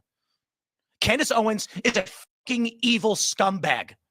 She is a degenerate cunt. She is burning everything down, and she's gloating and smiling while she does it. And you know what you fucking told me? She has no security. She doesn't fucking deal with the shit we have to deal with. She's a piece of shit. She's making everyone else suffer. And all of these fucking conservatives out there that send me these fucking messages have no balls to call her out. More and more people have started doing it. They send me these messages. Good for you, Tim. Good for you, Tim. I wasn't the first person to do it. I'm not going to take credit for that. Calm down, Tim. Damn, Tim. Hey, yo, 45 resting BPM. Nope. No. He's at 180. He's maxing out, dude. His heart's about to explode. Oh, no. He's mad as hell. Like I said, this is the only time I've seen him do the soy slam. The only other time I've seen him, it was when Russia was giving him $4 million to do that. Scumbag. She is a degenerate cunt. You got to run it back. Ooh! He said the C word. Oh my God. This is awesome. Hey, yo. Why is he so mad, bro? What?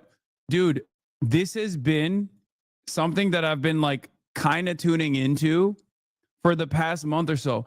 Ever since Charlie Kirk got shot and Candace started popping off big time, so much so that he got an entire nation state and its leadership to come out and be like, we didn't execute Charlie Kirk. Please don't say that we did that. And Candace Owens single-handedly destroyed the mainstream narrative about who was responsible for Charlie Kirk's death. Ever since then, Candace has been on a tear. She has been popping the off. And every other day where she goes live, there's 100,000 plus people watching. 100,000 plus people watching live for the 1 hour that she goes live. And she's making a ton, okay? She is farming those donos. She is farming those ad campaigns. Yeah, there are like $500 super chats coming in. Candace Owens makes millions of dollars from her show, and media says, yeah, sure. I don't know if it's at least $9 million a year by his analysis. I don't know how valid his analysis is, but she is making a ton of money at a time when Tim Pool, Ben Shapiro, and all the old guard, right? All of those guys are hemorrhaging their audiences. They've all lost their audiences. They've lost their audiences to Asmongold. They've lost their audiences to Candace Owens. They've lost their audience to Nick Fuentes. And basically, this is really pissed off Tim Pool, okay? Tim Pool has been losing his mind over this. It's pure petty jealousy. And initially, Tim Pool was like tweeting out vague posts about how I think someone can link it in here. If you saw it, like he was vague posting about like, oh, if I had no honor, I too could make a lot of money like some of these other people. But we all know I can't do that, blah, blah, blah, all this shit, right? And it was very obvious he was talking about Candace Owens, right? In any case, over the last couple of weeks, he started to address Candace Owens directly. He went from like claiming that, there are people that we all know that have no loyalty and no ethics, and that's why they're making a lot of money, to just straight up making fun of Candace Owens in his own way. I received information this morning to put the final piece together for me. I now can say with full confidence that I believe Charlie Kirk was betrayed by Candace Owens and some of the very people who claim to be his friend. Yes, I will be naming names and providing evidence for my claims. And I'm making a personal plea to every well-meaning person who donated to this organization to say thank you. You were lied to, and Candace knew. Oh, here's the video. Yeah. We have this tweet. Hassan Piker viewership plummets. Hassan breaks down as Gen Z reject leftism. How'd that go? March 28th, 2024. Hassan Piker viewership plummets. Interesting coming from Timmy Boy. That's weird. Let's see. What is my monthly viewership right now? Let me take a look real quick. Okay, I got a copy strike. Okay, we'll fucking do that later. Jesus Christ. Shut up, YouTube. Where are we at? Channel Analytics, 1.7 million 1.7 million subscribers. Last 28 days, 21 million views in the last 28 days, which is, not great. Not great for the channel. I think last month it was like around 30 plus million. But it happened to be that that happens to be 3 times the size of Tim Pool's channel. Or not 3, sorry, 10 times the size of Tim Pool's channel. What a fall off this has been. any day now. My fall off is imminent. And also, another fall off that's imminent is the People's Republic of China. Both myself and the People's Republic of China is going to fall off any day now. Big time. It is an inevitability. That's what I meant when I said I'm at a very Chinese point in my life. Just one more context, puke. Yeah. Burning everything down. Back to great. And she's gloating and smiling while she does it. And you know what you told me? She has no security. She doesn't fucking deal with the shit we have to deal with. She's a piece of shit. She's making everyone else suffer. And all of these fucking conservatives out there that send me these fucking messages have no balls to call her out. More and more people have started doing it. They send me these fucking messages. Good for you, Tim. Good for you, Tim. I wasn't the first person to do it. I'm not going to take credit for that. But don't fucking DM me like I did something for you as you cower, scared that she'll put you on her thumbnail and claim you benefited from Charlie Kirk's assassination, which he's doing to me right fucking now. Yeah, that was the. I'm fucking done with these people. She has security, just not on the level of you. Oh, yeah, the one fat guy you mentioned with no wall and barrier in a suburban neighborhood with neighbors. She doesn't give two fucking shits. No one's out for her. She's lying about all of this. You told me you went to her house and she's got a 4-foot wall and one fat guy, and she doesn't give a shit about her security. Meanwhile, I get bullets fired at my fucking property and I have to go live in the middle of nowhere. And I got fucking strangers coming up to my house in Maryland, breaking in. I got people showing up and beating up the residents who trying to live there. How the fuck am I even supposed to sell this property? And you know, it's all lies. It's all hypocrisy. And it is for the purpose of making money. And she does not live the way other people live. And she claims she liked Charlie. She loved Charlie. And she is burning everything down that he built because she is evil. She is evil. And I'll say it again. This conservative movement is fractured. It's fried, whatever it is. Okay. Republicans are on track to lose the midterms. They were actually trending the other direction until Charlie Kirk was murdered. Yeah. And this is the point. Is it the most effective political assassination in history? No, I don't think Republicans were on track to win the midterms until Charlie Kirk was assassinated. That's Delulu. The reason as to why the Republicans are crashing and burning, or at least their base is hemorrhaging, has nothing to do with Charlie Kirk's status as being alive or being dead. Nothing at all. So if anything, shouldn't that have been a galvanizing factor in the base? Shouldn't that have been the moment, the pivotal moment where everyone turned around and went, oh my God, the left is trying to kill us. They're out to get us. They're out to physically do violence to us. Oh, wait, they did try to do that. And you know who fucked that up for them?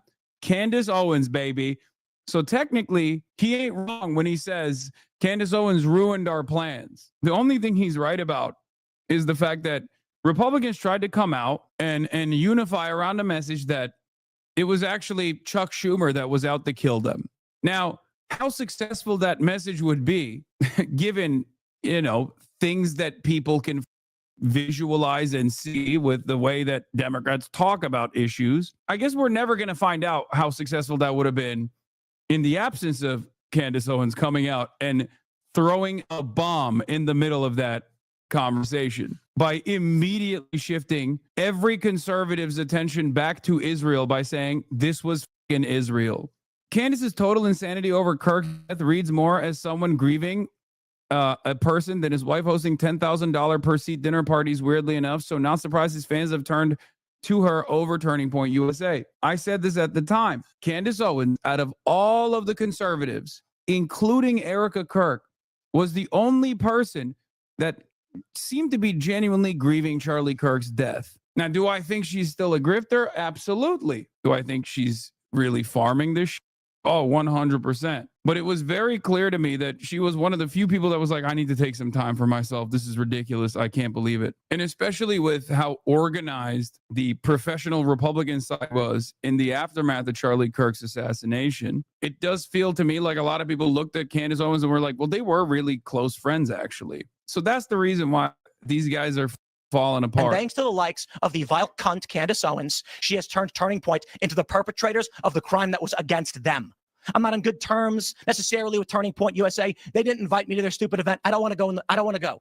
They invited me back after I started criticizing Candace. I'm not going to your event. I'm over all of this. The last thing that I need to deal with is a bunch of cowards in conservative media refusing to stand up to her. Megyn Kelly, come on. I appreciate the kind words, but come on. Such pathetic bullshit. You know, And I get people saying, Tim, thank you so much for talking about it. I don't care. I'm not doing a favor for anybody. I'm not doing this to benefit anybody. No. Nobody's paying me. There's no Russia. There's no Israel. There's just me sticking my neck out and then risking dying for what? A bunch of cowards that don't want to stand up to protect themselves? Wait, when he says there's no Russia, there's no Israel, there was Russia. So I guess he's just crying because the Russian funds have run out. But does that mean that there's also legitimacy to the notion that maybe he's getting paid by Israel too? The fact that he just volunteered this information about Israel leads me to believe that maybe Israel was paying him too. He did, after all, publicly meet with Benjamin Netanyahu. So last night I wasn't here. I got late word that I was invited to a private roundtable meeting with Prime Minister Benjamin Netanyahu.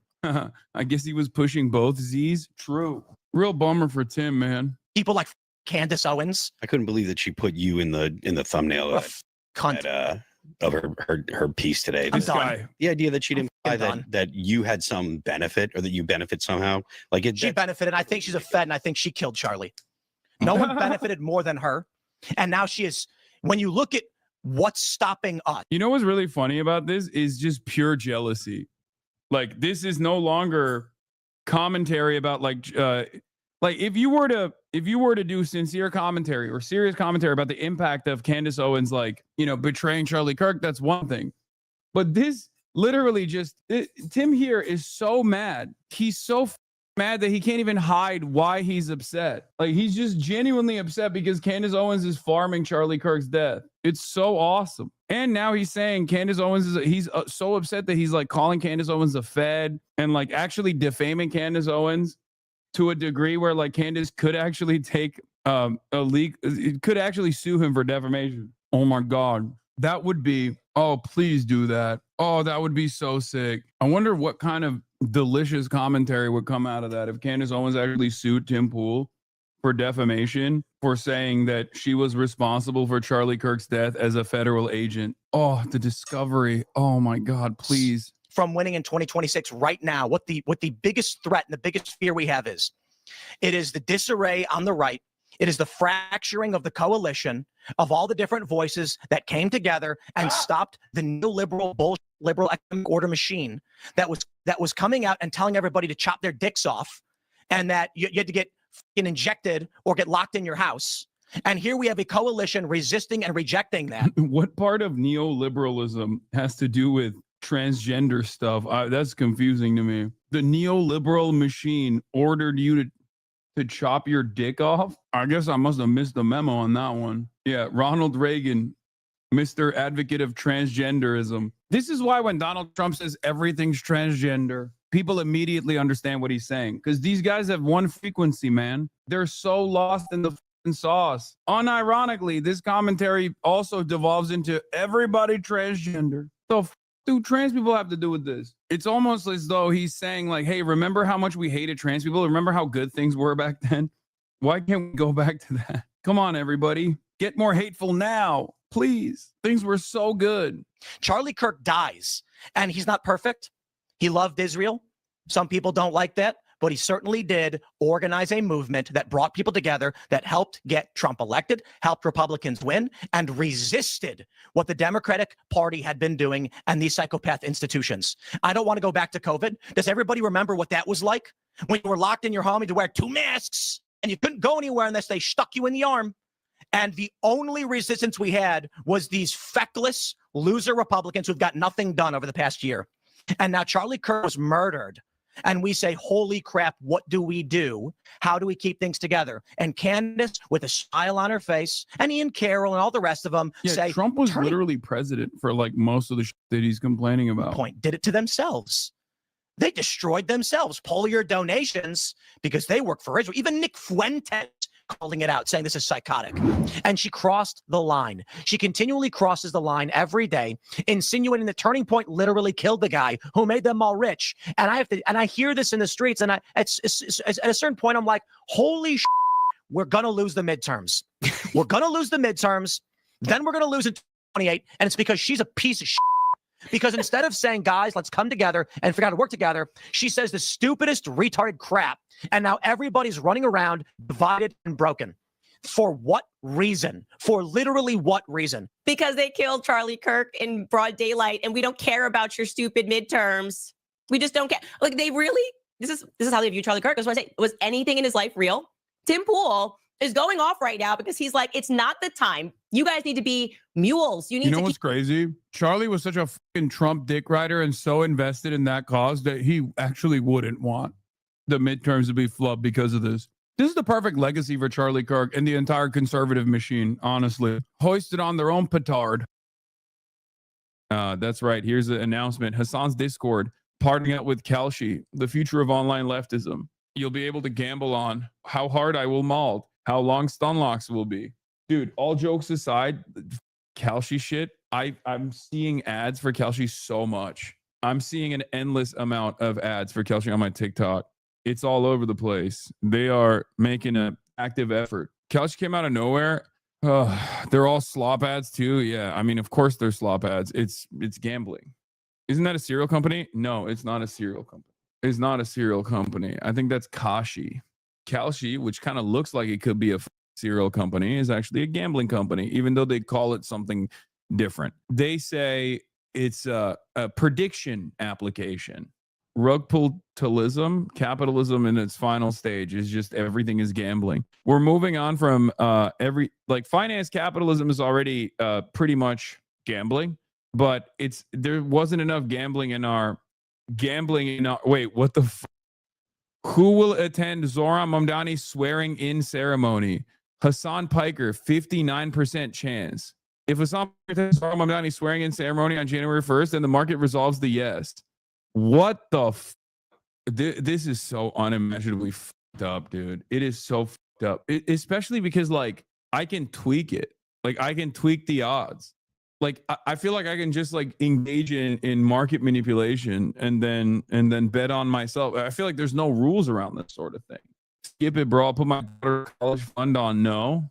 We could all get rich. Let me get some of that insider info, big dog. Nothing speaks more to the depraved than the fact that one of the founders of the liberal Bolshoi trained ballerina and left to start her finance career because she thought of being one of the best ballerinas in the world wasn't fulfilling enough and finance capital better. Yeah, it's nutty, dude. It is so messed up because, like I said, the stock market wasn't enough gambling. They wanted to infuse more gambling into our gambling, and now you can directly gamble on everything. Hey guys, this is not bad, by the way. Just make no mistake, this is not bad. Wait, is this sponsored by Kalshi? No, of course not, man. What, really? You think I went from saying no to Polymarket offering $1 million to me to saying yes to a Kalshi sponsorship after spending years and years speaking about the dangers of gambling, even though it's a virtually thankless. Like it's another perfect example of how stupid it is to just be a leftist, because no one will ever turn around and be like, wow, congratulations, like I'm glad that you're morally you're morally sound, right? That's not the case. No one will say that. Everyone will find a way to make it seem like you're still morally impure or whatever, while also simultaneously, all of the people that are now invested in this shit will get upset because now you're making them look bad, or now you're making those guys look bad. They don't even want to fuck with you anymore. You know what I mean? You did gamble on stream. That's one L. It is true. Whatever. Yes, I went to a horse betting thing in Hong Kong on Austin's stream, and I put money down. Yes. See, this is what I mean. You see what I mean? There are differences, okay? It's an event in and of itself. It's content in and of itself. I didn't get sponsored to do that. This is why. This is what I'm talking about. It's literally, it's so exhausting and so annoying. This is what I mean when I say nobody goes to the left for this reason, okay? In Woke 3.0, we will not do purity testing and people will go to re-education centers, hopefully. Is it like nobody gets mad when you go to Vegas and gamble, in Hong Kong and gamble in a horse race, and you're a bad guy, just pick a fucking lane? No, I know. It also doesn't even matter. It's not like a real point of contention. It's not a real point of concern. But you know, people will try to find every like minor thing that they can make into a major standoff, like a major point of impurity or whatever. All right. But I'm glad that someone actually proved it, though. That's precisely my point. My point is like you can't even You can't even get mad at this stuff. You can't even say anything about this stuff. People always find a way to be like, well, you've done it too. You know what I mean? You've done it too. It's ironic because like all these people are saying that it's not actually gambling, but it clearly is gambling. You're gambling on the news. They also say put 30K on that horse. Yeah, no, because they're stupid. I won 30,000 Hong Kong dollars. But yeah, Don Jr. is actually also obviously the South Park episode, Don Jr. becomes like one of the advisors for Kalshi. That was real. That's a real thing. I didn't even know that at the time. And if you can't understand how fucking stupid this is and how devastating this is in general, I don't know what to tell you. It is definitely a real indication that things are not all right. Gambling should have ruined being a sportsman. I know. Like I wasn't even a sportsman to begin with, but it's I don't understand why people don't recognize how much how pervasive and how corrosive an influence this has had. So unrelated. Are you attending the swearing-in ceremony? I haven't even thought about it, and now I don't even know if I can say I'm going to attend it or not because I feel like it's going to apparently the people are gambling on it. You know, I didn't even realize that this was a thing. That's a no. Guys, don't even joke about this, please. Jesus Christ. DM me the answer. I'm trying to buy some land in Mexico. There's no regulations. I know. It's not great. We were promised flying cars, and all we got was degenerate insider trading. I know. A Google insider has been officially exposed on Polymarket. This dude profited $1 million in a single day betting on the Google markets. Google accidentally pushed the results early and removed them, but not before it revealed he went 20-23 on his bets and ballooned to $3.9 million in open positions. This isn't a lucky streak. He previously had 150K, predicting the early release of Gemini 3.0 before results were out. At this point, he's a Google insider looking Polymarket for quick money. It's one of the wildest things I've seen on the platform. It's only gambling if we don't know the answer. My point is everything is computer, everybody transgender, everybody gambling. Okay, that's the point. And if you can't recognize how devastating that is, if you cannot comprehend how bad this is overall, like Polymarket, Kalshi, all these different applications that are now deciding like, oh, we can just like gamble on everything. You can gamble on the news now. CNN is now collaborating with Kalshi. But hey, guess what? It's not gambling. It's actually just it's not gambling. It's a predictive market where you put money on things that are happening or things that may or may not happen. Is Kalshi the one that incorporates real-time maps in the Ukraine war? No, that's Polymarket. Maybe Kalshi does it too, but the one you're thinking about is the Polymarket one, where they also actually did some not just insider trading, but like they changed the maps a little bit, didn't they? So that someone can make money. This is why I do not respect our elite class and think that the anti-billionaire sentiment is wholly justified and insufficient. Most of them are not rich due to any constructive contribution to society, but are a class of speculators and scam artists making money out of nothing. Yes. Kalshi has an 80% bet that the Democrats win the midterms in the next year.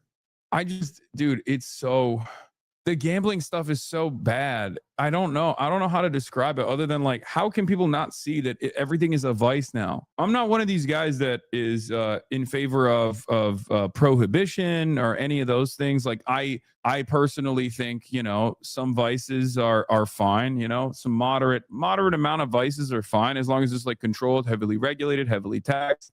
All this stuff is all right as long as it's like controlled, right? It's in a controlled environment because like vices are the spice that makes life more enjoyable. But allowing everything to happen on your phone, like being able to do all these vices on your phone and having these vices basically enter every part of your life, every day, every part of your day-to-day existence is definitely fucked up. I mean, in Ireland, there was another horse betting like gambling shop in every corner. There was a casino in every goddamn corner. It's a relatively poor country. Australia has a major problem with gambling as well, and I think Americans are going to have a major issue with this if they haven't already. I mean, Americans, I think, in comparison to Australia, is not as bad, but it's going to get there. It's very clear, especially because these guys have a lot of money and a lot of motion. And when you have a lot of money, you can just like, especially when you have a government that doesn't really care about the safety and security of and the social welfare of the average American and cares more about doing like little deals like this, farming as hard as they can. You have open corruption of this sort. Trump Jr. joins betting market Kalshi as an advisor. That's insane, right? Except Donald Trump Jr. announced on Monday This is from January. That he was joining Kalshi, a prediction market that allows users to bet on political developments as a strategic advisor. On election night at Mar-a-Lago, while biased outlets called to raise a coin toss, my family and close friends used the prediction market Kalshi to know we won hours ahead. He used his father's electoral victory as a way to do a f***ing ad. He's also on Polymarket's board of advisors as well, and that's part of the reason why it seems impossible to control any of this stuff. Do you see what I mean?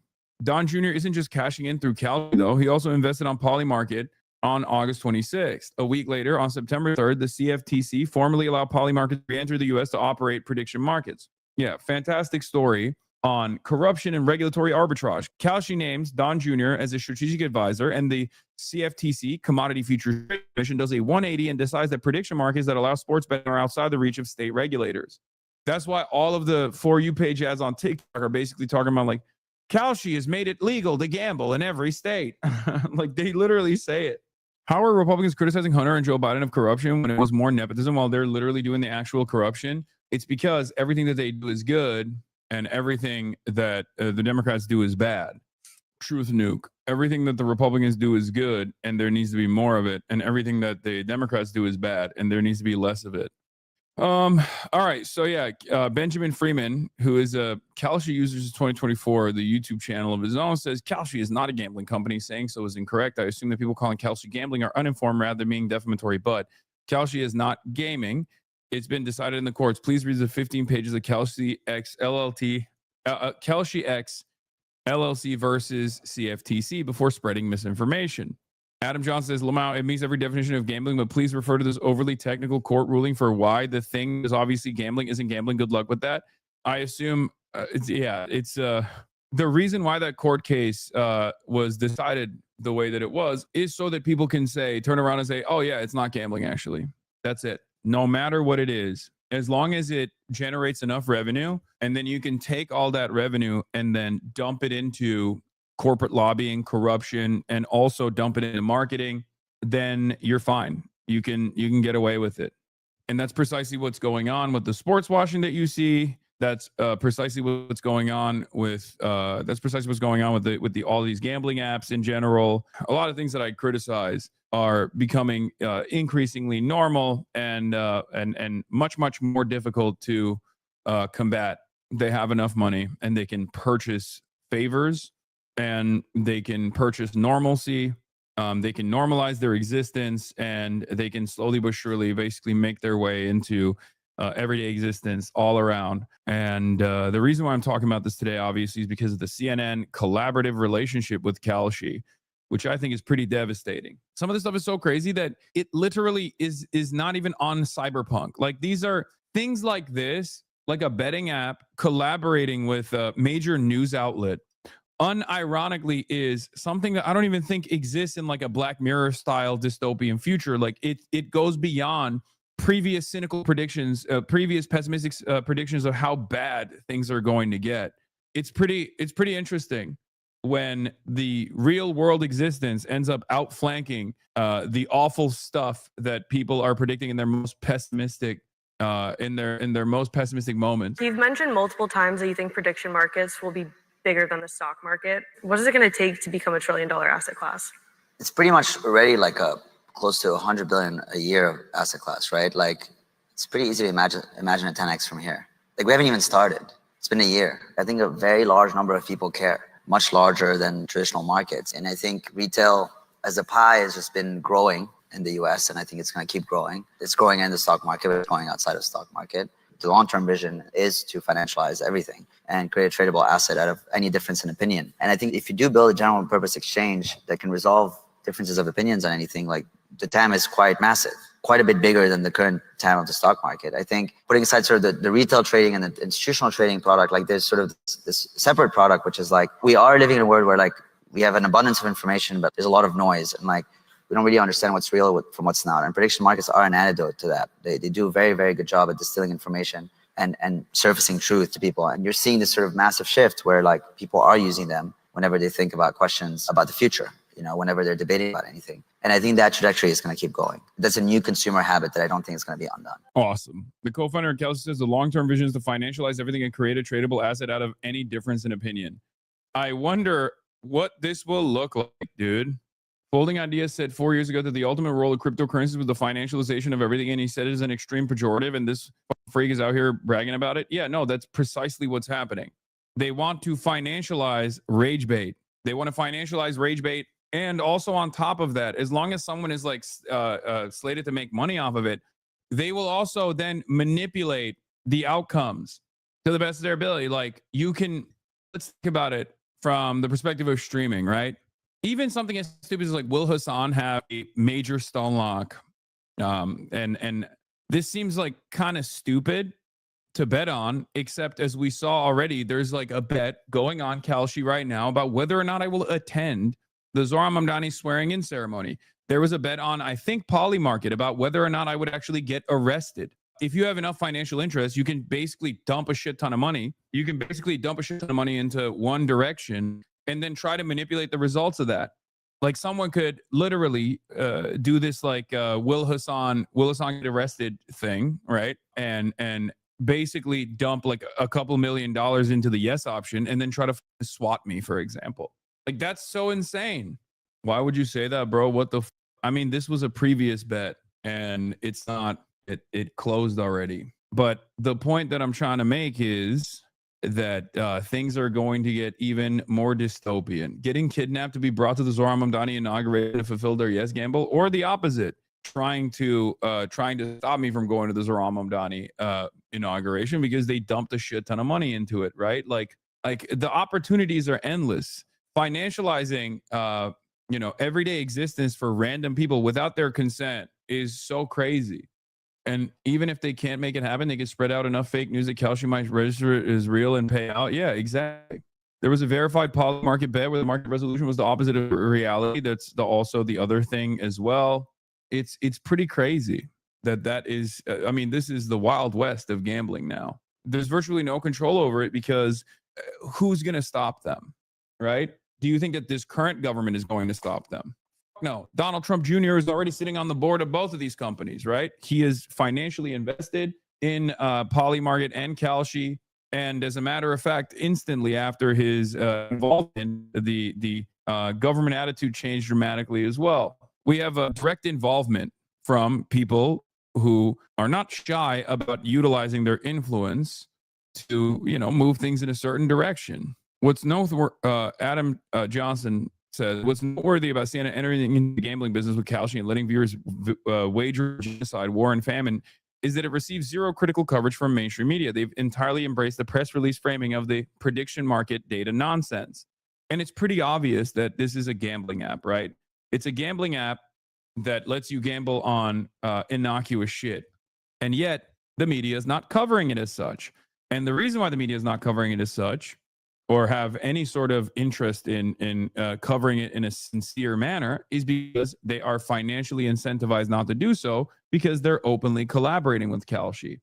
People who freaked out, I know hypocrisy fishing is idiotic for the most part. Let's be real. It doesn't work on people who are ideologically invested in a cause. And Republicans are ideologically invested in Donald Trump and his family. Let's be real. It's never going to work in terms of changing people's minds. But it is pretty crazy because these are the same people that shit on Hunter Biden over and over again and shit on Joe Biden because Hunter Biden trafficked his last name to get a nepotism job, a no-show job in Burisma in Ukraine. He wasn't able to actually manipulate anything, contrary to popular opinion, with respect to Joe Biden's interventions in Ukraine. Joe Biden's interventions in Ukraine, as a matter of fact, played the opposite role of what Hunter Biden would have wanted. But regardless, this was a major point of contention for the Republicans. And yet, like what Donald Trump Jr. is doing with Kalshi and with Polymarket is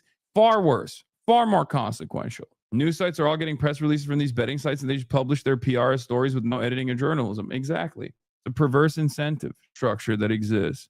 What's noteworthy about CNN entering the gambling business, yeah, exactly, is that they're doing press releases for these companies. There's an institutional conflict of interest in our media, says Adam Johnson, whether sports or politics, not to be critical of the unchecked rise of gambling in media because the C-suite correctly views it as a cash cow, so the vast majority of mainstream media just looks the other way and shrugs.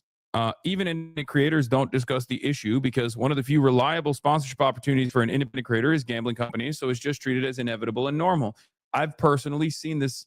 And it's one of the things that I was talking about, which is that the most amount of hate that I've garnered throughout my career after Israel comes from my anti-gambling position. Straight up, all of the Twitter power farmers, like the blue check power farmers, all of this shit. Why has it created an endless cycle of hatred? It's because they all get paid by these companies. And while the content watchers themselves actually don't like all this gambling and don't like the fact that, you know, it's heavily integrated into their content in general, the content creators that they have a parasocial relationship with are consistently justifying it. They're consistently justifying it because they want to make a bag. They want to get the bag from these gambling channels and these gambling companies, whether it be Kick, Stake, or, you know, Kalshi, Polymarket, DraftKings, numerous other companies that have unlimited funds to promote gambling, Bet, Roobet,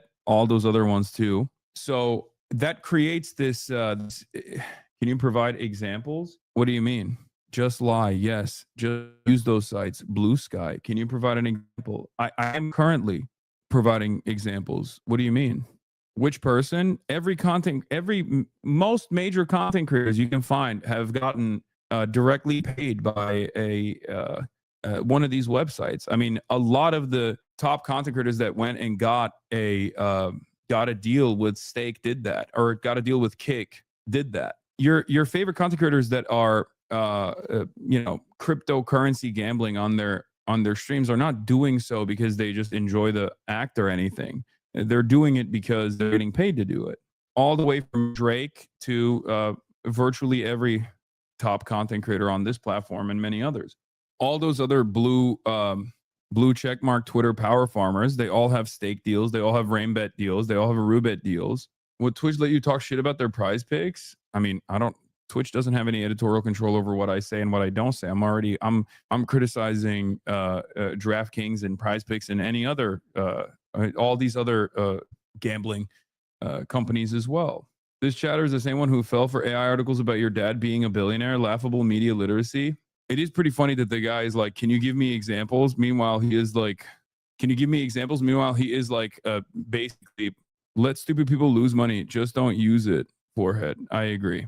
You are the person I'm talking about that gets duped by content creators who go, nah, dude, just gamble responsibly. What's wrong with you? And then your favorite content creators say that, and then you come in here and you repeat it.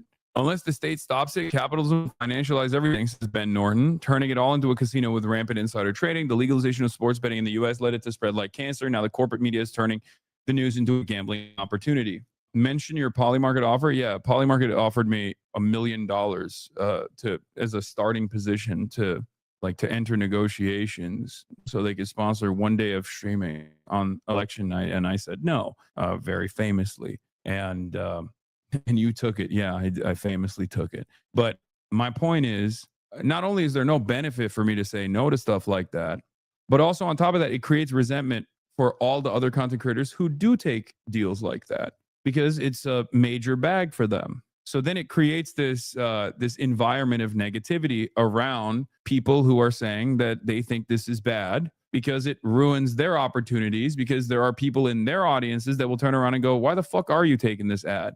Do you understand? Because it makes them look bad a little bit. Not that there's anything you can do about it. The unfortunate reality is that it's virtually impossible to overcome the financialized interests. Come on, to be fair, not everyone has a moral backbone. I understand that. I saw like new interest polling on people's interests about certain things, and it's like creating a family was down. Like all the things that Republicans say they want people to do more of, all of those interests were down, and the only thing that was up was money. I think that's capitalism in general. I think capitalism is basically creating an environment where the only thing you care about is trying to make money. That's it. and it creates this unique environment where, of course, getting the bag is the primary thing that you must do. You don't care about being a good person. You don't care about like what the consequences might look like. It's all just about making money.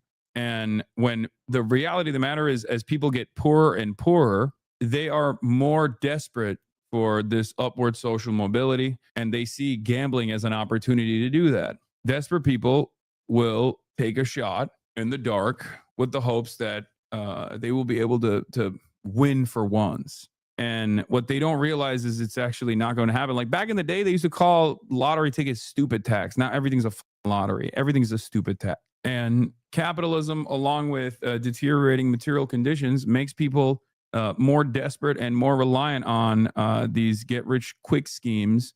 Get-rich-quick schemes that in the past were correctly considered, stupid tax. Yeah, the American Values Index. I think this is it. In partnership with Gallup and the Aspen Ideas Festival, conducted the inaugural American Values Index.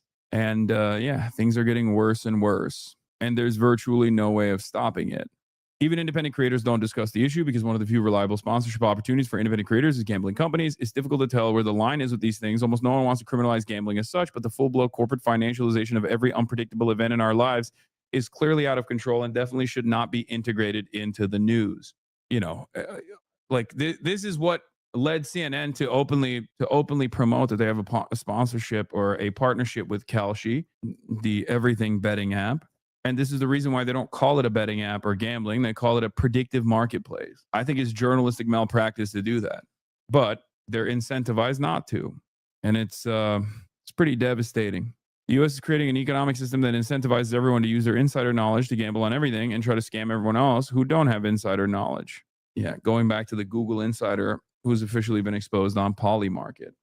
Everything is turning into a casino. There was another news story about this where it was Polymarket, right? That actually changed the outcome, or someone on Polymarket was betting on the Russian invasion of Ukraine, and they actually changed there was an unauthorized edit to Ukraine's frontline maps or something. And the speculation is that because because someone was making money off of it, that they actually did this unauthorized edit to Ukraine's frontline maps. Like they straight up manipulated it so that the bet could close. Worst part is the war maps are not official in any way. Every war map is updated by some map autist guy who pinpoints soldiers present from like a 144p video, so it's easy to manipulate. Yeah. Hustle culture is going to lead to the collapse of our civilization. I think the hustle culture is growing as material conditions worsen. That's my opinion. I think it's a byproduct of how bad things are. When people are hungry and they're desperate, they lean into, and they know that there is no regular upward social mobility with a 9-to-5 job. They just take whatever remains of their disposable income and dump it into something like this with the hopes that they can actually get a leg up on everybody else. We saw a version of this already. We saw a pretty accelerated version of this with the whole NFT stuff, right? And with shit coins and the like. And it was it was obviously only going to get worse. Isn't this just what crypto is? Yes. It's also another version of an unregulated, unverified, unregulated security or an asset. But this time it's just pure gambling. America, in many respects, is the perfect place to do this. Like, America was the proto-capitalist nation, and American culture is very much hyper-individualistic. It's always about like getting your money up and not your funny up. In many respects, this is like a perfect opportunity, a perfect country to do this kind of thing, especially at a time when people are suffering. They create this incredibly reliable base of support, and people end up straight up fighting to preserve this structure that actually exploits them, that actually relies on how vulnerable they are, that relies on their desperation. Because people go, what do you mean? You just don't want me to win, dude? Fuck you. Why are you telling me that this is bad? I have no other option. I have no other alternative, says you, rich guy, right? And that's what it is. It's pretty horrifying when you think about it.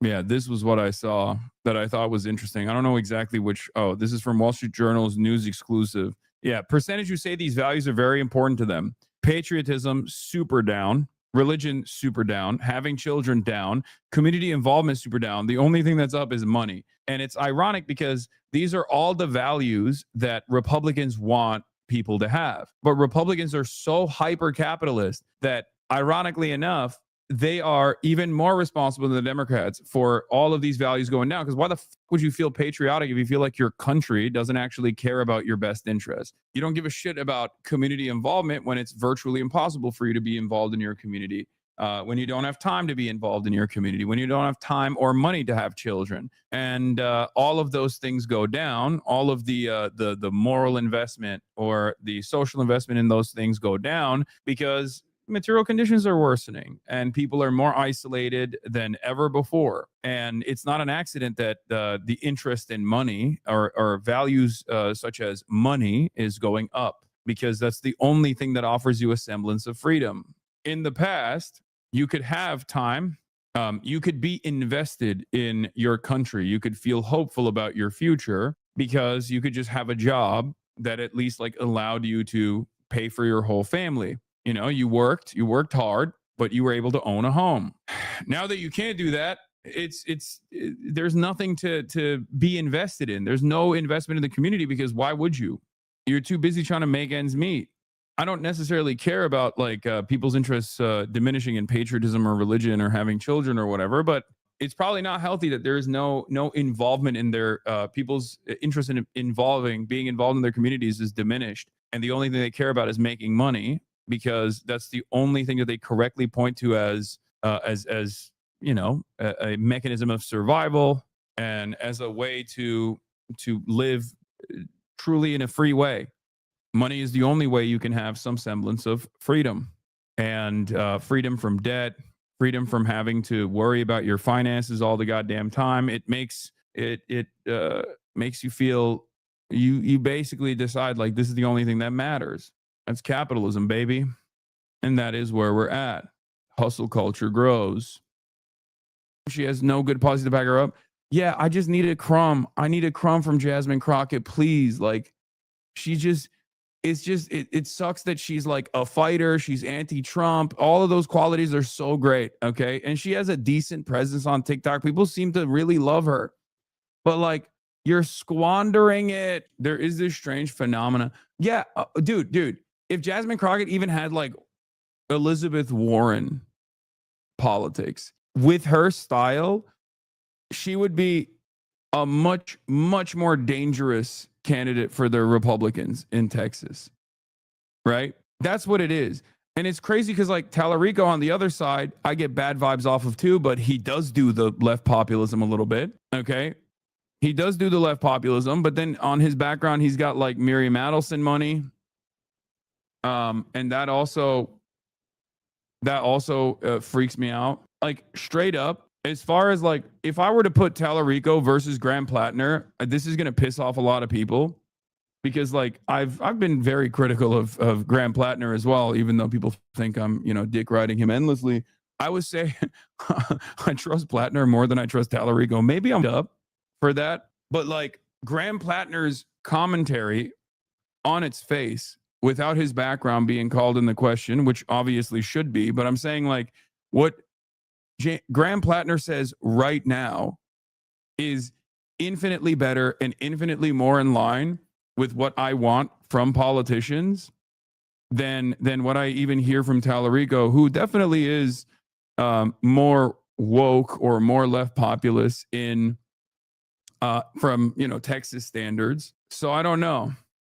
Oh, yeah, you're going to get shit on for that one, too. Woke Nazi over Adelson money. Well, okay, but Adelson is a Nazi. Like, what do you mean?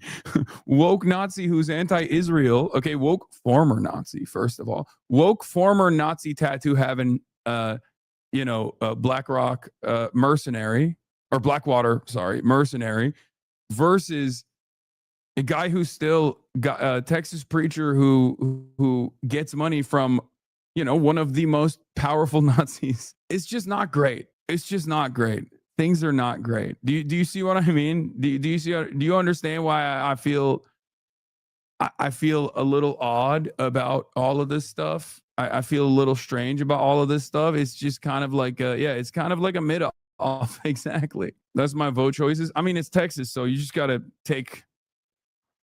do what you got to do. You know, you just got to see where the cards fall. So anyway, do we have a blast off meme? I'm going to put that on there and then we're going to get into it. We're going to get right into it because there's a lot going on and there is Texas, man. Freaking Texas. There's so much potential and always squandered. Yeah, Texas. All options are shit. Open presses with 25 gifted. Let's go. We're never getting Blexes at this point. At least it's not as bad as Allred. Like I do feel like Jasmine Crockett and Tallarico are still better than Allred. It's dude, how bad are the options, man? Like think about how bad the options are. No wonder people still talk about that first Beto run. Okay? No wonder people still talk about that first Beto run as this like pivotal moment in Texas politics because he just genuinely was marginally to the left of everybody else. That's it. Like for the first time, they were like, oh, it's seemingly somewhat normal. And obviously his career fell apart and everything he did after that was dog shit. But that first run was so exciting for people because they were like, oh, he's kind of chill and also seemingly progressive. And he had all the motion. He had all the momentum. And I totally understand why people were like, the more I look at current Texas candidates, the more I understand why so many people really believed in Beto the first time around. Okay. The guns thing broke his election. Yeah. I mean, he went nutty mode on that. It was pretty crazy. Brother, if you're going to run on, I'm taking away your guns in the state of Texas, then you might as well say like, you know, I think we should reappropriate every American military base and restructure the military into being the Army Corps of Engineers only or something. Because like it's such an insane take. Like at that point, you should not just say Medicare for all. You should say like, I'm going to jail every insurance executive. Do you see what I mean? Like use it on something that's actually impactful. If you're going to go on like, we're not just doing modest gun control. We're coming to your home and taking away your guns. You know what I mean? Might as well offer the entity of Texas to Oklahoma. It's just one of the craziest things that you could run on. It's one of the craziest things that you can run on in the state of Texas, right? So if you're running on that in the state of Texas, you might as well run on Medicare for all. These guys would rather say we're gonna shoot you at your home if you own guns in the state of Texas before they say we're doing Medicare for all. You know, it's crazy. I was muted. Is this Beto? The Republic of Texas can't do it without a lot of work. Isn't there agreement to join? Logs, please. The libs are going to say that leftists are attacking Jasmine and calling it misogynoir, but every single criticism I see from the left about Jasmine is that she's been openly an Israel glazer and she has no clear policies to speak about. But like you literally said, she has such great qualities, including her being a strong black woman. That is a shame. She has no good policies to back her up. Yeah, I just need a crumb. I need a crumb from Jasmine Crockett, please. Like it sucks that she's like a fighter. She's anti-Trump. All of those qualities are so great. Okay. And she has a decent presence on TikTok. People seem to really love her. But like, you're squandering it. Just give me something to hold on to, man. She should get a Nazi tattoo. Yeah. Show me some bipartisanship. No, but like, Crockett is the 2016 era resistance lib. And it's genuinely, it is genuinely a sign that things have deteriorated even further. That the 2016 era liberalism is still seen as like this bold, radical step in the right direction by liberals. I don't care for her too much. She's the Kamala of Congress, say a whole lot, but stand for literally nothing. No, she's definitely more outspoken than Kamala Harris is. Like she's definitely more of a clapback, like hashtag resistance clapback style candidate. She's definitely better than Kamala on that front. We need young communicators. She can be that person. The problem is she stands for nothing, okay? It is annoying. And also, obviously, she is 17 billion times better than Ted Cruz, but that's not the point. We're talking about the primary, right? Like we're talking about, this is what we are talking about. She said Latinos who voted for Trump have a slave mentality, and that's why they voted for him. I'm going to be honest with you. That is what I mean. As far as like the gaffes, that's not necessarily a bad thing in this day and age. Like anyone that does like outrage baiting off of that shit is just silly as okay. I've heard Latinos in this chat say worse shit about their immediate relatives that voted for Donald Trump. What the fuck are you talking about? Like that's what I mean. Like that kind of shit is actually not a bad thing. That's like low-key kind of a good thing. When she said like Greg Abbott was Governor Hot Wheels, like that's raw. That's up. Okay. It's not necessarily a bad thing that you got someone who like says stuff like that. Okay. Bro, she literally said Greg Abbott was Governor Hot Wheels. I couldn't believe it. I was like, God damn. I mean, hell yeah. It's awesome. Her recovery on that was kind of bad. Like she didn't land it. She didn't stick the landing at all. But like, it just sucks that on the policy front, which is the thing that I do care about, she is just ass. We all call Abbott Hot Wheels for years. I know, but that's us. We are not politicians. Okay. It's a little different when you got a Democrat in this thing. Like it's why Trump is so popular. Yeah. But I mean, you know, there are differences here. Okay. There are differences. You can't be just all clapbacks. Trump is not just popular because he's all clapbacks. He's also popular because he taps into a very important policy frequency, white supremacist, anti-immigrant rhetoric. Okay. The fuck? Like, that is policy. Build the wall is policy. It's not the best policy. You know, it's not good policy, but it's policy nonetheless. It's something that people are invested in. Anyway, yeah, let's start out with Jasmine Crockett. And also the New York Times is like talking about how we need to be more hawkish, which is expected from the New York Times. So ass. But yeah, Jasmine Crockett came out and had a couple moments. People are very critical of her. I'm going to say the good and I'm going to say the bad. Okay. From the jump, let's start with the biggest negatives, right? The pros and cons. The biggest negative is her policy platform is kind of ass. It's not even kind of ass. I'm just going to be honest. It's really bad, actually. It's really, really fucking bad. It's not even Jasmine Fetterman Crockett because John Fetterman actually was like at least lying about being progressive on a lot of issues, right? Your blast off tweet redirects to some ad. Wait, what the frick? What do you mean? Oh, shit. Oops. You're right. I didn't spell Twitch correctly. I updated it.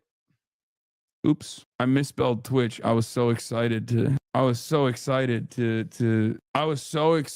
fucking blast off and get started on politics. There's so much going on in the background today. Yeah, because it's Christmas, dude. I'm Christ cucked. I'm the most Christ cucked Muslim out there. You don't understand. Fuck Twitch. I don't fuck with Twitch. Hasanabi. Okay, Raw Girth Minerals. You've been in here for 58 months. You've been fucking with me. Premature eblastulation. Okay. So Jasmine Crockett, right? One of the things that I'm obviously very frustrated by is the fact that, you know, she is pro-Israel, right? She's pro-Israel. And it's crazy to me that like, Israel has actually played a big role in buying out a lot of fucking black congresspersons on the Democratic Party side. Well, that's where all the black congresspersons are. Let's be real. But they have done this. Okay, they have straight up done this. Like some of the most powerful. They've done it across the board. But the expectation, obviously, is that you know, black congresspersons could be more progressive given their own personal background and personal experience experiencing white supremacy, right? Experiencing white supremacy in the United States of America is supposed to be it's my expectation at least is like, okay, like I want to vote for you because I assume that like your lived experience is going to motivate your worldview, is going to guide your worldview, it's going to motivate your policies. Did I miss the Black Israelite discussion? No, that's not what I'm saying. Come on. Let's be real. I know this is a touchy subject. Everyone's going to fucking yell at me and clip me out of context here, but like, the expectation is that people that go to Israel, especially black people that go to Israel, are going to have a Ta-Nehisi Coates style like revelation where they look at the situation, they go, what the fuck is this? This is apartheid. What are we doing? Right. And it's I mean, there's also like, obviously, the Israeli version of white supremacy as well. It's a little bit different, but It exists. I think another part of this is how the internet has focused so much on AIPAC. Yeah, I know. That's why I get so fucking annoyed by just AIPAC, like people focusing on AIPAC. It's not just AIPAC, okay? It's not just AIPAC. AIPAC is basically the most like popular version of this problem, but there are a million different subsidiaries and all this stuff. Black people are not a monolith. No, of course black people are not a monolith, but black people, every single black person has experienced white supremacy in the United States of America.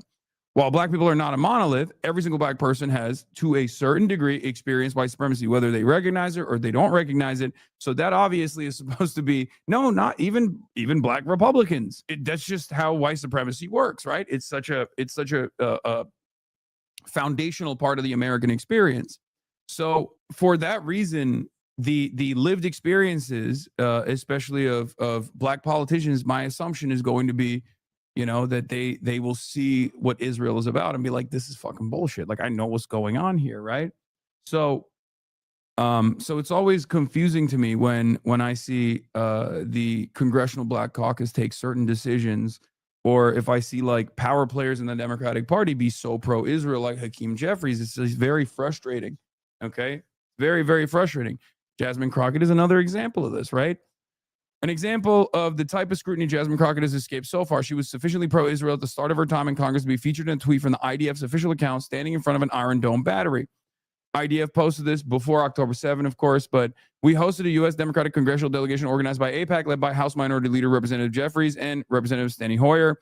The delegation toured an Iron Dome battery and Hezbollah's terrorist tunnels in northern Israel. We held productive discussion on shared security challenges. And it doesn't end there, because Jasmine Crockett has been questioned about America's allegiance to Israel and allyship to Israel, and she has straight up said, like, no, Israel is a very important ally.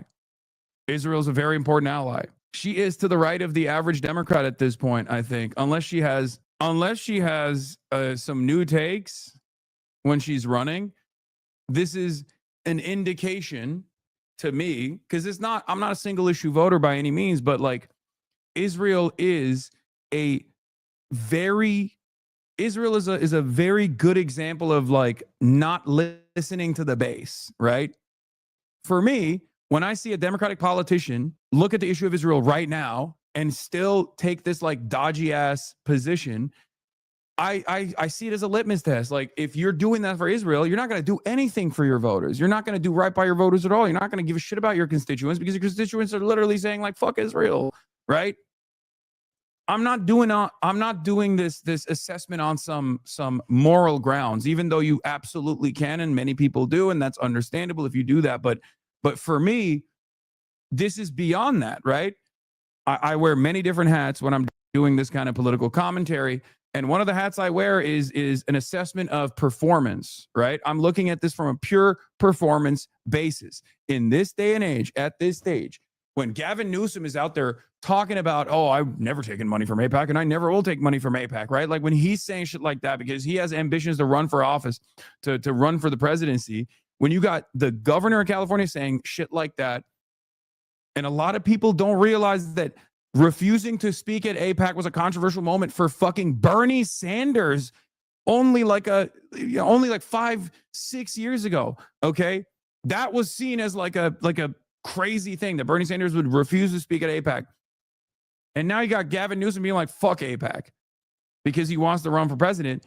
In that environment where the attitude, the popular sentiment is shifted so dramatically against Israel, when you still have Jasmine Crockett talking like this, I see that as a major litmus test. Also, yeah, I know he's taking JPAC money. It's California's top pro-Israel super PAC. I know you're talking about Gavin Newsom. Yes, Gavin Newsom has taken money from Israel. He's just fucking saying, oh, I wouldn't take money from AIPAC. Like, he's performative. And also, not only is he performative, but also the reason why I'm using that as an example is because he's doing performance in the direction of anti-Israel. Okay? Do you understand? He is doing performance. He's doing as a dedicated room reader in the direction of anti-Israel sentiment, which means there is clearly a lot of demand for that kind of sentiment. For me, this goes beyond Israel. I'm not making a single issue argument about Israel, even though many people will see this as such, and it's understandable. Okay? Because it's such a ridiculous thing to still be in support of. But it's not only immoral, not only is it unimaginably immoral, it's also idiotic. And that's the reason why I think it's a very good litmus test, because if you're anti-Israel, when your fucking constituents are demanding that you, if you're pro-Israel, when your constituents are demanding you be anti-Israel, then why would you ever be in favor of Medicare for all, for example, right? Tired of us sending money to Israel. I understand. I also think that if people are going to vote as it relates to foreign affairs, which typically is not how people vote. Typically vote based on the gas price. Okay, but how do you feel? You're a person, you're a politician. How do you feel personally? The tactical, the electoral calculation here, like, oh, people don't vote on foreign policy, is bullshit, because he asked you that question not on the basis of foreign policy. He asked you that question on the basis of how Americans do care about Israel. That is the most prescient way to cover the issue of Israel. We are giving Israel billions of dollars and they're doing a lot of fuck shit. Okay? Like, yes, it's correct. Americans don't care about foreign policy, but that's just, Americans don't care about foreign policy when we're like going out and doing wars and stuff like that until it gets really unpopular, and then that's all they care about, right? Having said that, Americans do care about like giving unlimited funds to Israel. They don't fucking like it. So anyone that says, "Oh, Americans don't care about foreign policy," actually, well, they're it's a cop out. Like it's a total cop out. How are my housing costs treating me right now? What's my job situation looking like? Those are the things that typically drive our elections and how people decide how they're going to vote. When you start talking about foreign affairs, if that is going to be kind of like the precipice for determining whether you vote or who you vote for, then I want people to really dig in to foreign affairs, right? Like, and ask the question, which I think is a fair question. I think it's a fair question of all the money, is to ask the question of, well, why do we send money to Israel? Like, what is that about? And learn about the fact that this is an allyship that existed before I was around, before, well, no, the president was a baby. He was still around though. But it is an enduring relationship, and learning the history of the region in and of itself. And I would argue that the most disputed land in the world is that land. And it goes beyond the Palestinians and the Israelis, but I mean, you can go back to the Romans. So one of the scariest things for me, if I'm being like 1,000 right now, which my team will. Oh God, it's so bad. It's so fucking bad. She's never been super smart. I've never been a fan. No, she actually is. If you think she's not super smart, you're fucking silly. Okay, you're getting lost in the sauce. You're getting caught up with the aesthetics. And if people were to say that you're a little bit racist for that, there's good reason. She's literally a fucking lawyer, man. All these politicians are fucking way smarter than you think they are. Okay, she's just presenting herself a certain type of way to be more palatable, to be more appealing. Of course she's fucking smart. She's just bad. She's smart. That's why she's bad. Do you understand? Also, you can be smart and not be able to dance around this issue. She's failing to dance around the issue. She's doing a fucking bad job she's doing a very bad job of dancing around the issue, because this is one of those issues that's black and white. That's it. Again, that's a great idea in theory, but primaries are literally used to determine the best option moving forward. Why wasn't it an all or nothing victory when they decided to wheel out Biden, or a shutdown, win nothing show for it? This isn't team sports. Republicans and MAGA are doing active damage to the country. It should be a victory at all costs at this point. Yeah, that's why we're talking about this before the fucking primaries. What are you talking about? There's a primary structure that's going on. What are we doing? Is every election calculation going to be the same?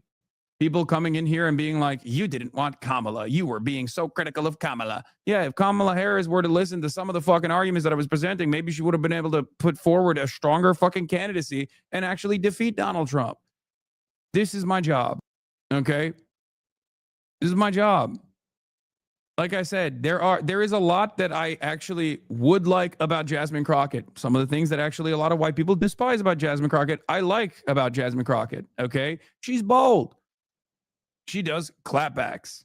She is unafraid of, saying shit that is very polarizing at times. I like that.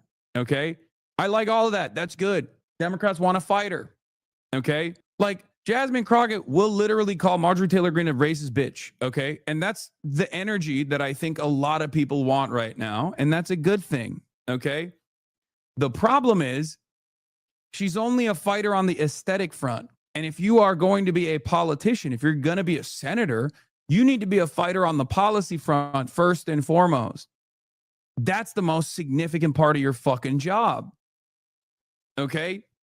So her pros are great, On paper, she has a lot going on, at least in a first glance. But the things that matter the most are still going to be anchoring yourself around identifiable policies. Okay? Won't beat me up about this later. But if I'm being 1,000 about this, when you think about and because of the conversations that I've had, if the United States says we will throw away our 75 plus year relationship with Israel because we don't like their leader, then if we end up with Trump, we set a precedent for all these other allies to throw us away, because I have heard from other allies. Oh, this is so bad. Oh, it's such a, what the fuck? This argument is so dumb, dude. Oh my God. I'm sorry. You did not think this through at all. This is the worst way to try to fucking defend Israel, which is already an indefensible project, especially for Democrats. Okay? God damn, that shit sucks. God damn. I mean, I don't know at what point she said this. Obviously, it's not like, it must have been somewhat recent. Like, it's not, because she has the bleach blonde bad body t-shirt, which was her quote against Marjorie Taylor Greene. Anyway, the point is, you can't look disingenuous, and you can't look too self-centered.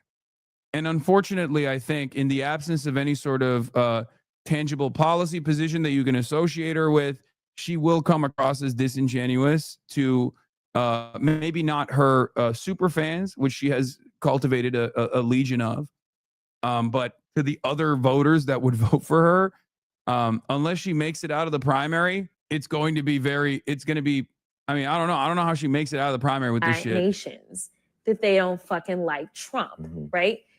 If we lose our allies, now I'm looking at the vulnerability of us, the people that elected me, and I am concerned about whether or not, like, we live in a bubble. You talk about bubbles, we live in a bubble. Because on both sides of us, we got... Mike says something. Liberals see language not as a way to understand each other, to share moments or anything good. To them, language is a tool that makes people give them what they want. And some of chat falls right in every time you weren't here to pick them back up. Jasmine plays a good game for someone so politically inept but not dumb. I don't know. I think, I don't think many people have seen this. I haven't even seen this before. So I think that's probably the reason why, because a lot of people have only seen her highlights, her highlight reels, right? And some people that have seen her highlight reel don't like it. They think, oh, she's loud. I don't like that black woman, like that. Some people feel that way, right? There's like a lot of racial animus. And then some people see that and they really like it, right? And I think, like, the thing I've been very critical of Jasmine Crockett for a long time, because I've always maintained the position that, like, you can't be all smoke and mirrors. You can't be all flash and no meat and potatoes, right? That's the problem. She has the showmanship, which can be polarizing at times, but I think the base wants that, right? They clearly respond positively to Gavin Newsom doing that sort of thing, but she doesn't have the bare bones policy backing. Like there is no. This has been my major gripe with Jasmine Crockett from the start. I always say, anytime I see her popping off on the timeline, what do I always say? I say, look, it's great that she's like sticking it to the Republicans and she's really telling it like it is. But where the fuck's the policy? Okay. Like, we're not trying to sell t-shirts here. You're a politician. You're supposed to fucking have actual tangible goals. Like, you have to fucking make people's lives better. That's what you're supposed to do. Water and north and south, we got pretty decent friends, right? Like we closer with the people up north than we are the people down south. But either way, we got friends. And this is policy, by the way, for the record. It's just really dog shit policy. This is a bad defense of really bad policy. A policy of being pro-Israel. On both sides, right? That don't mean that we are liked in this world. Mm-hmm. Like a lot of people hate us. Mm-hmm. But it's about being able to flex. Like, oh, do you want to play with us? Mm-hmm. It's like, think about like those people that used to go to your school and they had like the biggest family. They had all the brothers and sisters. If you decided you was gonna fight one, you was gonna have to fight the whole family. Right. So you like, forget that, I ain't finna do that, right? But like, my dad got mad at you once for talking about how our dancing on TikTok wasn't helping us. And he was like, dancing is a protest that's been part of us always. And I had to explain to him, well, yeah, I know that and understand that as a black woman myself, but she literally wasn't helping us at that time. And Trump, I believe, still got his way. Yeah. Stop defending her, bro. No one's going to call you racist. This shit is what got us Kamala. Wait, what? Defending her? Yo, can everybody fucking just take a deep breath and try to hear the words that are coming out of my mouth? What the fuck are you talking about? Are you listening to any of the words that are coming out of my mouth? What the fuck? First of all, I already started the conversation. If you think that people aren't going to call me racist for any sort of criticism, you're out of your fucking mind. I already know that that's going to happen. I'm telling you, I don't give a shit about that. Okay. And secondly, you're being weird as fuck about it, especially because I already am criticizing her. The things that I'm criticizing her on, however, is not the aesthetics. The aesthetics, I don't think, are a negative here. The aesthetics, as a matter of fact, given where the base is actually a positive for her. Okay? The issue here is perhaps the most consequential problem at the heart of the Democratic Party. Okay? She doesn't have good policy prescriptions that she can anchor her charismatic campaign run around. Okay? Like, oh, we have to flex our military power overseas. Like, who the fuck wants that, man? People, like, she got it right over here. Okay? She got it right here. People actually don't care about foreign policy. People care about, like, how am I gonna make rent? How am I gonna put food on my table? She's right. And then she goes back to, and that's the reason why we have to defend Israel, because we have to flex on our enemies. There's a lot of people who hate us. Oh, what are you fucking saying? What are you saying? I just don't understand it, especially because she's currently wearing a t-shirt that says bleach blonde bad body, right? Because she dunked on Marjorie Taylor Greene and a lot of people liked it. Marjorie Taylor Greene is more woke than she is on Israel. How the fuck is that the current affairs in the United States of America right now? Are you fucking kidding me? Are you fucking kidding me? I'm sorry. That is unacceptable. Wake the fuck up. God damn, dude. What game are we playing here? Marjorie Taylor Greene, under no circumstances, should be better than a Democrat trying to run for fucking Senate on Israel. Okay? That right there is a major fucking issue. Be adults. Do you want to fucking beat Republicans, or do you just want a crumb of power so you can fucking get? They like kept meticulous details about the people that they were, right? And it's the same with like Jeffrey Epstein, where he was just like detailing every aspect of his life. And I guess like for him it makes a lot of sense, because like this is part of the job, right? You were doing that, you were filming everything because you wanted to have blackmail, or people like myself consistently covering Jeffrey Epstein's connections to the state of Israel, and people are seeing it. And then New York Times rarely covers it at all, if they ever offered any coverage. It's marginal, and it's a buried lead in the in the background of a story about some other shit related to Jeffrey Epstein. Breaking news. In the last few moments, further files relating to the pedophile Jeffrey Epstein have been released in the US.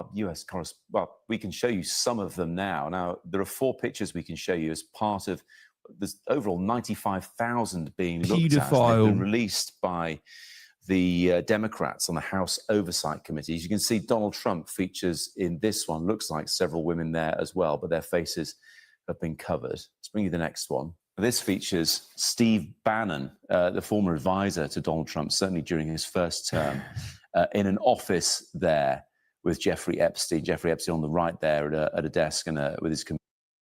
Yeah, for the record, very interesting. I don't know what's going on in this frame picture, by the way. This is very strange, but this is something that I've talked about quite a bit.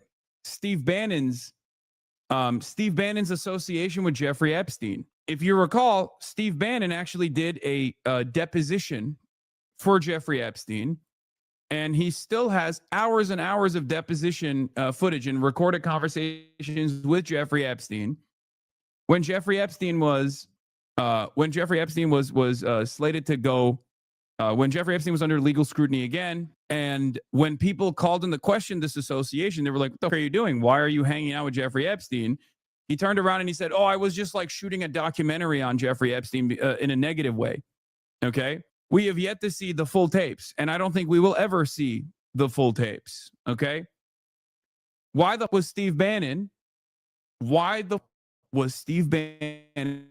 hanging out with Jeffrey Epstein like this? Recent TrueAnon eps go deep into the Bannon part of the oversight dump for curious chatters. Yeah, TrueAnon's all over this.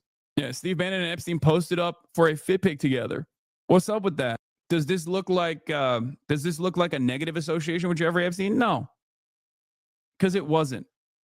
It never was, by the way. He tried to present it as such after the fact, after he got caught, because he was doing a trial run for Jeffrey Epstein. He was trying to do PR for Jeffrey Epstein, but they were boys. Computer. And we can go to our US correspondent, David Blevins, who joins me now. David, a lot of people have been pushing for this kind of thing. The Democrats have released, well, there's a handful we're showing, but there's a huge tranche. Yeah. In a late hour bid to restore his reputation after Miami Herald and other stories question his plea deal, Epstein engaged Steve Bannon to help prepare him for a major PR push. That is precisely what this was, okay? Make no mistake. Steve Bannon claims that this wasn't the case now, but that is absolutely the reason why he was connected to Jeffrey Epstein. That's the reason why he linked up with Jeffrey Epstein. This photo is, I assume, of a victim, maybe that's why it's censored, because like the only faces that are censored from the oversight Dems is usually like the victims of Jeffrey Epstein, and I can't tell what this looks like. I don't know if it's like, yeah, it's a framed pic. This dude has some freaky ass shit too. Like he just has so many freaky ass photos all over his house, dude. It's just so nutty, so disturbing. It looks like a foot with the sock brand cut out. What? Yeah, the bar is over their face. That's a person. That's the reason why it's censored. The only people that are censored on these in these photos that they're releasing are people who are not like implicated or are victims. Okay. In any case, let's get to it. Of something like 95,000 as part of this latest dump. Yes, Matt, let me try to explain what exactly has happened in the last few minutes. The Democrats on the House Oversight Committee, that is the committee on Capitol Hill investigating crimes carried out by Jeffrey Epstein, have received, they say, 95,000 images from the Epstein estate. They have now released 19 of those images, and they are striking. 3 of them are images of the President of the United States, Donald Trump.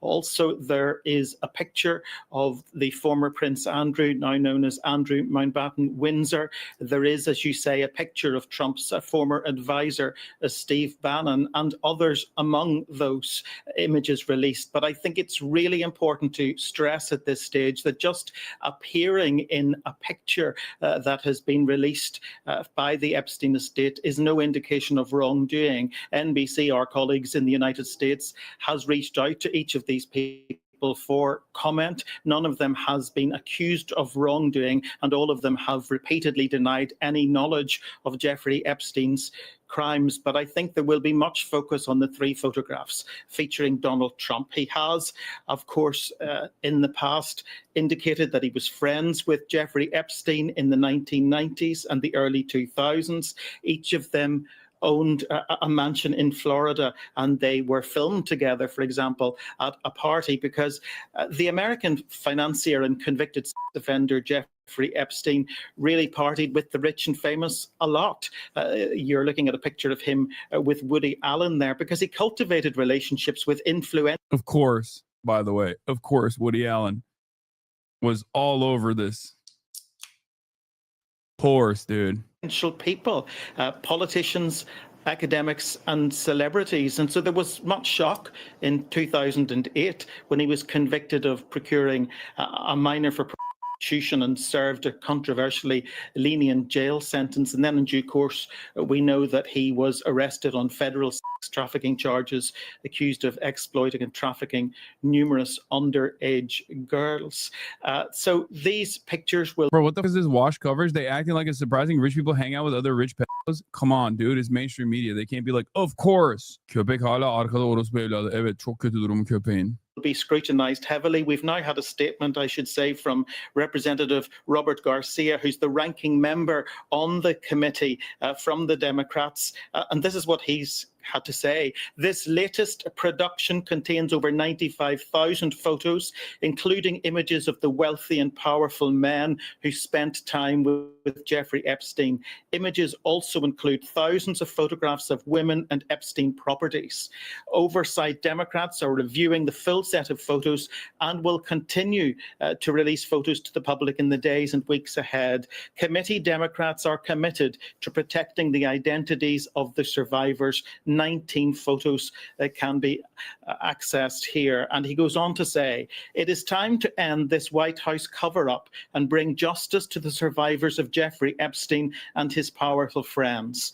There's something so strange about these guys is like the same with Nazis, right? They like kept meticulous details about the people that they were killing, right? And it's the same with like Jeffrey Epstein, where he was just like detailing every aspect of his life. And I guess like for him, it makes a lot of sense because like this is part of the job, right? You were doing that. You were filming everything because you wanted to have blackmail, But one of the things that I find somewhat strange, if I'm being a little cynical here, I think that the actual meat and potatoes beyond the famous celebrities and beyond the allegations or which celebrity was actually engaging in like a relationship with Jeffrey Epstein specifically for the file sex trafficking stuff. There's also a shit ton of financial crimes that were taking place, money laundering and the like, and that every day that the media talks about like the most interesting angle from the public perspective, the stuff, is a day where they're not talking about the financial angle, because there is money laundering that took place. There is a tremendous there is an unlimited amount of paper trail, okay? And for some reason we just don't talk about that stuff at all. The media never talks about the Israel angle. The media never talks about the weapons trafficking. The media, if at all, talks about the financial aspect of this. Let's be real. Nobody cares about the financial angle. I care about that. That's the most significant part of this. Beyond the pedophile sex trafficking, like that was the most consistent thing that he did. It's crazy that we still don't know how Jeffrey Epstein made billions of dollars. Like is that normal? Also, I am a firm and committed believer that like that was overlapping. Like the blackmail and the sex trafficking and the weapons trafficking went hand in hand with the espionage element, and the proof, in my opinion, is in the paper trail. And that is the one aspect of this story that rarely ever gets mentioned, alongside the Israel angle, of course, especially in mainstream media. We're getting closer to where Epstein's power came from, although we're not all the way there yet. But this is also how he became a powerful shot caller with his own office at Harvard. Wexner paid tens of millions to fund a public service program for Israeli officials there. New leaked emails show that Jeffrey Epstein sat at the head of a powerful financial empire, built to funnel money to promote Israeli interests in the United States. Epstein had power of attorney over the fortune of billionaire Les Wexner. For those of you who don't know, the founder and owner of L brands like Victoria's Secret and the like. This is how he was able to accrue billions of dollars, right? Even his New York mansion was basically gifted to him by Les Wexner. This is stuff that we do know. But his emails reveal he was also a shot caller in his powerful philanthropic foundation, which has channeled hundreds of millions of dollars to Israel-linked causes in America over the past several decades. So this aspect of it was suspected, and yet the Wexner Foundation had actually said that Jeffrey Epstein had no decision-making power at all at the Wexner Foundation.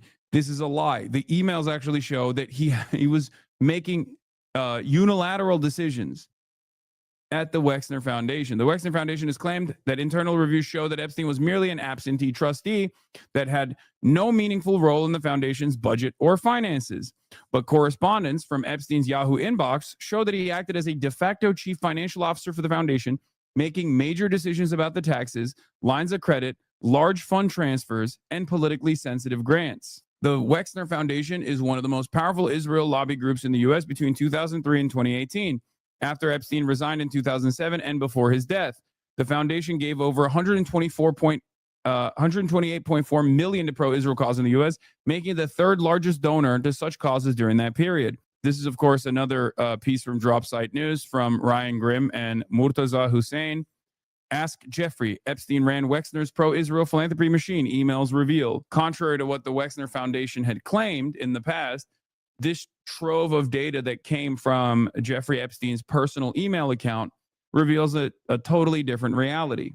There was a front-facing side that was acceptable, like Victoria's Secret, and the stuff in the background. He had the opportunity in an acceptable society and immoral society. I think Victoria's Secret was used to promote young girl women as desirable, pretty gross. I mean, it's the fashion industry, because the fashion industry definitely is in a gray area with like what Jeffrey Epstein was doing that we consider to be immoral. They do it with regular frequency. That is the reason why he was able to work within the confines of the fashion industry with ease, because most people saw it as like, oh, it's the same thing that people are doing. It's just more of that. It's basically like a lighter version of sex trafficking, right? Disturbing photos raise even more questions about Epstein and his relationship with some of the most powerful men in the world. We will not rest until the American people get the truth.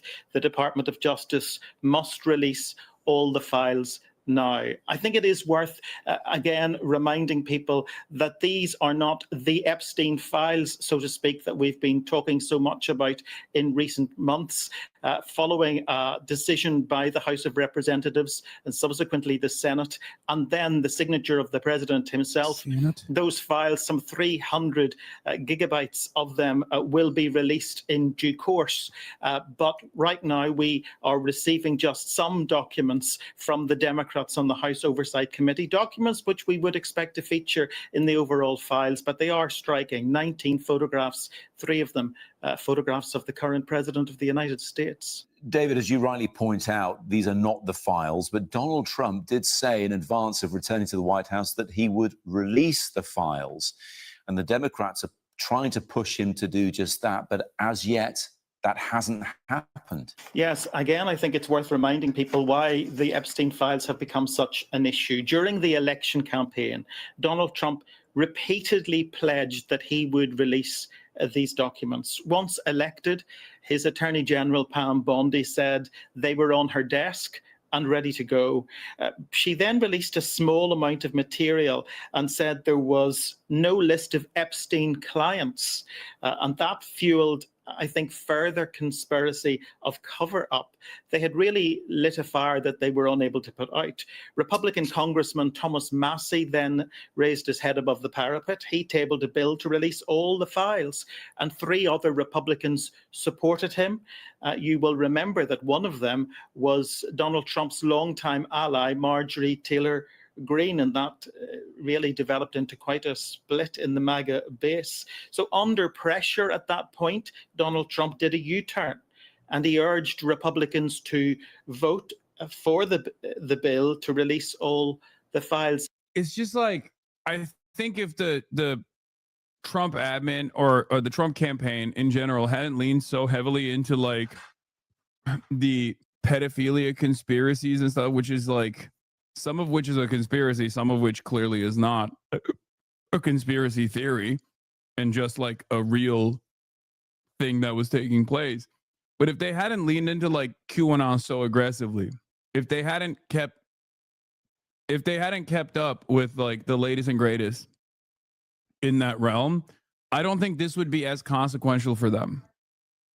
But because they did, obviously because they like consistently offered their base, their most loyal fans, red meat over and over again, this is something that they are going to continue demanding. This is a promise that you made and a promise that you're not keeping. And it's quite weird. It's quite strange. If you are known for promises made, promises kept, people are just going to turn around and be like, why aren't you keeping this promise? And they're going to start assuming that the reason why you're not keeping this promise is because you yourself are deeply implicated. And all but one Republican on the Hill did just that. And since then, we've been waiting for the Epstein files to be released. As I say, there are hundreds of thousands of pages, digital records and other media related to criminal investigations into Jeffrey Epstein. The Epstein files, that's really material that has been collected by law enforcement, FBI, and the Department of Justice. And according to the Department of Justice, the archive includes over 300 gigabytes of data and physical evidence. So really, the material that has dropped this morning is literally a drop in the ocean. And 95,000 images, the Democrats on the Oversight Committee say they have received, images including one you're looking at of the former president of the United States, Bill Clinton, alongside Jeffrey Epstein and his girlfriend and co-accused Ghislaine Maxwell. Between those two men, there is also pictures, as we've seen, of the current president, Donald Trump, a picture of his former advisor, Steve Bannon, and one, we understand, of Andrew Mountbatten Windsor. I will never forgive the Democrats for leaning into defending Bill Clinton instead of just like dumping boatloads of this data, or at least like leaning into the suspicion that, Jeffrey Epstein was deeply tied to Donald Trump during the election. Okay. It's just so, nope. They had to defend Bill Clinton. Okay, so they couldn't touch the Jeffrey Epstein stuff. They had to protect Israel. They had to protect Bill Clinton. They couldn't touch the Jeffrey Epstein stuff. And now that they are out of power, they can chirp about it nonstop. Again, I'm going to stress that just being pictured with Jeffrey Epstein or having your picture released by the Oversight Committee or members of that committee does not indicate wrongdoing. NBC, our colleagues in the United States, have reached out to each of these people for comment, but they have previously denied any wrongdoing and any knowledge of Epstein's crimes. David, they've only released 19. We're showing a handful of them now. Clearly, some people's identities have been protected in these photos, others not. We're looking at that one of Steve Bannon with Jeffrey Epstein now. But 95,000 to work through. Are they working through these and holding them back because of decency or privacy issues? What would be the reasons for not releasing more? Also, look at this one, dude. This dude is straight up in the cut, producing movies alongside Woody Allen. If we didn't already know enough about Woody Allen's background and how strange of a person he is, this would come as a surprise. But just fork found in the kitchen, I guess, at this point. This point in time. Legal reasons and political reasons. There has been a legal change just in the last couple of days in that judges have ruled, for example, that material which had previously been sealed could be unsealed. That was grand jury material relating to prosecution. Bro, even Cheryl Hines, dude, RFK Jr.'s now wife, every single person, dude. What is going on? Of Jeffrey Epstein and Ghislaine Maxwell. Now, for anyone who is That's not Cheryl, it's a Victoria's Secret model. Oh, really? Familiar with the judicial process in the United My States, bad. material goes to a grand jury, and it How is can you tell that Cheryl? That could be any white woman on the planet. I mean, chatters are correcting me.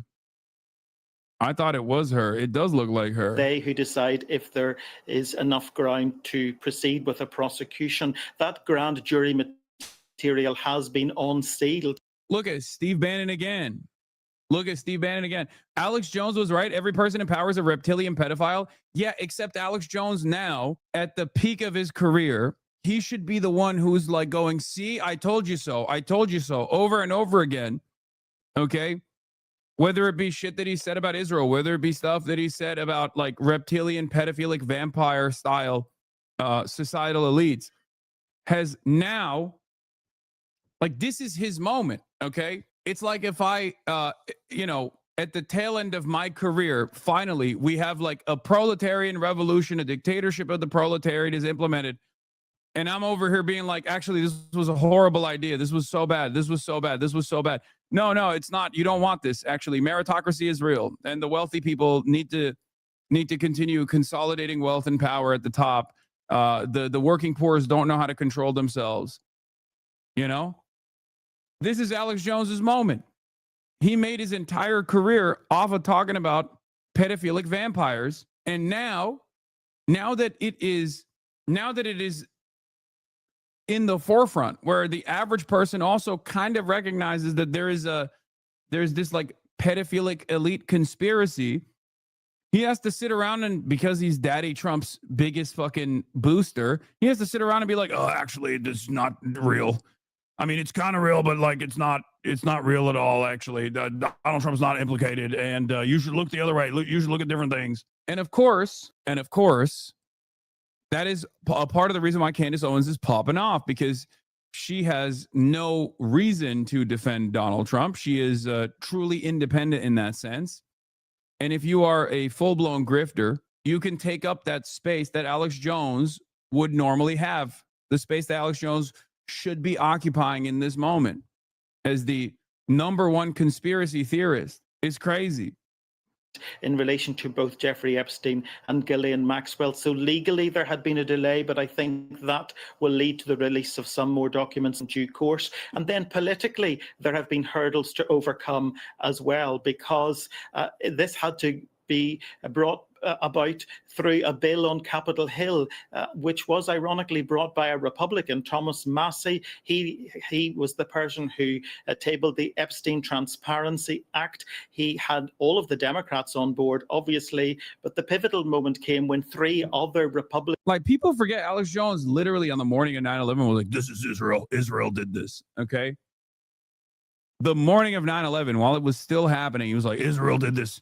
I can't believe Israel did this. He was anti-George W. Bush, and then Obama one-shotted him, okay? And then Donald Trump basically brought him in to, like, acceptability by really pushing the boundaries. Donald Trump actually, when he was running for president, went on Alex Jones' show on InfoWars. A lot of people forget, back in 2016. And then he won. And then Alex Jones was seen as like a normal, I guess, somewhat of a normal part of the, at least for the right, somewhat of a normal part of the commentariat.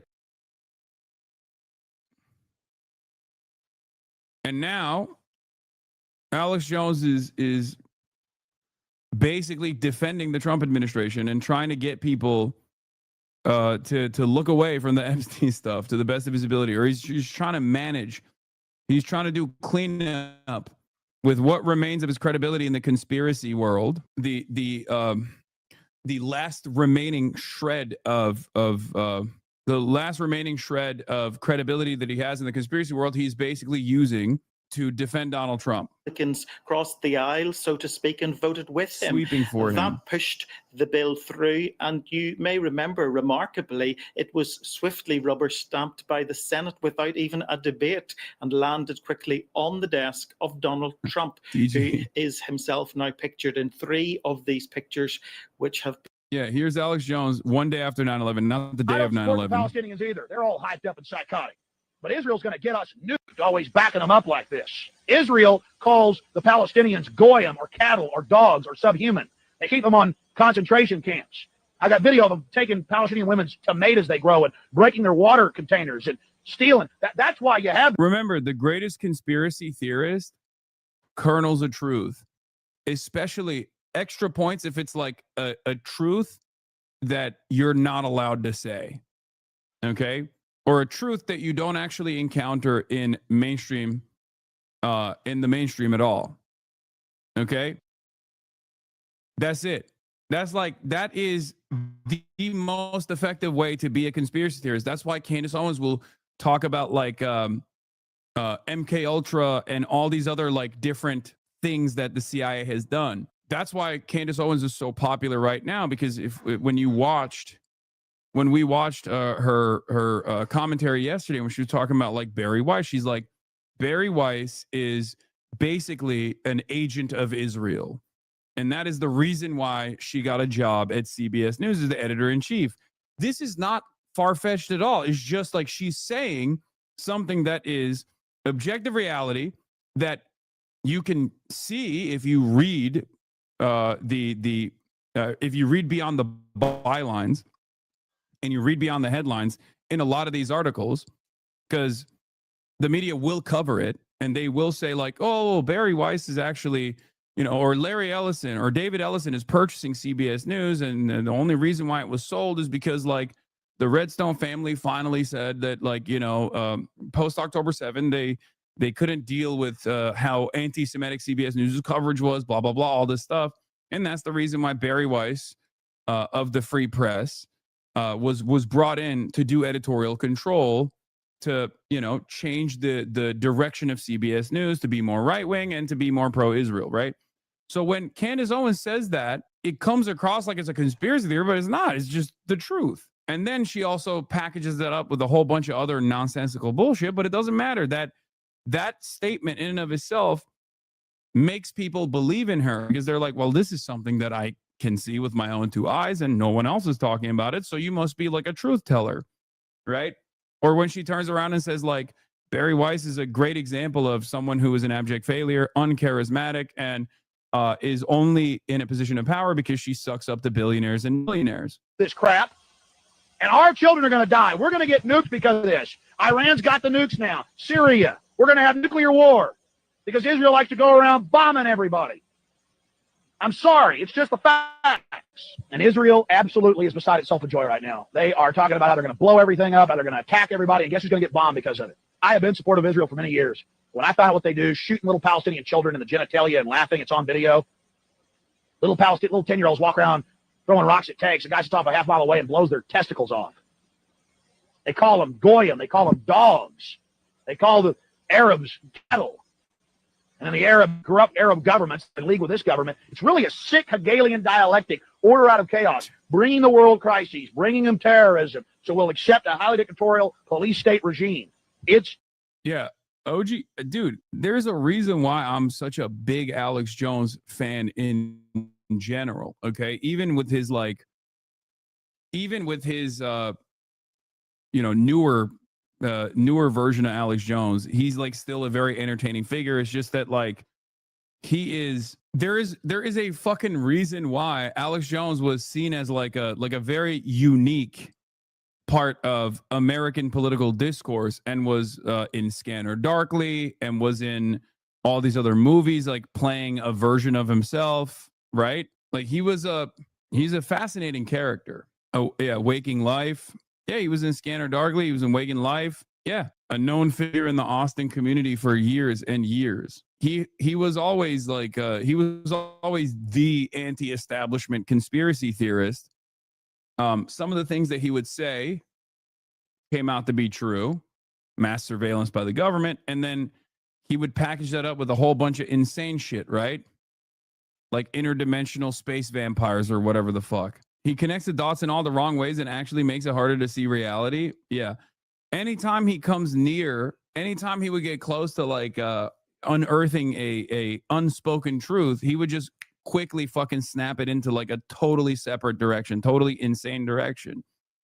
Which is part of the reason why I would always say, like, I think he's a government agent. If Alex Jones is not a government agent, then the government would create someone exactly like Alex Jones, because he so perfectly would belittle.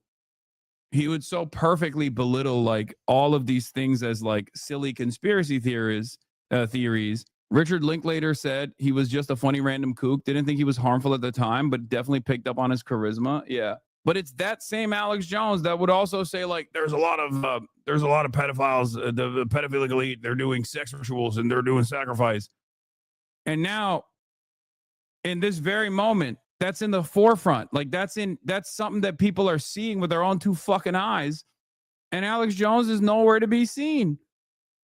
In the moments where he does talk about this shit, he spends most of the time talking about how he's actually fighting the deep state still. The current president, Donald Trump, who's my friend, is fighting the deep state. He's a white hat pedophile. Kimi kızdırdıysan artık buradaki forumlarda bile 2 aydır falan linç kampanyasını yürütüyorlar. Oğlum siktir et, ne olacak amına koyayım.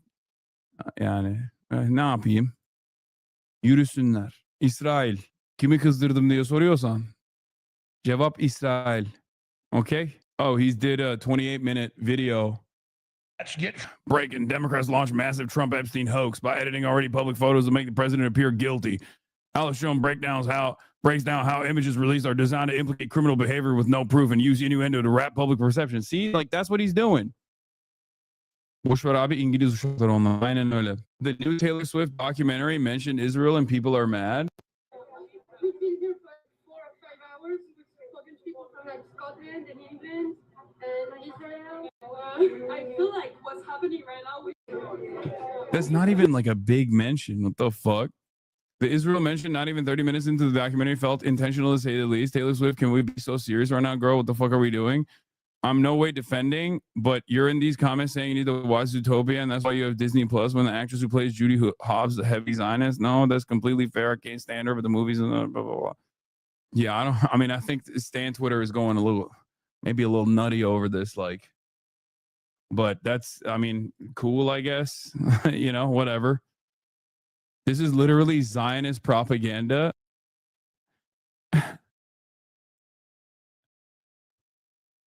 What the fuck? Anyway, free Palestine, fuck Israel, and fuck Taylor Swift too. God damn. 135K likes and another one. You're not powerful if you don't use your voice for the greater good. You're a narcissist when everything is about you and your career. Being silent equals cowardice and complacency. Forbes names Taylor Swift the most powerful female artist in the world. 135,000 likes. Y'all are mad because Taylor has fans globally in every country. Calling Israel a country, hashtag I know what you are. It's so funny because most famously in Israel, before all the stuff, literally was that a Swiftie with a very famous Taylor Swift account was inactive for months. And then she came out and said, hey guys, sorry for being inactive on the Taylor Swift updates account. I was in prison. And then people said, I got arrested. And people said, why did you get arrested? And she said, I refused to serve in the IDF. So the most famous like Swiftie in Israel was unironically an anti-Zionist conscientious objector. So it's kind of crazy that Taylor Swift cannot outflank her fans on this issue. Not lying, I think about her once a week. No, she's dope. She's amazing. Yeah, update is most of you know I haven't been very active in the past couple of months because I was in prison. I'm back now though. More Taylor Swift updates coming soon. OMGY. I refused to join the IDF, Lamau. Yeah. From the 2nd of April, 2019. This Taylor Swift stan took a stand in solidarity with Palestinians. Today, 2 years ago, the 19-year-old Israeli girl behind Legit Tay Updates was released from prison, account suspended now, by the way, after refusing to join the Israeli military. During her 2-month sentence, she still gave updates from the update. I'm still in prison, Lamau, but I asked a visiting friend to post this. Can y'all stop making comments on Taylor's body? She'll let us know when/if she's pregnant. Calm down. I love that Israelis with bare minimum moral compass are touted as heroes while the actual resistance remains consistently demonized even by leftist condom hummus. Okay, but why are you fucking bringing that up in here when I'm called a terrorist every single fucking day? And still to this day, people say I'm a deeply anti-Semitic terrorist because I don't do that. Okay, I do both. I understand that every person plays a different role in this process. So I don't know why you're coming in here and doing it to me when I'm trying to do my very best to fucking destigmatize resisting militarily against a fucking apartheid state that's conducting a goddamn genocide. Okay? You're not wrong with the overall point, though. You're not wrong about the overall point, but this also kind of feels like you're minimizing the impact of people who are conscientious objectors doing the very most they can do within their own, their own personal development. Like, it's not like they asked to be born in fucking Israel. What are you supposed to do? They're doing the best, more than many others do, right? So I'm never gonna fucking shit on them. I don't do that. I don't play that game at all. Like, I'm not gonna fucking yell at a person who literally went to prison. I am going to celebrate that. Okay, yeah, especially when like there are a shit ton of people who, I mean, this person was doing this in 2019, right? Like, there are a lot of people who just found out about Israel, right? Yeah, nobody's saying yell at them as part of doing commentary. I'm adding a supplementary point. I think a better way to the better way to do that is not by saying Israel compass, because you aren't just saying, you are kind of saying that these are people who are doing like, the bare minimum. It's crazy. You're undercutting it, a little bit. But it's kind of funny because, like, if you ask Palestinians living in Gaza how they feel about conscientious objectors, they are infinitely more excited. Not even at the prospect that there are conscientious objectors, but also they're more stoked about people who even like will go to the West Bank and try to make sure that people can actually engage in like olive harvest and things like that. That's a huge thing. Yeah, people tweeting is the bare minimum. People writing in my chat is the bare minimum. What we're doing is the bare minimum. Going to prison is, I don't think, the bare minimum. Anyway, where were we? I think more so about the general population looking at these objectors in a more nuanced way than, say, Hamas or a PFLP militant fighting back. Yeah.